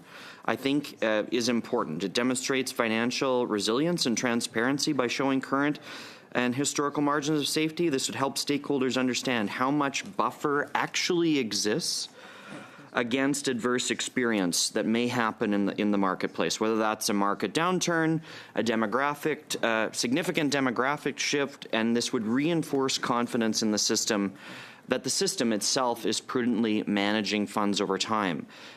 Also, I think we feel including this would highlight trends and early warning signals that may not otherwise be caught, certainly would be less accessible to parliamentarians and the public in general. I think it would be fair to say if this provision is not adopted. presenting historical margins of safety would reveal whether resilience is strengthening or eroding. And by ensuring that it's encapsulated in a report that's tabled before Parliament, it's right there in the record permanently for Canadians to review when they're making a determination about the health of a fund. This trend analysis would allow decision makers as well, so it's good for parliamentarians, to identify emerging risks rather than reacting only when the threshold has already been breached. Too often, I think, in government, we're reactive after a problem happens. We miss the warning signs and allow something to spiral into a crisis, and then everybody panics and throws their hands up and says, oh my God, we've got to do something about this, when we could have caught it sooner and minimized the impact and damage to Canadians. There's lots of examples of that, Madam Chair. You're very familiar with them, so I don't need to go into that, but they certainly do exist. I think also including these provisions in the amendment to the bill would quantify as risk tolerance and trigger points, illustrating how much deterioration would be required before contribution increases are needed, would make risk thresholds explicit, which would, again, help Canadians understand the likelihood, not just the likelihood, but I guess the timing of contribution changes under different scenarios, like whether they need to happen faster than Parliament can necessarily do it through the legislative process. We understand that that can be a cumbersome process. And so if these indicators are there and regularly reported on, perhaps Canadians might start demanding changes to contribution rates sooner than a legislative process in terms of the spool up and how long that takes for legislation to be drafted, go through the rigmarole of the House side, et cetera. I think these indicators actually would probably be helpful in allowing a quicker response should some crisis point actually occur at some given time in the future. So in addition to that, it would also enable clearer policy and funding discussion. So by linking margins of safety to contribution requirements, it would become easier, not just for the Minister of Finance, but I think all parliamentarians, again, coming back to what I was talking about earlier about the conversations that we all go and have at the doors when we get whatever question comes at us as soon as somebody opens the door once you've knocked on it, if it's about the CPP, when it would become easier to explain the trade-offs between I'm still waiting for Mr. Danko to put himself on the speaking list. It becomes easier to explain the trade-offs between stability and higher margins, fewer future shocks, and affordability or lower contributions today. Does that impact higher risk tomorrow? So I just think overall, the amendments that, or the conditions that we've provided in this sub-amendment would improve communication, the tools from the Department of Finance, the Chief Actuary, parliamentarians directly to their constituents. Perhaps that might even include, the amendment didn't specifically outline this, or the sub-amendment, but perhaps even including a graphic comparison which would compare the statutory rate, minimum rate, and historical rates to actually outline that in a simple graphic for Canadians, and including that in the report itself when it's tabled annually. I mean, people do need information in bite-size portions these days. We're talking about the 20-second TikTok clip world, where that's where people consume more and more of their quote-unquote news and information, which has a whole set of problems of its own that we're dealing with at Brock Committee. I'd welcome feedback from members on that at any point, but not for today. But I do recognize that that's not necessarily a healthy way to consume information, but it is happening whether we like it or not. And so I think, having documents from the Department of Finance include perhaps a graphic, or certainly these reports as we've moved, would be an important step to ensure that accurate information is getting out there in a consumable format, along with all the disinformation that we're seeing. So, I mean, again, just to recap, it would show the pension fund's ability to absorb shocks, provide insight into long-term funding discipline through history, clarify when contribution increases would and should be triggered, support intergenerational fairness and stability. Also, we had an sub-amendment, unfortunately defeated, talking about that. But even this, by adding these provisions in this sub-amendment, would still assist I think the intergenerational fairness and stability questions that we were raising earlier, and it would enhance understanding and accessibility of the information through funding rate comparisons. So it's a good sum amendment. It would not create all that much more work for the Department of Finance, which, as Mr. Lawrence and Dr. Strauss pointed out, that Conservatives, of course, often criticize make-work projects. I think this is a pretty simple thing for the Department of Finance to add to their creation list that would not cause onerous burden to officials who do important work on behalf of Canadians. Sincerely hope that government members would support this amendment. It's a good one that makes sense to me. Thanks, Madam Chair. Thank you, Mr. Jackson. Mr. Strauss? Yeah, so I really welcome the debate. As when I left the mic, I was honestly not sure in which way I would be voting on this one. The issue of red tape means a lot to me. Tomorrow will be, I agree on that point as well. There is a lot of time wasted in committees and in the chamber, frankly. So although I'm disappointed, it does seem Mr. Danko is speaking out of turn, but I would love to hear more from him on this point, because I think it's an interesting point of debate that Mr. Turnbull raised yesterday, but I listened very carefully to my colleague, Mr. Jackson, and he says it wouldn't take that much time to prepare this report, and looking at it, it seems like it would really be a couple line items, maybe 3 or 4 line items, and I do imagine that it couldn't be more than 5 to 10 minutes of professional time for the right person in the Department of Finance to prepare this one.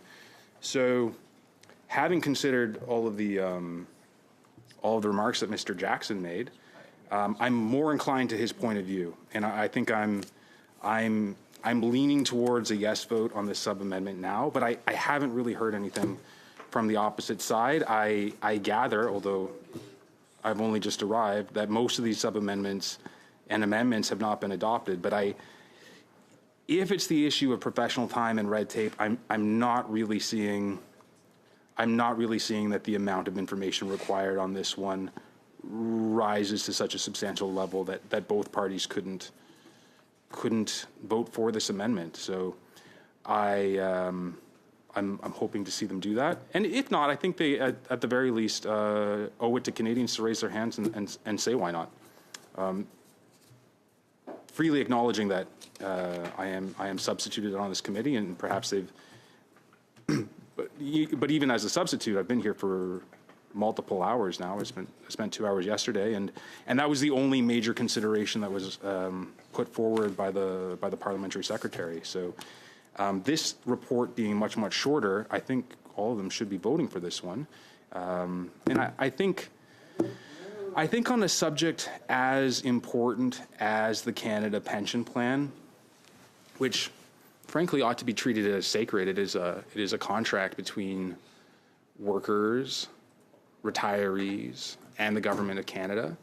And so to have this sort of basic information be publicly accessible and reported yearly seems really reasonable. So that's my decision. I guess at this point I'm just looking to see if any hands come up, because I'd love to hear the other side if it exists. But at this point, I think this is a yes from me. So thanks, Chair. Great, thank you. Shall Sub-Amendment 6 on CPC 13 carry? Yes. Recorded division. Freedom!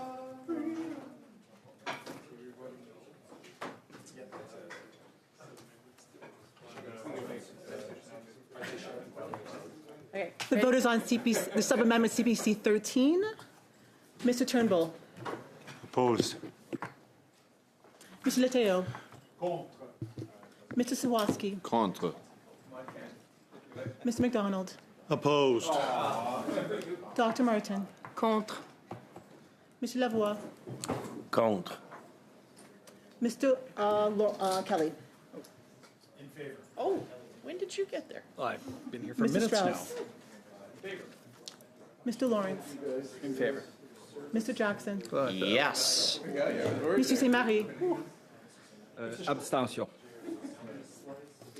Yeas pour 4, 4, nays contre 6, 6.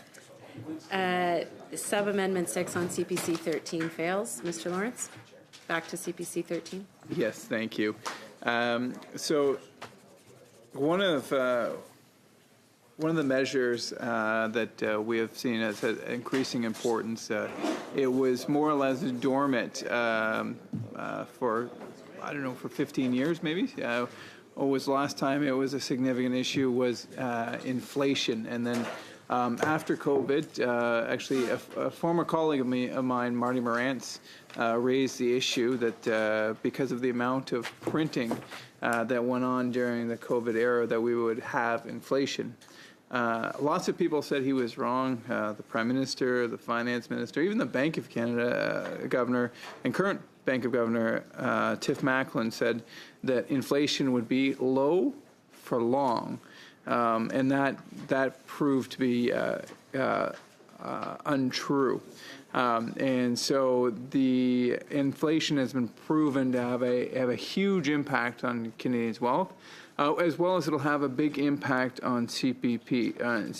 And as has been a theme of Conservatives throughout the review of the clause by clause, we would like to work with the government for greater disclosure and more transparency. And so I would propose the following sub-amendment that seeks to do just that, that demonstrates the impact of inflation on the CPP so that Canadians have a good view of that. So I would move the following, Chair. That the amendment be amended by adding after the proposed subsection 43.1 sub 1 the following. Sub 1.1, the report prepared under subsection 1 and the report prepared under subsection 3 must include projected Canada Pension Plan assets in both nominal and inflation adjusted dollars and must include, to the extent the information is available, projected assets per contributor and projected assets per beneficiary. Thank you, Mr. Lawrence. If you could send that by in writing, we will briefly suspend and get the translation to you. Thank you.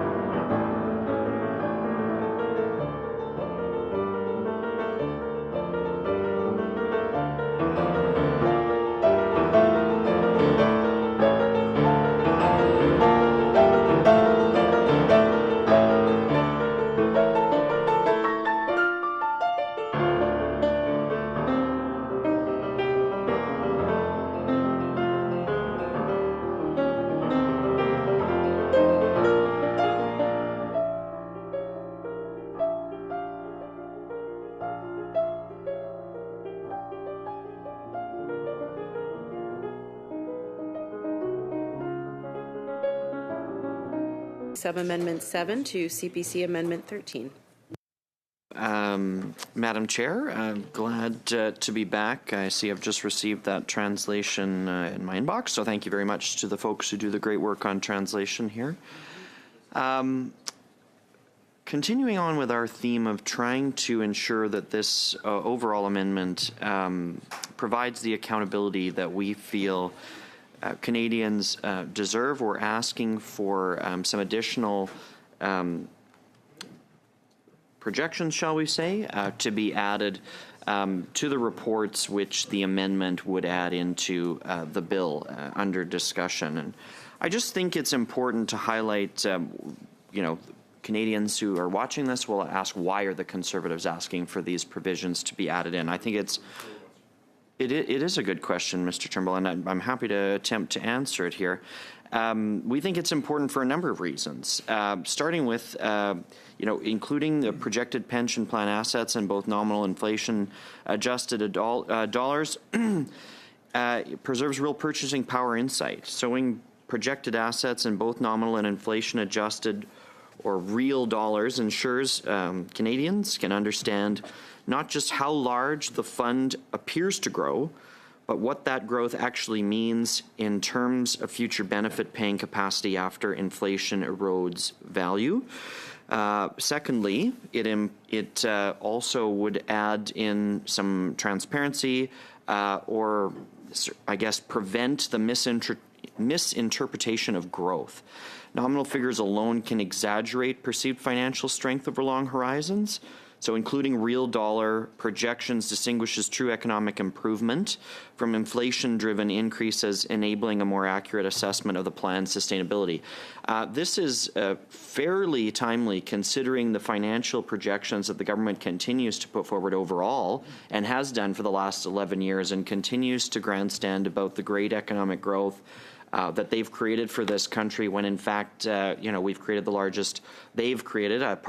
largest household debt per capita in the G7, amongst many other extremely concerning economic indicators in real dollars versus their nominal projections, which they continue to tout as the only numbers that matter in terms of trying to sell their success to Canadians. So by putting this provision specifically in this sub-amendment, we would at least be able to tell both stories to Canadians with respect to the Canada Pension Plan, which would be at least one area where we could protect them from liberal victory flag waving, shall we call it, on other matters with respect to the economy and the finances of Canadians. In addition, the provisions put forward in this sub-amendment would improve contribution and policy planning. Inflation-adjusted projections better align with real wage growth, benefit indexation and cost of living adjustments, which would help policymakers and actuaries set contribution rates and funding strategies that are appropriate in real economic terms, and additionally would provide meaningful participant-level perspective. So again, coming back to the Canadians, particularly, well, not necessarily particularly, but young Canadians, who are new to contributing to the CPP as they're getting into the workforce, ensuring their perspective at participant level. Reporting assets per contributor would highlight the average funding support backing current workers' future benefits, while assets per beneficiary would show the adequacy of resources available to pay retirees, making aggregate figures more relevant to individual stakeholders. Now, again, it's important to come back to the demographic breakdown and what they're contributing, what that means in terms of if catastrophic events occur, or what's going to be left for them when they get back to the pensionable age based on what they've contributed over the course of their working career. So it's an important couple of amendments there. I think people may ask me when they see this clip, inflation-adjusted projections, what is the importance of that? What does that mean, and why did you include it in your sub-amendment? So I think it's important to explain that to Canadians. Inflation-adjusted projections are also called real dollar projections, show the future value of pension plan assets after removing the effects of inflation. We know we've been dealing with a period of challenging inflationary levels post-pandemic.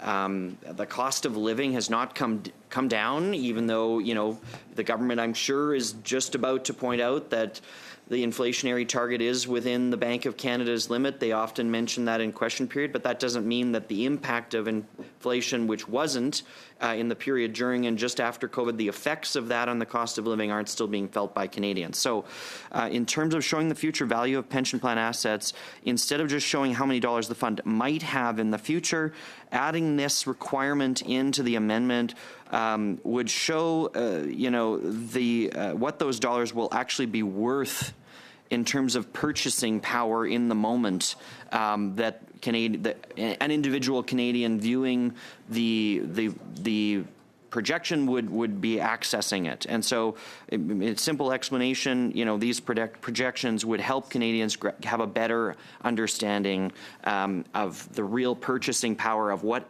every one of their CPP dollars is going to be able to buy when it comes time that would be turning into the brown envelopes, as we like to call it, when they arrive for Canadians to support them in their retirement years. So an actuary would start with a nominal projection of assets, but then they would strip out the inflation by discounting future values back into today's dollars using an assumed inflation rate. The result is a real inflation-adjusted projection, which reflects the true economic value of the pension plan. It matters because benefit payments are often indexed to inflation, which does not reflect the challenges that we've just outlined. It also would allow an apples-to-apples comparison over time, since all values are expressed in constant dollars. It highlights whether the plan's assets are truly growing in a meaningful way and not just keeping up with rising prices, but planning ahead for what prices may be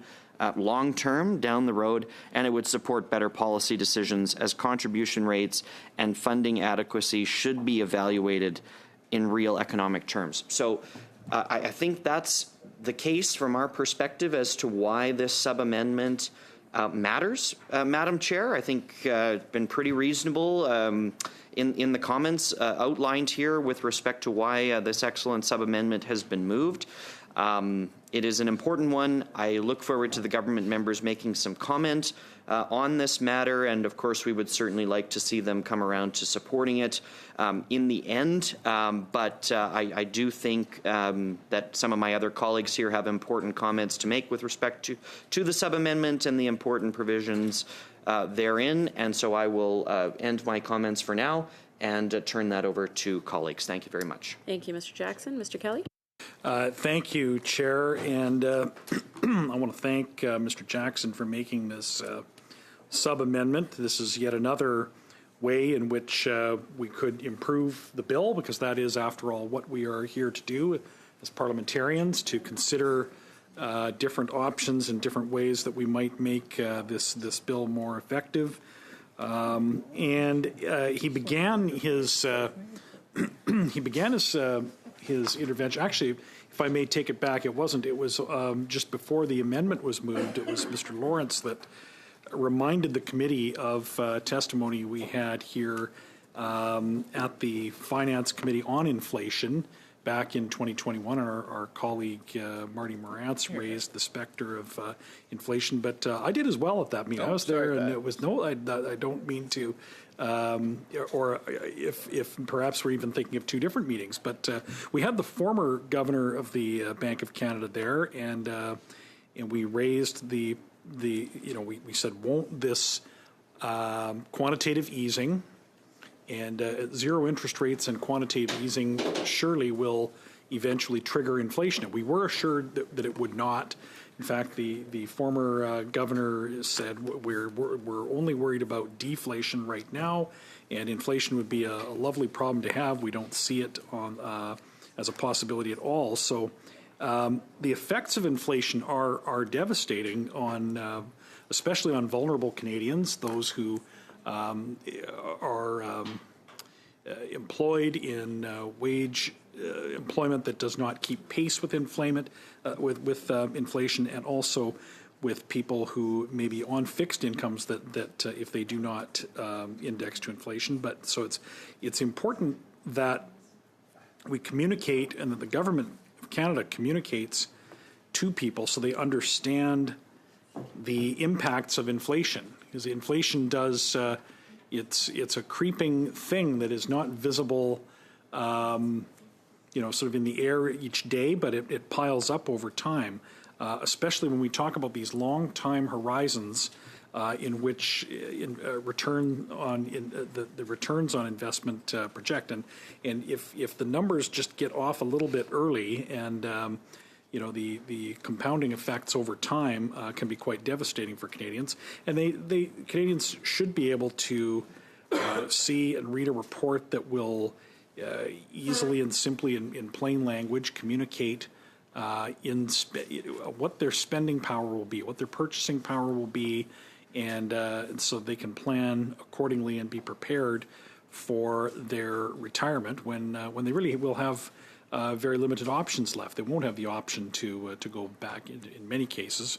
Either Canadians would feel they've got to a point in life where they wish to enjoy a retirement, and health and mobility and whatnot may prevent them from working, and or at least make it undesirable to have to do so. So ensuring that Canadians know what their number is and know when they're going to be able to retire and understand what their purchasing power would be given the effects of inflation over time is just it's just good policy, and that's why we have encouraged the government to take this step through this sub-amendment. And I was quick. I wanted to make sure that I got on the speaking list, but I wasn't sure if the government had a response yet or not.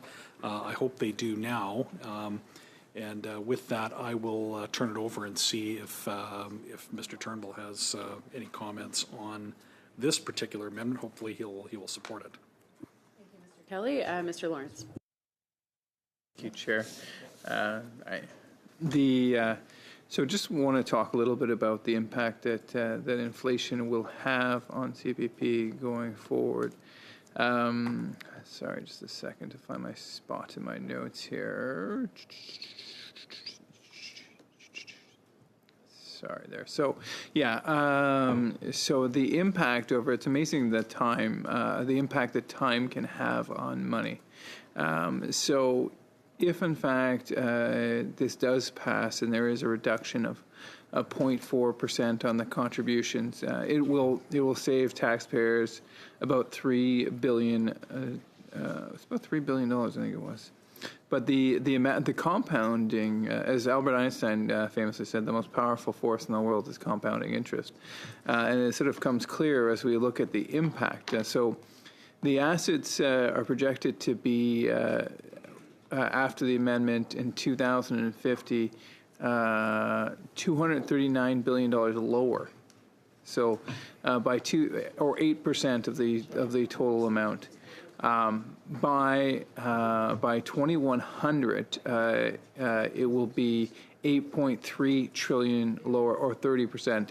You see the delta, not just in the absolute terms, which is obviously massive, but the percentage also increases, right? So by 2100, the fund is roughly 30% smaller than expected. And this shrinks the buffer available to absorb future shocks, and that's the worry.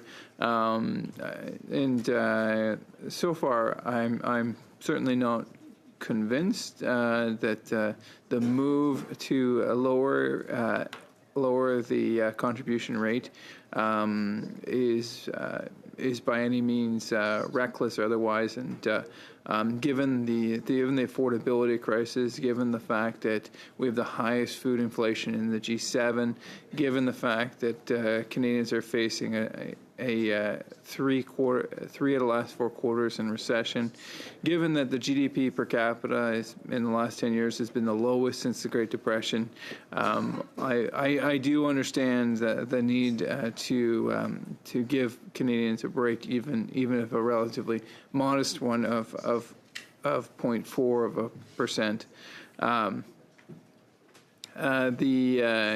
if we look going forward once again, because we want additional information in this sub-amendment about inflation, we can see it also will affect the assets to expenditure ratio.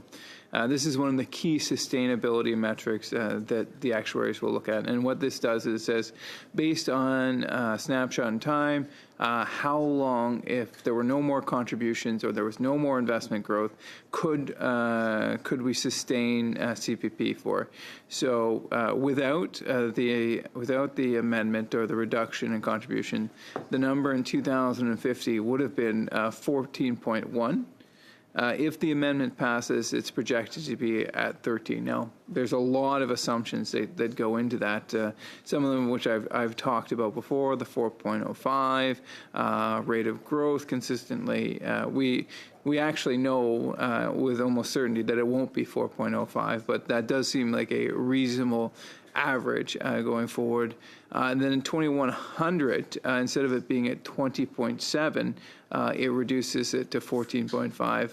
A lower asset to expenditures ratio means that the plan has less of a cushion built up for the second half of the century when demographic pressures are the strongest, meaning there'll be more retirees per worker. And that could actually become worse if immigration has declined recently.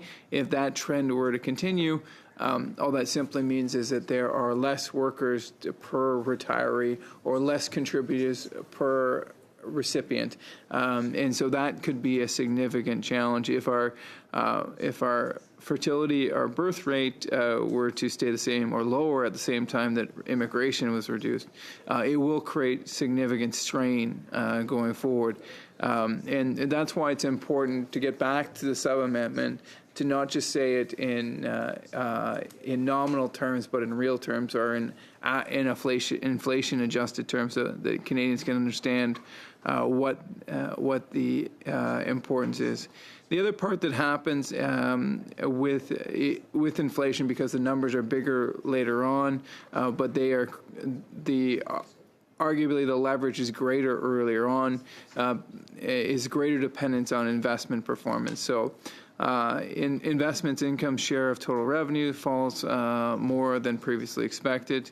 In 2050, 1%. In 2100, 7%. By the end of the century, the plan becomes more dependent on the Canada Pension Plan Investment Board returns to keep it in balance. Any sustained period of lower than assumed returns will have a bigger impact. And so all this goes to say that inflation is incredibly important when looking at long-term investments, and regardless of whether you're looking at the CPP, a pension plan, or your own RSP, because you couldn't be told, you know what, if you save $50 a month till now to you're 60, you can say, well, it might add up to, I don't know what the exact number, but let's say $1 million. You say, well, great, if I'm 20, I'll have $1 million for retirement. Well, $1 million 40 years from now is worth considerably less. So what's more valuable is to have actually, if at a rate of savings, what the actual amount in inflation-adjusted numbers is, so that you can gauge whether that is sufficient for your retirement. Now, at 47 years of age, my retirement is getting closer, and so inflation will have less of an impact. But if there were younger members here, maybe one that has striking resemblance to Justin Trudeau, that inflation would have a much greater impact going forward there. So, but with that, I think I've done as much as I wish to explain the importance of this sub-amendment, the importance of including inflation in future projections with respect to CPP. And so at this point, I will rest my case, as it were. Thank you, Mr. Lawrence. Mr. Jackson? Not to belabor this point, but Mr. Kelly just twigged a couple of things that I did want to pick up on and just flesh out a little bit more.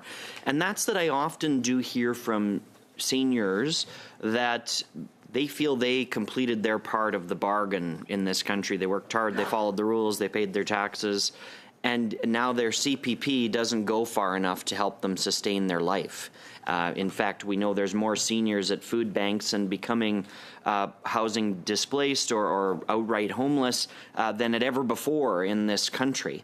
And so clearly there is an understanding gap there between people who have contributed and are contributing to the CPP and what that CPP is going to look like when it turns around and starts paying Canadians back.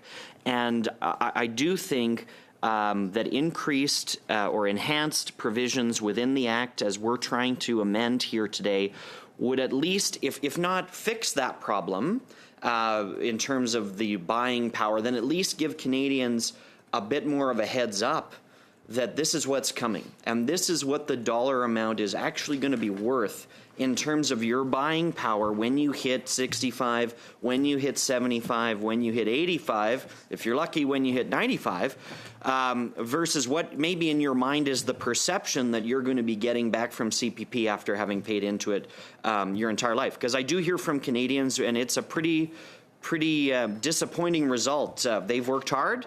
Very hard and contributed to community and to society, and then they can't afford groceries at the end of the week. I just heard a story about somebody from Harvest, Manitoba, who in fact her job at the Health Sciences Centre in Winnipeg was to drive people to the food banks, and when she retired, including her pensions, she still doesn't have enough money to keep a roof over her head and pay for her groceries. She's now accessing the food bank herself in retirement after her career having been in the healthcare sector trying to connect people with the supports that food banks in Winnipeg offer, which is just a tragic state of affairs, really, as far as I'm concerned. But the point is, this individual maybe did everything they could to save everything they could. Nothing more could have been done.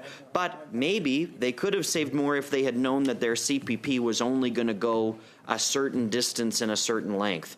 And if that can be explained better with annual or regular reporting, as we're requiring with our amendment of the finance minister, I think that's a good thing, so that Canadians can more accurately plan their finances in a consumable, or having the information available to them more accessible in a more consumable format. I think that's an important thing for Canadians to do, and for this individual, certainly it may have benefited her in terms of her own financial planning in this situation in which she is now very tragically involved in. And so I do think Mr. Kelly raised an important point there about the realistic funding and contribution decisions that this would outline, and also the enabling of consistent comparisons over time, which I do believe would also allow Canadians to have a better understanding of what the dollar figures are actually going to be worth and what their purchasing power is going to be when they come to be of a pensionable age. Mr. Turnbull, point of order. I know the member opposite is talking about dollar figures. The Conservatives have now wasted 16 hours in total in this committee. They sub-amend their own amendments on the fly. It's basically legislate on the fly on that side. And I would like to know, so we had 17 finance officials here yesterday, 8 of them here today for the better part of the day. What is the cost per hour of running this committee that Conservatives are wasting parliamentary resources on when they're not serious about passing legislation? Thank you, Mr. Turnbull. Sorry, who had the floor? Mr. Jackson? Mr. Lake? On that point of order, is that, can the chair rule, is that actually a point of order? Mr. Lake, I'm not going back on Mr. Turnbull. I allowed him to speak, but I've turned the floor back to Mr. Jackson. Okay. I'm just curious if that was a point of order, or if the member opposite is asking you to answer that question, Madam Chair. I'm not clear. Mr. Jackson, you have the floor. Okay. Well, I guess we'll leave that as it is. But nonetheless, I think I do certainly have made my case to support this amendment. It makes perfect sense.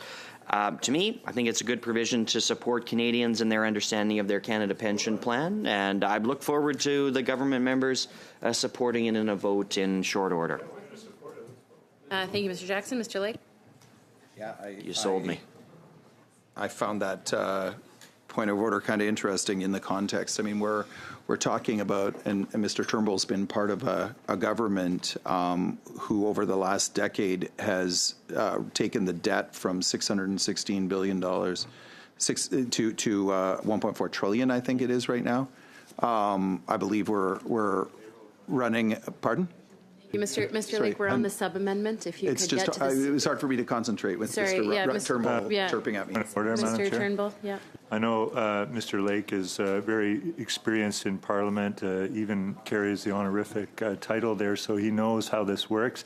But I noticed that he's making an argument, but it doesn't really relate to the actual sub-amendment that's been proposed by his colleagues, so I wonder if you could bump him back into his lane. I call it lane assist. Thank you, Mr. Turnbull. Mr. Lake, we've actually, one moment, I'll address you in a second, Mr. Kelly. This has been a consistent theme for the past 2 days, and so I'd just like to remind all members to focus on the fact that we're doing clause by clause, and we are currently on sub-amendment 7 of CPC 13, and so I would encourage you to focus your comments on that for relevance. Before I turn to you, I know Mr. Kelly has a point of order. Yes, there was some lack of clarity whether you had ruled on what Mr. Turnbull had intervened, and I think that's what Mr. Lake was referring to. Thank you, Mr. Kelly. That's not a point of order. Mr. Lake, you have the floor on CPC Sub-Amendment 7 to CPC Amendment 13. Is it Sub-Amendment 7 or 6? 7. Yeah. Oh. It's 6 on ours, but 7 on hers. Oh, okay. Okay. Sorry. We're, looking at different information. So, but the conversation is around reporting, of course. And, I think in this era that we're in right now, where Canadians have less and less information from the government, let's face it, our parliament is sitting less than it used to sit under previous governments. We've seen over the last few years more. Sorry, Mr. Turnbull, were you wanting to weigh in? My colleague's not here. Sorry. Okay. Yeah. Sorry. So we're seeing less transparency than we've ever seen, and I think Canadians are rightfully concerned about what the impact is going to be of the record levels of spending that we're seeing. And so I do think it's on topic when we're talking about reporting and we're talking about the impacts of inflation on Canadians' pensions. It's important to talk about the things that are leading to that in making the argument for this sub-amendment. We're dealing with a situation where we had, and we can just look back in history at the impact. We had a Trudeau government of the 70s and early 80s that ran deficits in 14 out of 15 years. We've just had another Trudeau government that ran deficits 10 out of 10 years. And now we've got a new government led by a new prime minister, but very similar to the old government, actually outspending the previous government, bigger deficits than were projected under the previous government. And I think that's going to have an impact. Canadians are rightfully concerned about the impact it's going to have on their pensions. You take a look, you go back in time again and see the impact of the record level Trudeau spending from the 70s and 80s. And coming out of those deficits, it wasn't until a generation later that we saw the real impact. Point d'ordre, Madame la Présidente. Oui, Monsieur Lavoie, le règlement. Je viens de regarder le sous-amendement. Amendment, and the comments of my honourable colleague have nothing to do when he speaks about former governments. So please restrain yourself to the sub-amendment. Order, Mr. Kelly? Yeah. I actually was following his argument quite carefully. Okay, this is turning into debate. So Thank you, Mr. Kelly. Mr. Kelly, this is turning into debate. Okay. Thank you, Mr. Lake. Thank you, Madam Chair. I was, I think, in mid thought about the impact of those deficits. So what we saw with the deficits and that significant debt taken on under Pierre Trudeau, we saw that a similar circumstance to what we're kind of looking at right now, where the next 9 years under a Conservative government, I know my Liberal friends liked to, in the early days of their government, shout out across the floor that the Mulroney deficits were the biggest in Canadian history at the time. Important to point out that those Mulroney deficits during that time in government were entirely interest on the debt ran up by the Trudeau government of the 70s and early 80s. Entirely interest. Other than interest, the budgets were in balance. The real bill didn't come due then, though. The real bill came due in 1995. And some of us are old enough to remember 1995, perhaps not the member directly across the table from me, but in 1995, those of us that were around will remember that the government of the day, the Paul Martin, as finance minister, the Chrétien Martin government of the day in 1995, because of a drop in our credit rating, had to cut the Canada, I think it was called the Canada Social Transfer at the time, had to cut it by 32%. Billions and billions of dollars in one shot cut from spending of transfers to the provinces for healthcare, social services, and education over a 2-year period from 1995 to 1997. I know that some on this committee share my my interest in international development. And do you know what our lowest level of spending in international development was? It was in the early 2000s, still coming out of those cuts under the Chrétien Martin government. I think we were down around 0.21% of ODA in terms of our ODA was. Point d'ordre, Madame la Présidente. Oh, sorry. Yes. Point of order, Madam Chair. Yes, Mr. Lavoie. A point of order. Guys, maybe you should. Mr. Lake, Mr. McDonald, Sorry. Mr. Lavoie has the floor. Thank you. Merci, Madame. Thank you very much, Chair. I would just make the same point of order. We should be dealing with the sub-amendment, which is a very specific one. Telling us stories about the past has nothing to do with the sub-amendment. Perhaps somebody could reread the sub-amendment. I've said this has been a consistent theme throughout the day to remind folks to stay on topic of the sub-amendment. So please continue. I appreciate that. So I think the honourable member asked me to reread the sub-amendment, so I will do that. Mr. Lake, we've kind of established a protocol here that we don't reread the sub-amendment once it has already been I think the member read in. asked to have the sub-amendment reread. He said in his request. C'est ça, j'ai dit. Laisse ton tour, puis It has been. His request is withdrawn? Is that what's happening right now? It doesn't matter because we have established a protocol throughout the day that we're not doing that. So for consistency, I would ask that you continue with your argument and stay focused and not be repetitive. Okay. So again, it's interesting. Mr. McDonald says, quote, "We don't need a history lesson."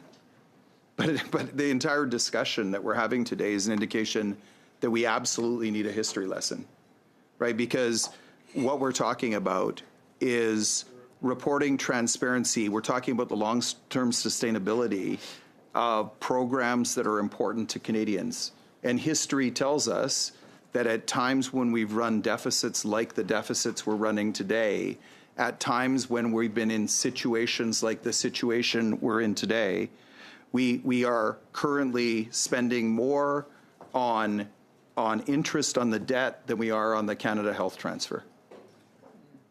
Point of order, Madam Chair. Yeah. Mr. Turnbull, point of order. What does the debt service have to do with the Chief Actuary's report on the solvency of the Canada Pension Plan, which is what we're talking about here? Thank you, Mr. What does that have to do with this? Thank you, Mr. So Turnbull. relevance, that's a point of order, a legitimate point of order, as we all know. And I would like to ask the chair to request that Mr. Lake actually get on topic. I find it telling. Thank you. One second, Mr. Lake. Thank you, Mr. Turnbull. Again, I will remind the member to stay focused. Mr. Lawrence, are you raising your hand on the same point of order? Is it going to be debate or is it going to be a point of order? I believe it'll be relevant to his point. Okay, I'd like to hear you. He raised the issue of relevance, and I'll be brief, but the MCR is related directly to the macroeconomic position. That is debate. That is debate. So he was talking about relevance. Yeah, so that's fine. But that's debate. We'll allow Mr. Lake to continue. Thank you. I think it is incredibly telling that the parliamentary secretary to the Minister of Finance, the Liberal parliamentary secretary to the Minister of Finance, has just said that the fiscal situation of the country has no relevance whatsoever to the long-term sustainability of our Point of order, Madam Chair. I find that... Sorry, Mr. Lake, that's point of order. That's not what I said, Madam Chair. Absolutely astonishing. Okay. Well, I mean, So, it's recorded. Madam Chair. Right? We're not in both of you, please. I have the floor right now. I'm going to ask. We're not going to devolve into a tit for tat, and so I would like Mr. Lake to continue with your point, and we will treat everybody as honourable members, and we will not go after each other personally. Thank you very much. I was not going after him personally. I was just responding to his comment that he made. Please carry on with the Okay. the point, your argument on the sub-amendment. That is fair. Okay, so we're in this situation right now where the fiscal situation of the government absolutely is going to affect the long-term sustainability of programs that Canadians count on. Of all programs that Canadians count on. All programs that Canadians count on. It's not about that. It's about the Canada Pension Plan. Madam, I'm not sure. Are we open debate right now? His microphone is on. I'm not. Mr. Kelly, you have a point of order? Yes. You're not permitted to interrupt members while they're speaking, and Mr. Turnbull is interrupting Mr. Lake. I'm trying to. I think that I get the thread of his argument, and I'm eager to hear it. Thank you, Mr. Kelly. Just ask everyone to please be respectful. Mr. Lake, you may continue. I am also glad to cede the floor to Mr. Turnbull if he wants to take some time to weigh in on the conversation. I'd like to hear more about how the current fiscal situation of the government will not have any impact on anything down the road for the future of Canadians. But I will go back to the history lesson that the Liberals don't need, apparently. The history lesson tells us that that when you undertake spending, when you put forward policies that lead to a fiscal crisis, an energy crisis, because we saw this in the late 70s and 80s. We saw an affordability crisis, certainly an interest crisis. Right, certainly, all Mr. of those Lake, are going to have an impact down the road. This is about the sub-amendment about a programs report that are on important to CPP. Canadians. So if you could make sure you tie this back into the sub-amendment, please. Absolutely, absolutely. Madam Speaker, Madam Chair, I guess it would be in this situation. Sure, we'll take it. Yeah. You know, we're in a situation I was mentioning where our interest payments are now higher than the Canada Health transfer. We're going to be in a situation that will absolutely affect our ability to fund. I'm sorry. Mr. Turnbull? Relevance, I mean, the member is not speaking to the issue at hand, which is the Canada Pension Plan, us reducing the contribution amount by 40 basis points, and the Conservatives asking for a sub-amendment on their amendment about reporting on that. It's not relevant to the actual sub-amendment that's been proposed. Thank you, Mr. There's Turnbull. no tie. I can't hear any link. Thank you, Mr. Turnbull. I would just like to ask Mr. Lake to please focus on the sub-amendment to the amendment, which is about the report. We are in clause by clause, and so it is important to stick to the focus of the sub-amendment, please. I will look forward to Mr. Turnbull's next turn answering questions in the House of Commons to hear him stick to the topic that's asked in the question in the House of Commons during question period. I'll look forward to seeing the result of him in the raising standing this. orders, though, in the standing orders, and we've gone over this a number of times in committee today, that members do need to be relevant in their arguments, and so I'm going to ask that we continue to stick to that relevancy when it comes to the particular sub-amendment that we are debating right now on the CPC 13 amendment. Thank you. So the sub-amendment speaks to reporting. Okay, so the sub-amendment speaks to the importance of reporting, because I think at this point in time, Canadians are losing trust. They're losing trust in this government. Many Canadians, in my part of the country, certainly many Canadians are losing faith in this government. They're losing trust in this government.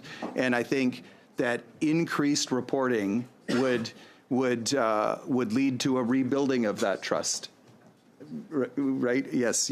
I would note that the chair is nodding with me as we're having this conversation. Mr. Lake, I'm going to have to interrupt there to just clarify the record, because you shouldn't really put words in the mouth of the chair. So I'll ask you to retract that statement. I retract that. Thank you. I appreciate that.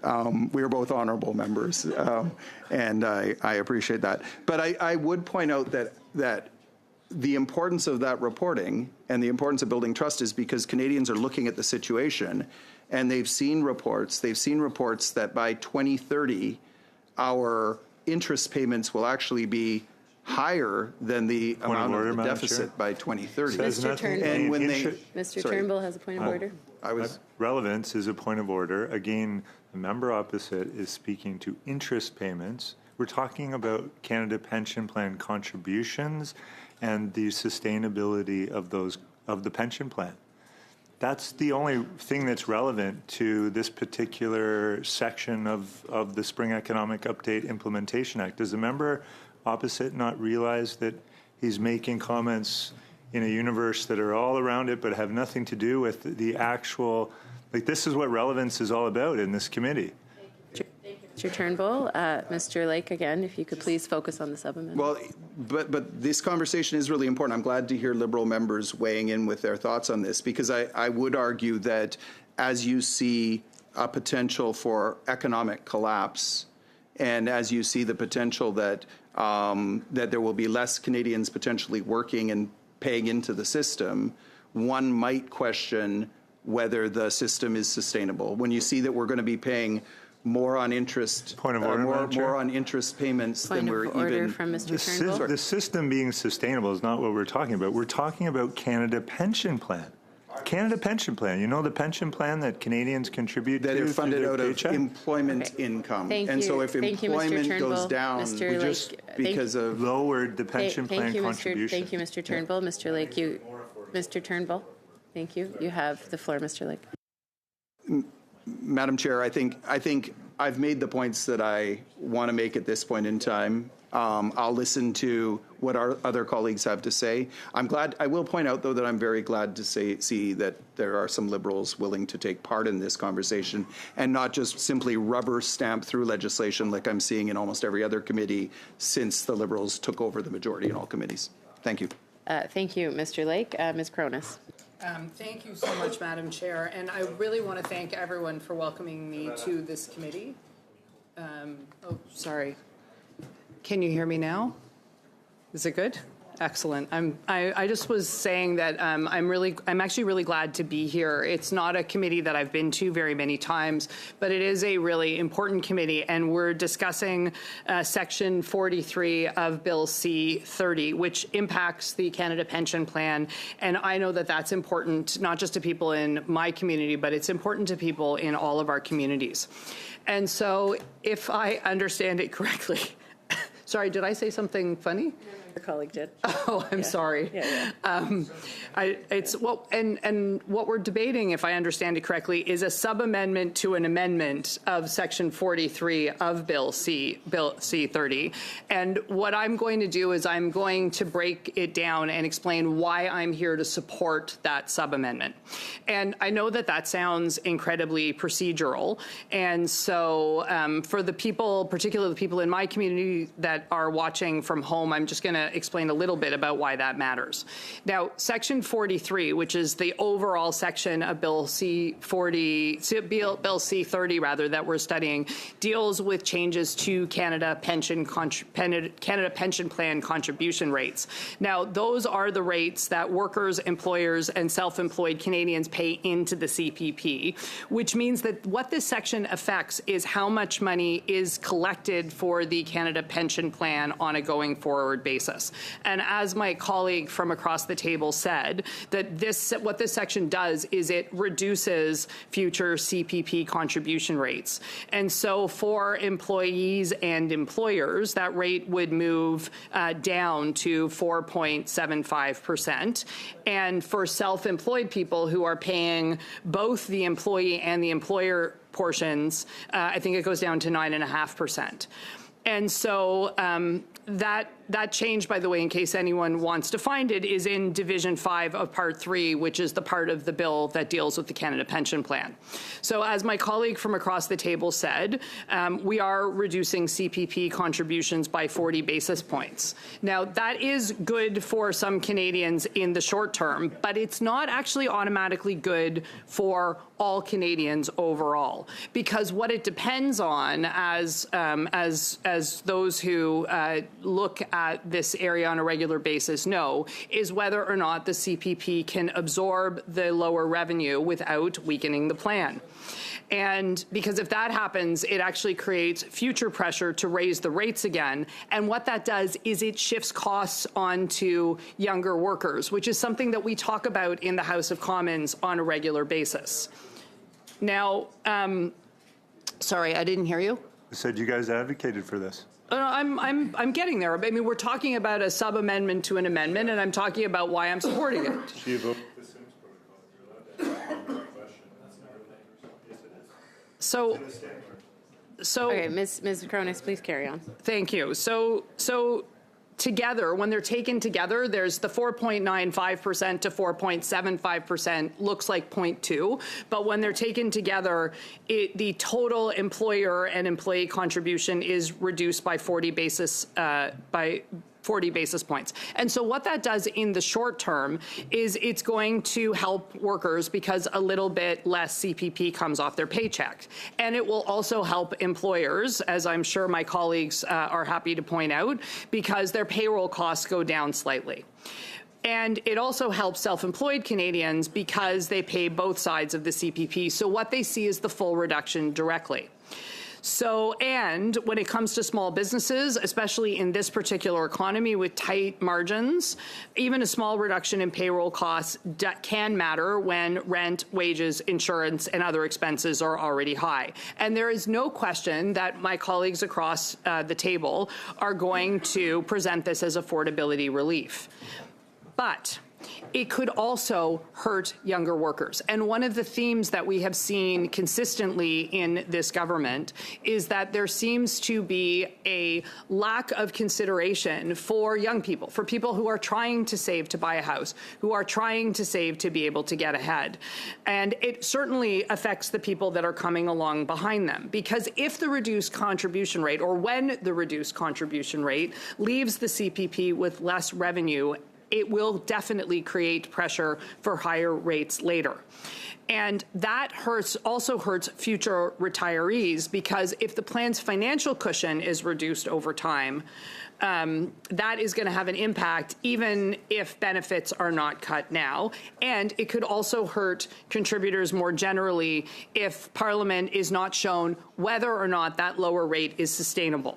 That, in turn, can hurt trust in CPP if the government lowers contributions without clearly explaining the long-term impact. And that is the key point here, that the change doesn't necessarily mean that CPP benefits are being cut now, but it does mean that less money is being collected than would otherwise be collected, and that raises a question of whether or not the lower revenue is safe for the plan in the long term. And that brings me to the amendment and the sub-amendment, because it shows us why they matter.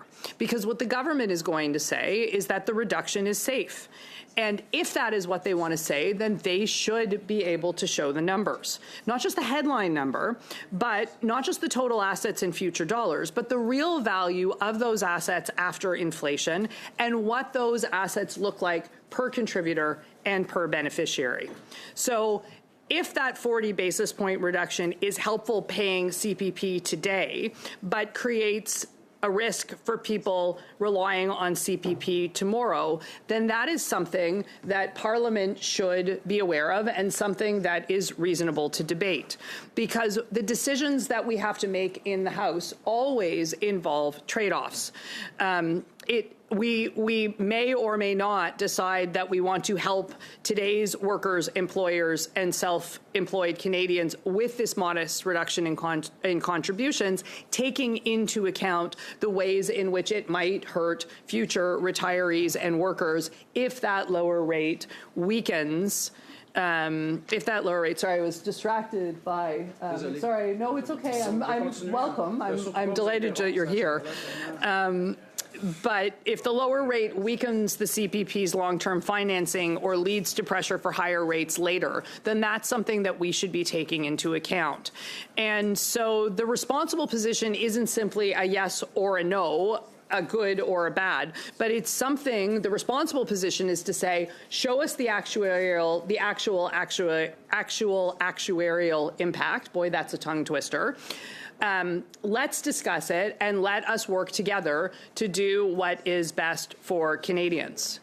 Sorry, are you trying to say something to me? Yeah, she's asking me a question. She's evoking what's called the SIMS protocol, which is a thing in the standing orders. I can cite it for you, but it's a thing that she can ask me a question and not cede the floor, and I can answer. That is true. There is the SIMS protocol. Are you hoping to? No, to I was just adding a point to your argument, which is that the chief actuarial. There's a report that was tabled in Parliament yesterday. That's what we heard in witness test. So the impact that you're asking for is already in that report, which was tabled in Parliament yesterday. So essentially, it's redundant, the argument you're making, but I just wanted to make sure that you were aware of that. Oh, well, no, I am aware of that, and that's actually where I was heading, because the Office of the Chief Actuary does, in fact, you practically anticipated the next sentence that I was going to say, which is that the Office of the Chief Actuary already publishes reports on public pension plans and can value the impact of tabled bills and amendments affecting public pension plan, which is the kind of transparency that Parliament should require here, and is exactly the information that the minister should be paying attention to.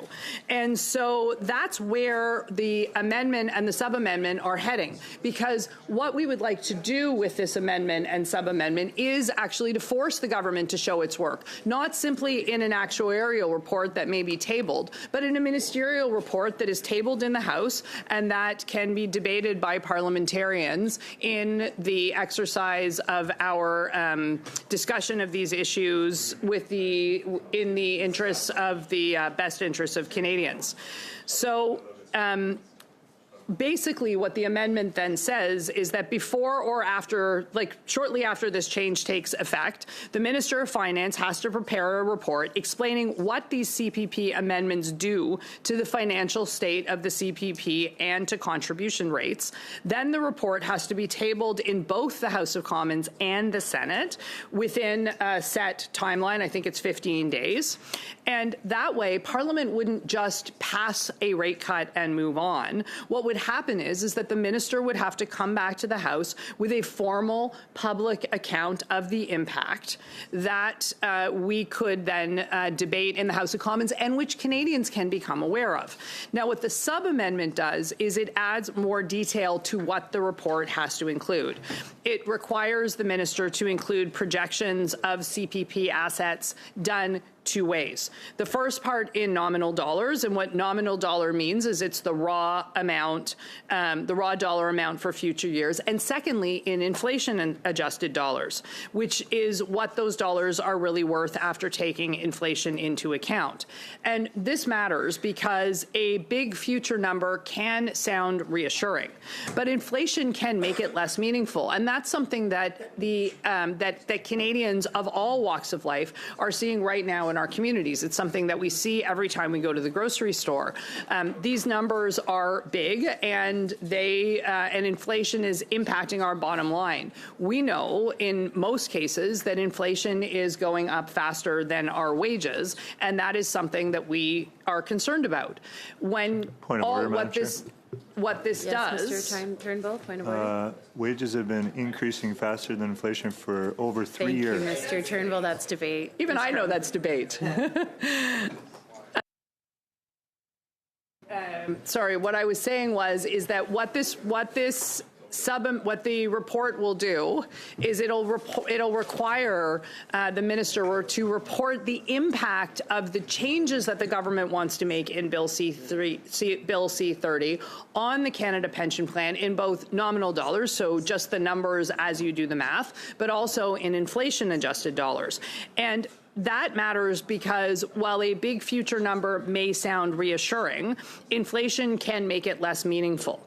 And so, for example, saying that the CPP fund will have a certain number of billions of dollars in 2040 doesn't actually tell us that much today unless we also know what that amount is worth in today's dollars. And it also, I suppose, helps to know what projected inflation rates might be and what those numbers might convert into the long run. And now what the sub-amendment would require also is where the information is available, it actually requires the minister to come back to the House with projected CPP assets per contributor and per beneficiary.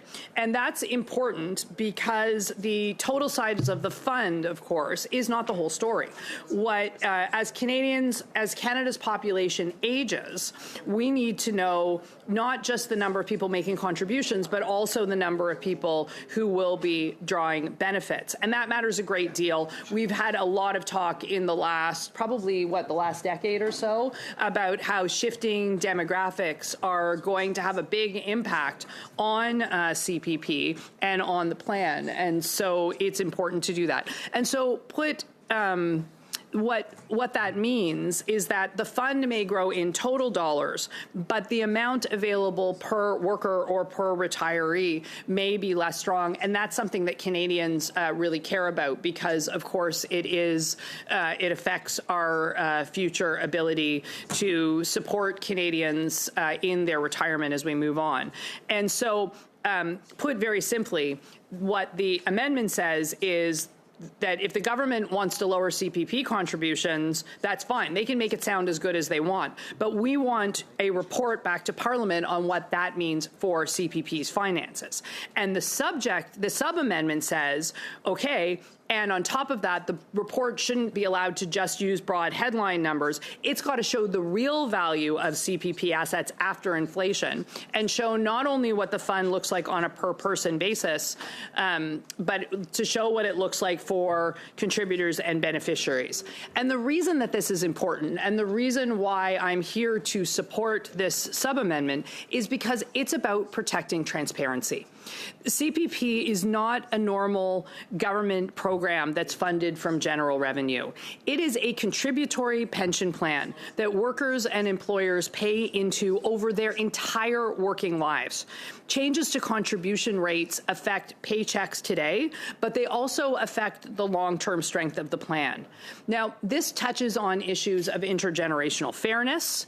It touches on issues of transparency, and those are some of the core issues that we come to this place to do. A lower contribution rate may very well give workers and employers some relief now, but I got to tell you, Madam Chair, that when government is going to the CPP to be able to provide relief, we are really going into one of the core pockets where Canadians get really worried about things. They get really worried about the state of our economy. I get a lot of email in my office urging us to keep our hands off the CPP, worried about what we might do to it in this place, because it is, when we talk about affecting our financial cushion and adding risk for younger workers, it's difficult. And so what these reports that we are asking for through the amendment and the sub-amendment do is they make the numbers harder to spin.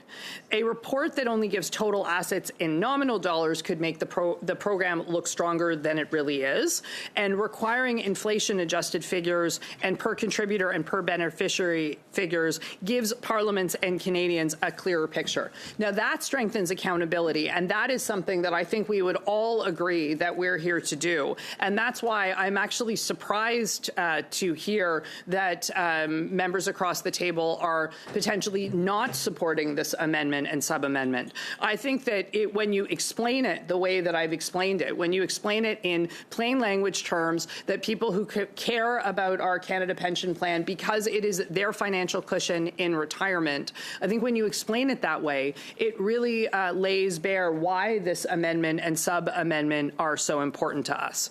Now, the simplest way to say it is that the amendment is about making sure that Parliament and Canadians know whether cutting CPP contributions is truly safe for the long-term health of the pension plan, and not just whether it sounds like another good announcement to do in the short term.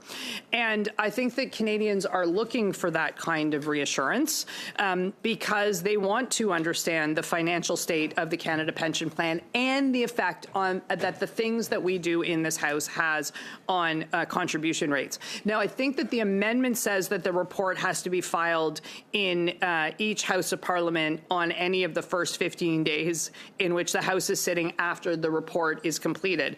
And I think by both houses, what we mean is that the report has to be provided both to Parliament and to the Senate. And why that is important is because, of course, it allows both of the houses that represent Canadians and deal with those issues to do is it allows them to both have an input and look at it it from the different perspectives and the different dynamics that both of those houses provide. And that is another thing that I hope is going to reassure Canadians that we are acting responsibly with the CPP and with their money, because that is, again, it's something I hear about on a regular basis. And of course, in the first 15 sitting days matters because, of course, we don't sit every day of the week. And so that gives the government a defined parliamentary timeline as opposed to just a number of days to table the report. So what the sub-amendment does is it doesn't replace the reporting requirement or create a separate report. What it does is it adds more detail to what the minister's report has to include. It says the report has to include, as I think I've said, assets in both nominal dollars and inflation-adjusted dollars. And, of course, when we talk about a projection, what we're talking about is an estimate of how much money or value that CPP is expected to have in the future. So not just current figures, but also forward-looking numbers that will help parliaments and Canadians understand what the plan may look like over time. And so what we're asking for is we're asking the minister to bring that bring the actuarial report that my colleague talked about to life, and to give it information, to take that information and turn it into what I hope will be highly digestible information that will be tabled in both the House and the Senate that we can consider. And that's also why the sub-amendment talks about inflation-adjusted dollars in addition to nominal dollars, because, of course, inflation-adjusted dollars will show the real value of the assets. Point of order, I think that would be the fourth time that the member opposite has mentioned the very same point. I know we've tried to decrease repetition in the interventions here, but... Sorry, it's just, it's been a... One second, Ms. Cronus, just... It has become a practice, and it is also in the standing orders not to be repetitive when we're doing clause by clause. So if you could make new arguments or allow one of your other colleagues to continue. Thanks. I'll try and bring it back. It's just, it's been, as I know it has been for everybody, it's been a really long day. These are, though, very important topics that are close to Canadians' hearts. And so I'm trying to do this in a non-repetitive way. And I apologize. This is a very dense bill and a fairly dense meeting, and I'm trying to do that. I don't know that we've sorry. Of course, interested to see here. Well, as the population ages and more Canadians retire, more people will receive benefits from the CPP, which is why we need to understand the impact on a per beneficiary basis. And I do want to clarify that what we're not debating here, we're not suggesting that there should be a completely separate process. What we're talking about is whether the reporting requirement in the amendment should be strengthened so that the report is clear, useful, and meaningful. And that'll allow for there to be more information available. And I also want to clarify that it's not about allowing red tape for the sake of it. It really is making sure that what we get is a real report with real numbers that can be tested and understood, that will tell the whole story. And,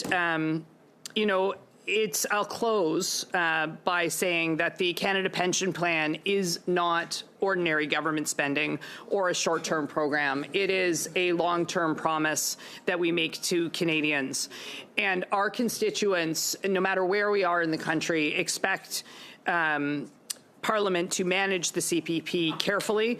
They expect us to be transparent and to do our job. And that is why I support the sub-amendment and both the sub-amendment and the amendment. I think it is clear. I think it's reasonable. I think it's accountable. And I think that if the changes in the division are sound, then the government should have no concern about providing this information, and that if there are risks, Parliament and Canadians deserve to see them. And for that reason, this amendment and sub-amendment have my support. Thank you. Thank you, Ms. Cronus. Mr. Jackson? Excellent. I'll take you at your word. Yeah, thank you, Madam Chair. Yeah, the Parliamentary Secretary did say he would support this, so that's positive. Anyway, I did just want to respond to a few other things that he put on the record when he said that that somehow the comments Mr. Lake was making about inflation had nothing to do with the sub-amendment, which, in fact, it's actually spelled out in the sub-amendment that we're asking for inflation-adjusted dollars, and that the report must include, to the extent the information is available, the impacts to inflation on real assets, projected assets, per contributor and per beneficiary. So for the Parliamentary Secretary to maintain the opinion that inflation has no impact on that, I mean, I don't think the amendment sub-amendment would have been allowed if it was out of the scope, for starters. But secondly, I think it's a pretty shocking admission that the Parliamentary Secretary believes that inflation won't have any impact on the buying power of people's CPP in the future. So I'd just like to outline for him a few reasons about why that is in fact the case, which is why we've included this provision in the sub-amendment. Inflation very clearly erodes purchasing power if benefits are not indexed, but indexation increases sustainability pressure. For contributors, wage growth versus inflation matters. If wages keep up with inflation, contribution revenues rise in nominal terms, and if they don't, like the government's doing, then that can present challenges. If wage growth lags, contributions lose real value. That's a clear fact that everybody, well, maybe not everybody, now that the Parliamentary Secretary has mentioned this, but most people, I think, certainly understand that that's the impact of inflation on pensionable funds, and that's why we've asked for this sub-amendment to make it clear to Manitobans and all Canadians, in fact, about the impacts that will have, including government actions on inflationary spending policies, which is exactly what Mr. Lake was trying to get to a point about, but was so unfortunately interrupted so many times. Perhaps the members opposite would have got a clearer picture if they could have allowed him to speak right through and make his argument in one connected presentation, but alas, here we are. So the bottom line for the Parliamentary Secretary and others is that inflation is one of the most important risks in pension financing. That's very clear, sound fiscal policy that everybody knows. It is not out of order, and it's certainly not off topic to include that in a sub-amendment to an amendment on a bill that's talking about the future fiscal planning regarding Canada's pension plan. So I think, well, the members opposite still haven't had enough. So they clearly don't understand that it directly affects the real value of benefits, the size of liabilities, and the effectiveness of investment strategies. I think that's very clear, and that's all we're asking for, is that projections outlining all those factors be included in the bill when it gets enacted, so that those provisions are included for Canadians to understand. That's why the sub-amendment's on the floor. We look forward to them supporting it when we get to the vote in due course. Thank you, Madam Chair. Thank you, Mr. Jackson. Mr. Kelly? Thank you, Madam Chair. And I, too, had comments that stem from some of the exchanges that occurred during Mr. Lake's argument that I thought he was making quite clearly and drawing a line over the historical experience of deficits and out of control government spending on inflation, which erodes the purchasing power of Canadians' savings and their retirement incomes. So the point is that a report that only gives nominal figures and does not adjust for inflation does not give Canadians the information that they need. And if people would then say, well, how important is that? Is that really something that we have had lived experience with in Canada? And the answer to that is yes. And that was Mr. Lake's point, is that we had up until today probably the two most irresponsible finance ministers in Canadian history, Alan McEachern and Mark Lalonde, who left Parliament basically kiting interest, issuing new debt to pay the interest on existing debt. So, we know that in a household, if somebody is taking out a new credit card just to make the interest payment on the old credit card, what kind of disaster that leads to. And that was the situation in 1984 in Canada. And that erodes, it changes the future value of assets. And that's why it's so important that we express these numbers in purchasing power terms so that Canadians can understand. Because we're in so many ways, as Mr. Lake was saying, we are repeating this history that we went through 40 years ago, wherein a prime minister named Trudeau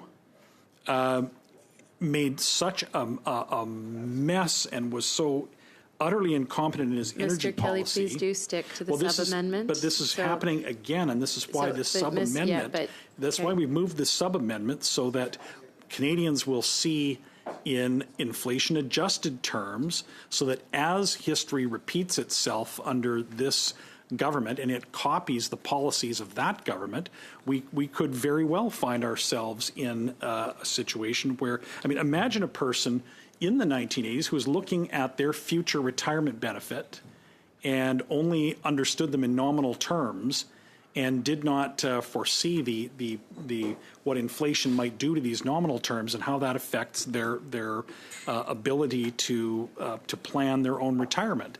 So that's why I followed that argument, and I think they didn't seem on the other side to think this was relevant. They refused. They weren't interested in learning from history, and so we become doomed to repeat it when we don't learn from it.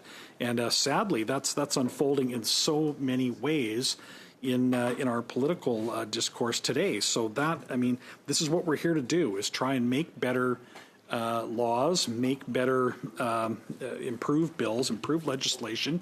It's our job as legislators, and that's what we're doing. We're trying to add both nominal and inflation-adjusted dollars to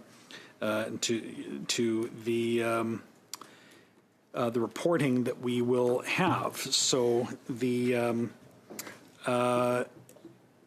I thought it was a valid argument made by Mr. Lake. That's why I'm stating it, and I think I've kept it to the limitations of this particular amendment, which deals in ensuring that Canadians have the inflation-adjusted information so that they can understand what they've got ahead of themselves. And the reason this is... Yes, Mr. Sawatsky, point of order. Just once again, we're seeing a lot of repetition as well as irrelevant information. We're at 10 hours now. We've been on one clause for the whole time.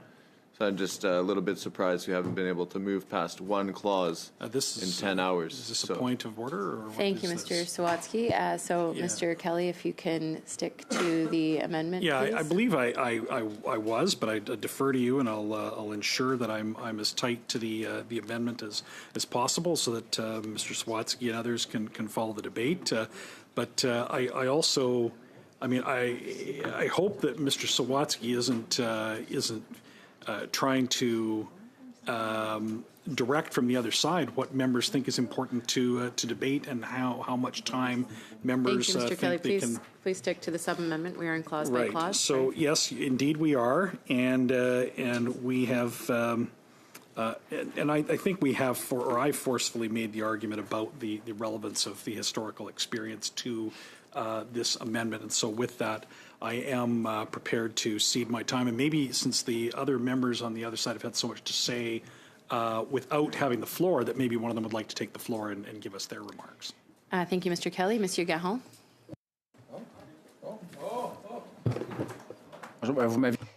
Hello, have you missed me?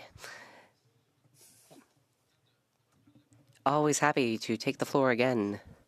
And I'm glad I can pick up where we left off. So I just have a question for my Conservative colleagues, and it's a genuine question.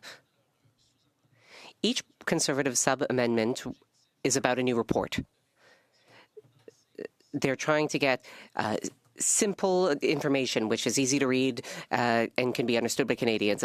That's as far as I understand it. But it's been 10 hours of them listing the information that they want in the report. So how can we get 10 hours of report condensed into a simple, concise report? I'm genuinely asking. And I'm not even sure if these amendments are receivable because they don't seem to actually do what they are intended to do. Madam Chair, Canadians don't typically go through actuarial reports about the Canada Pension Plan. It's a little bit too complicated for people.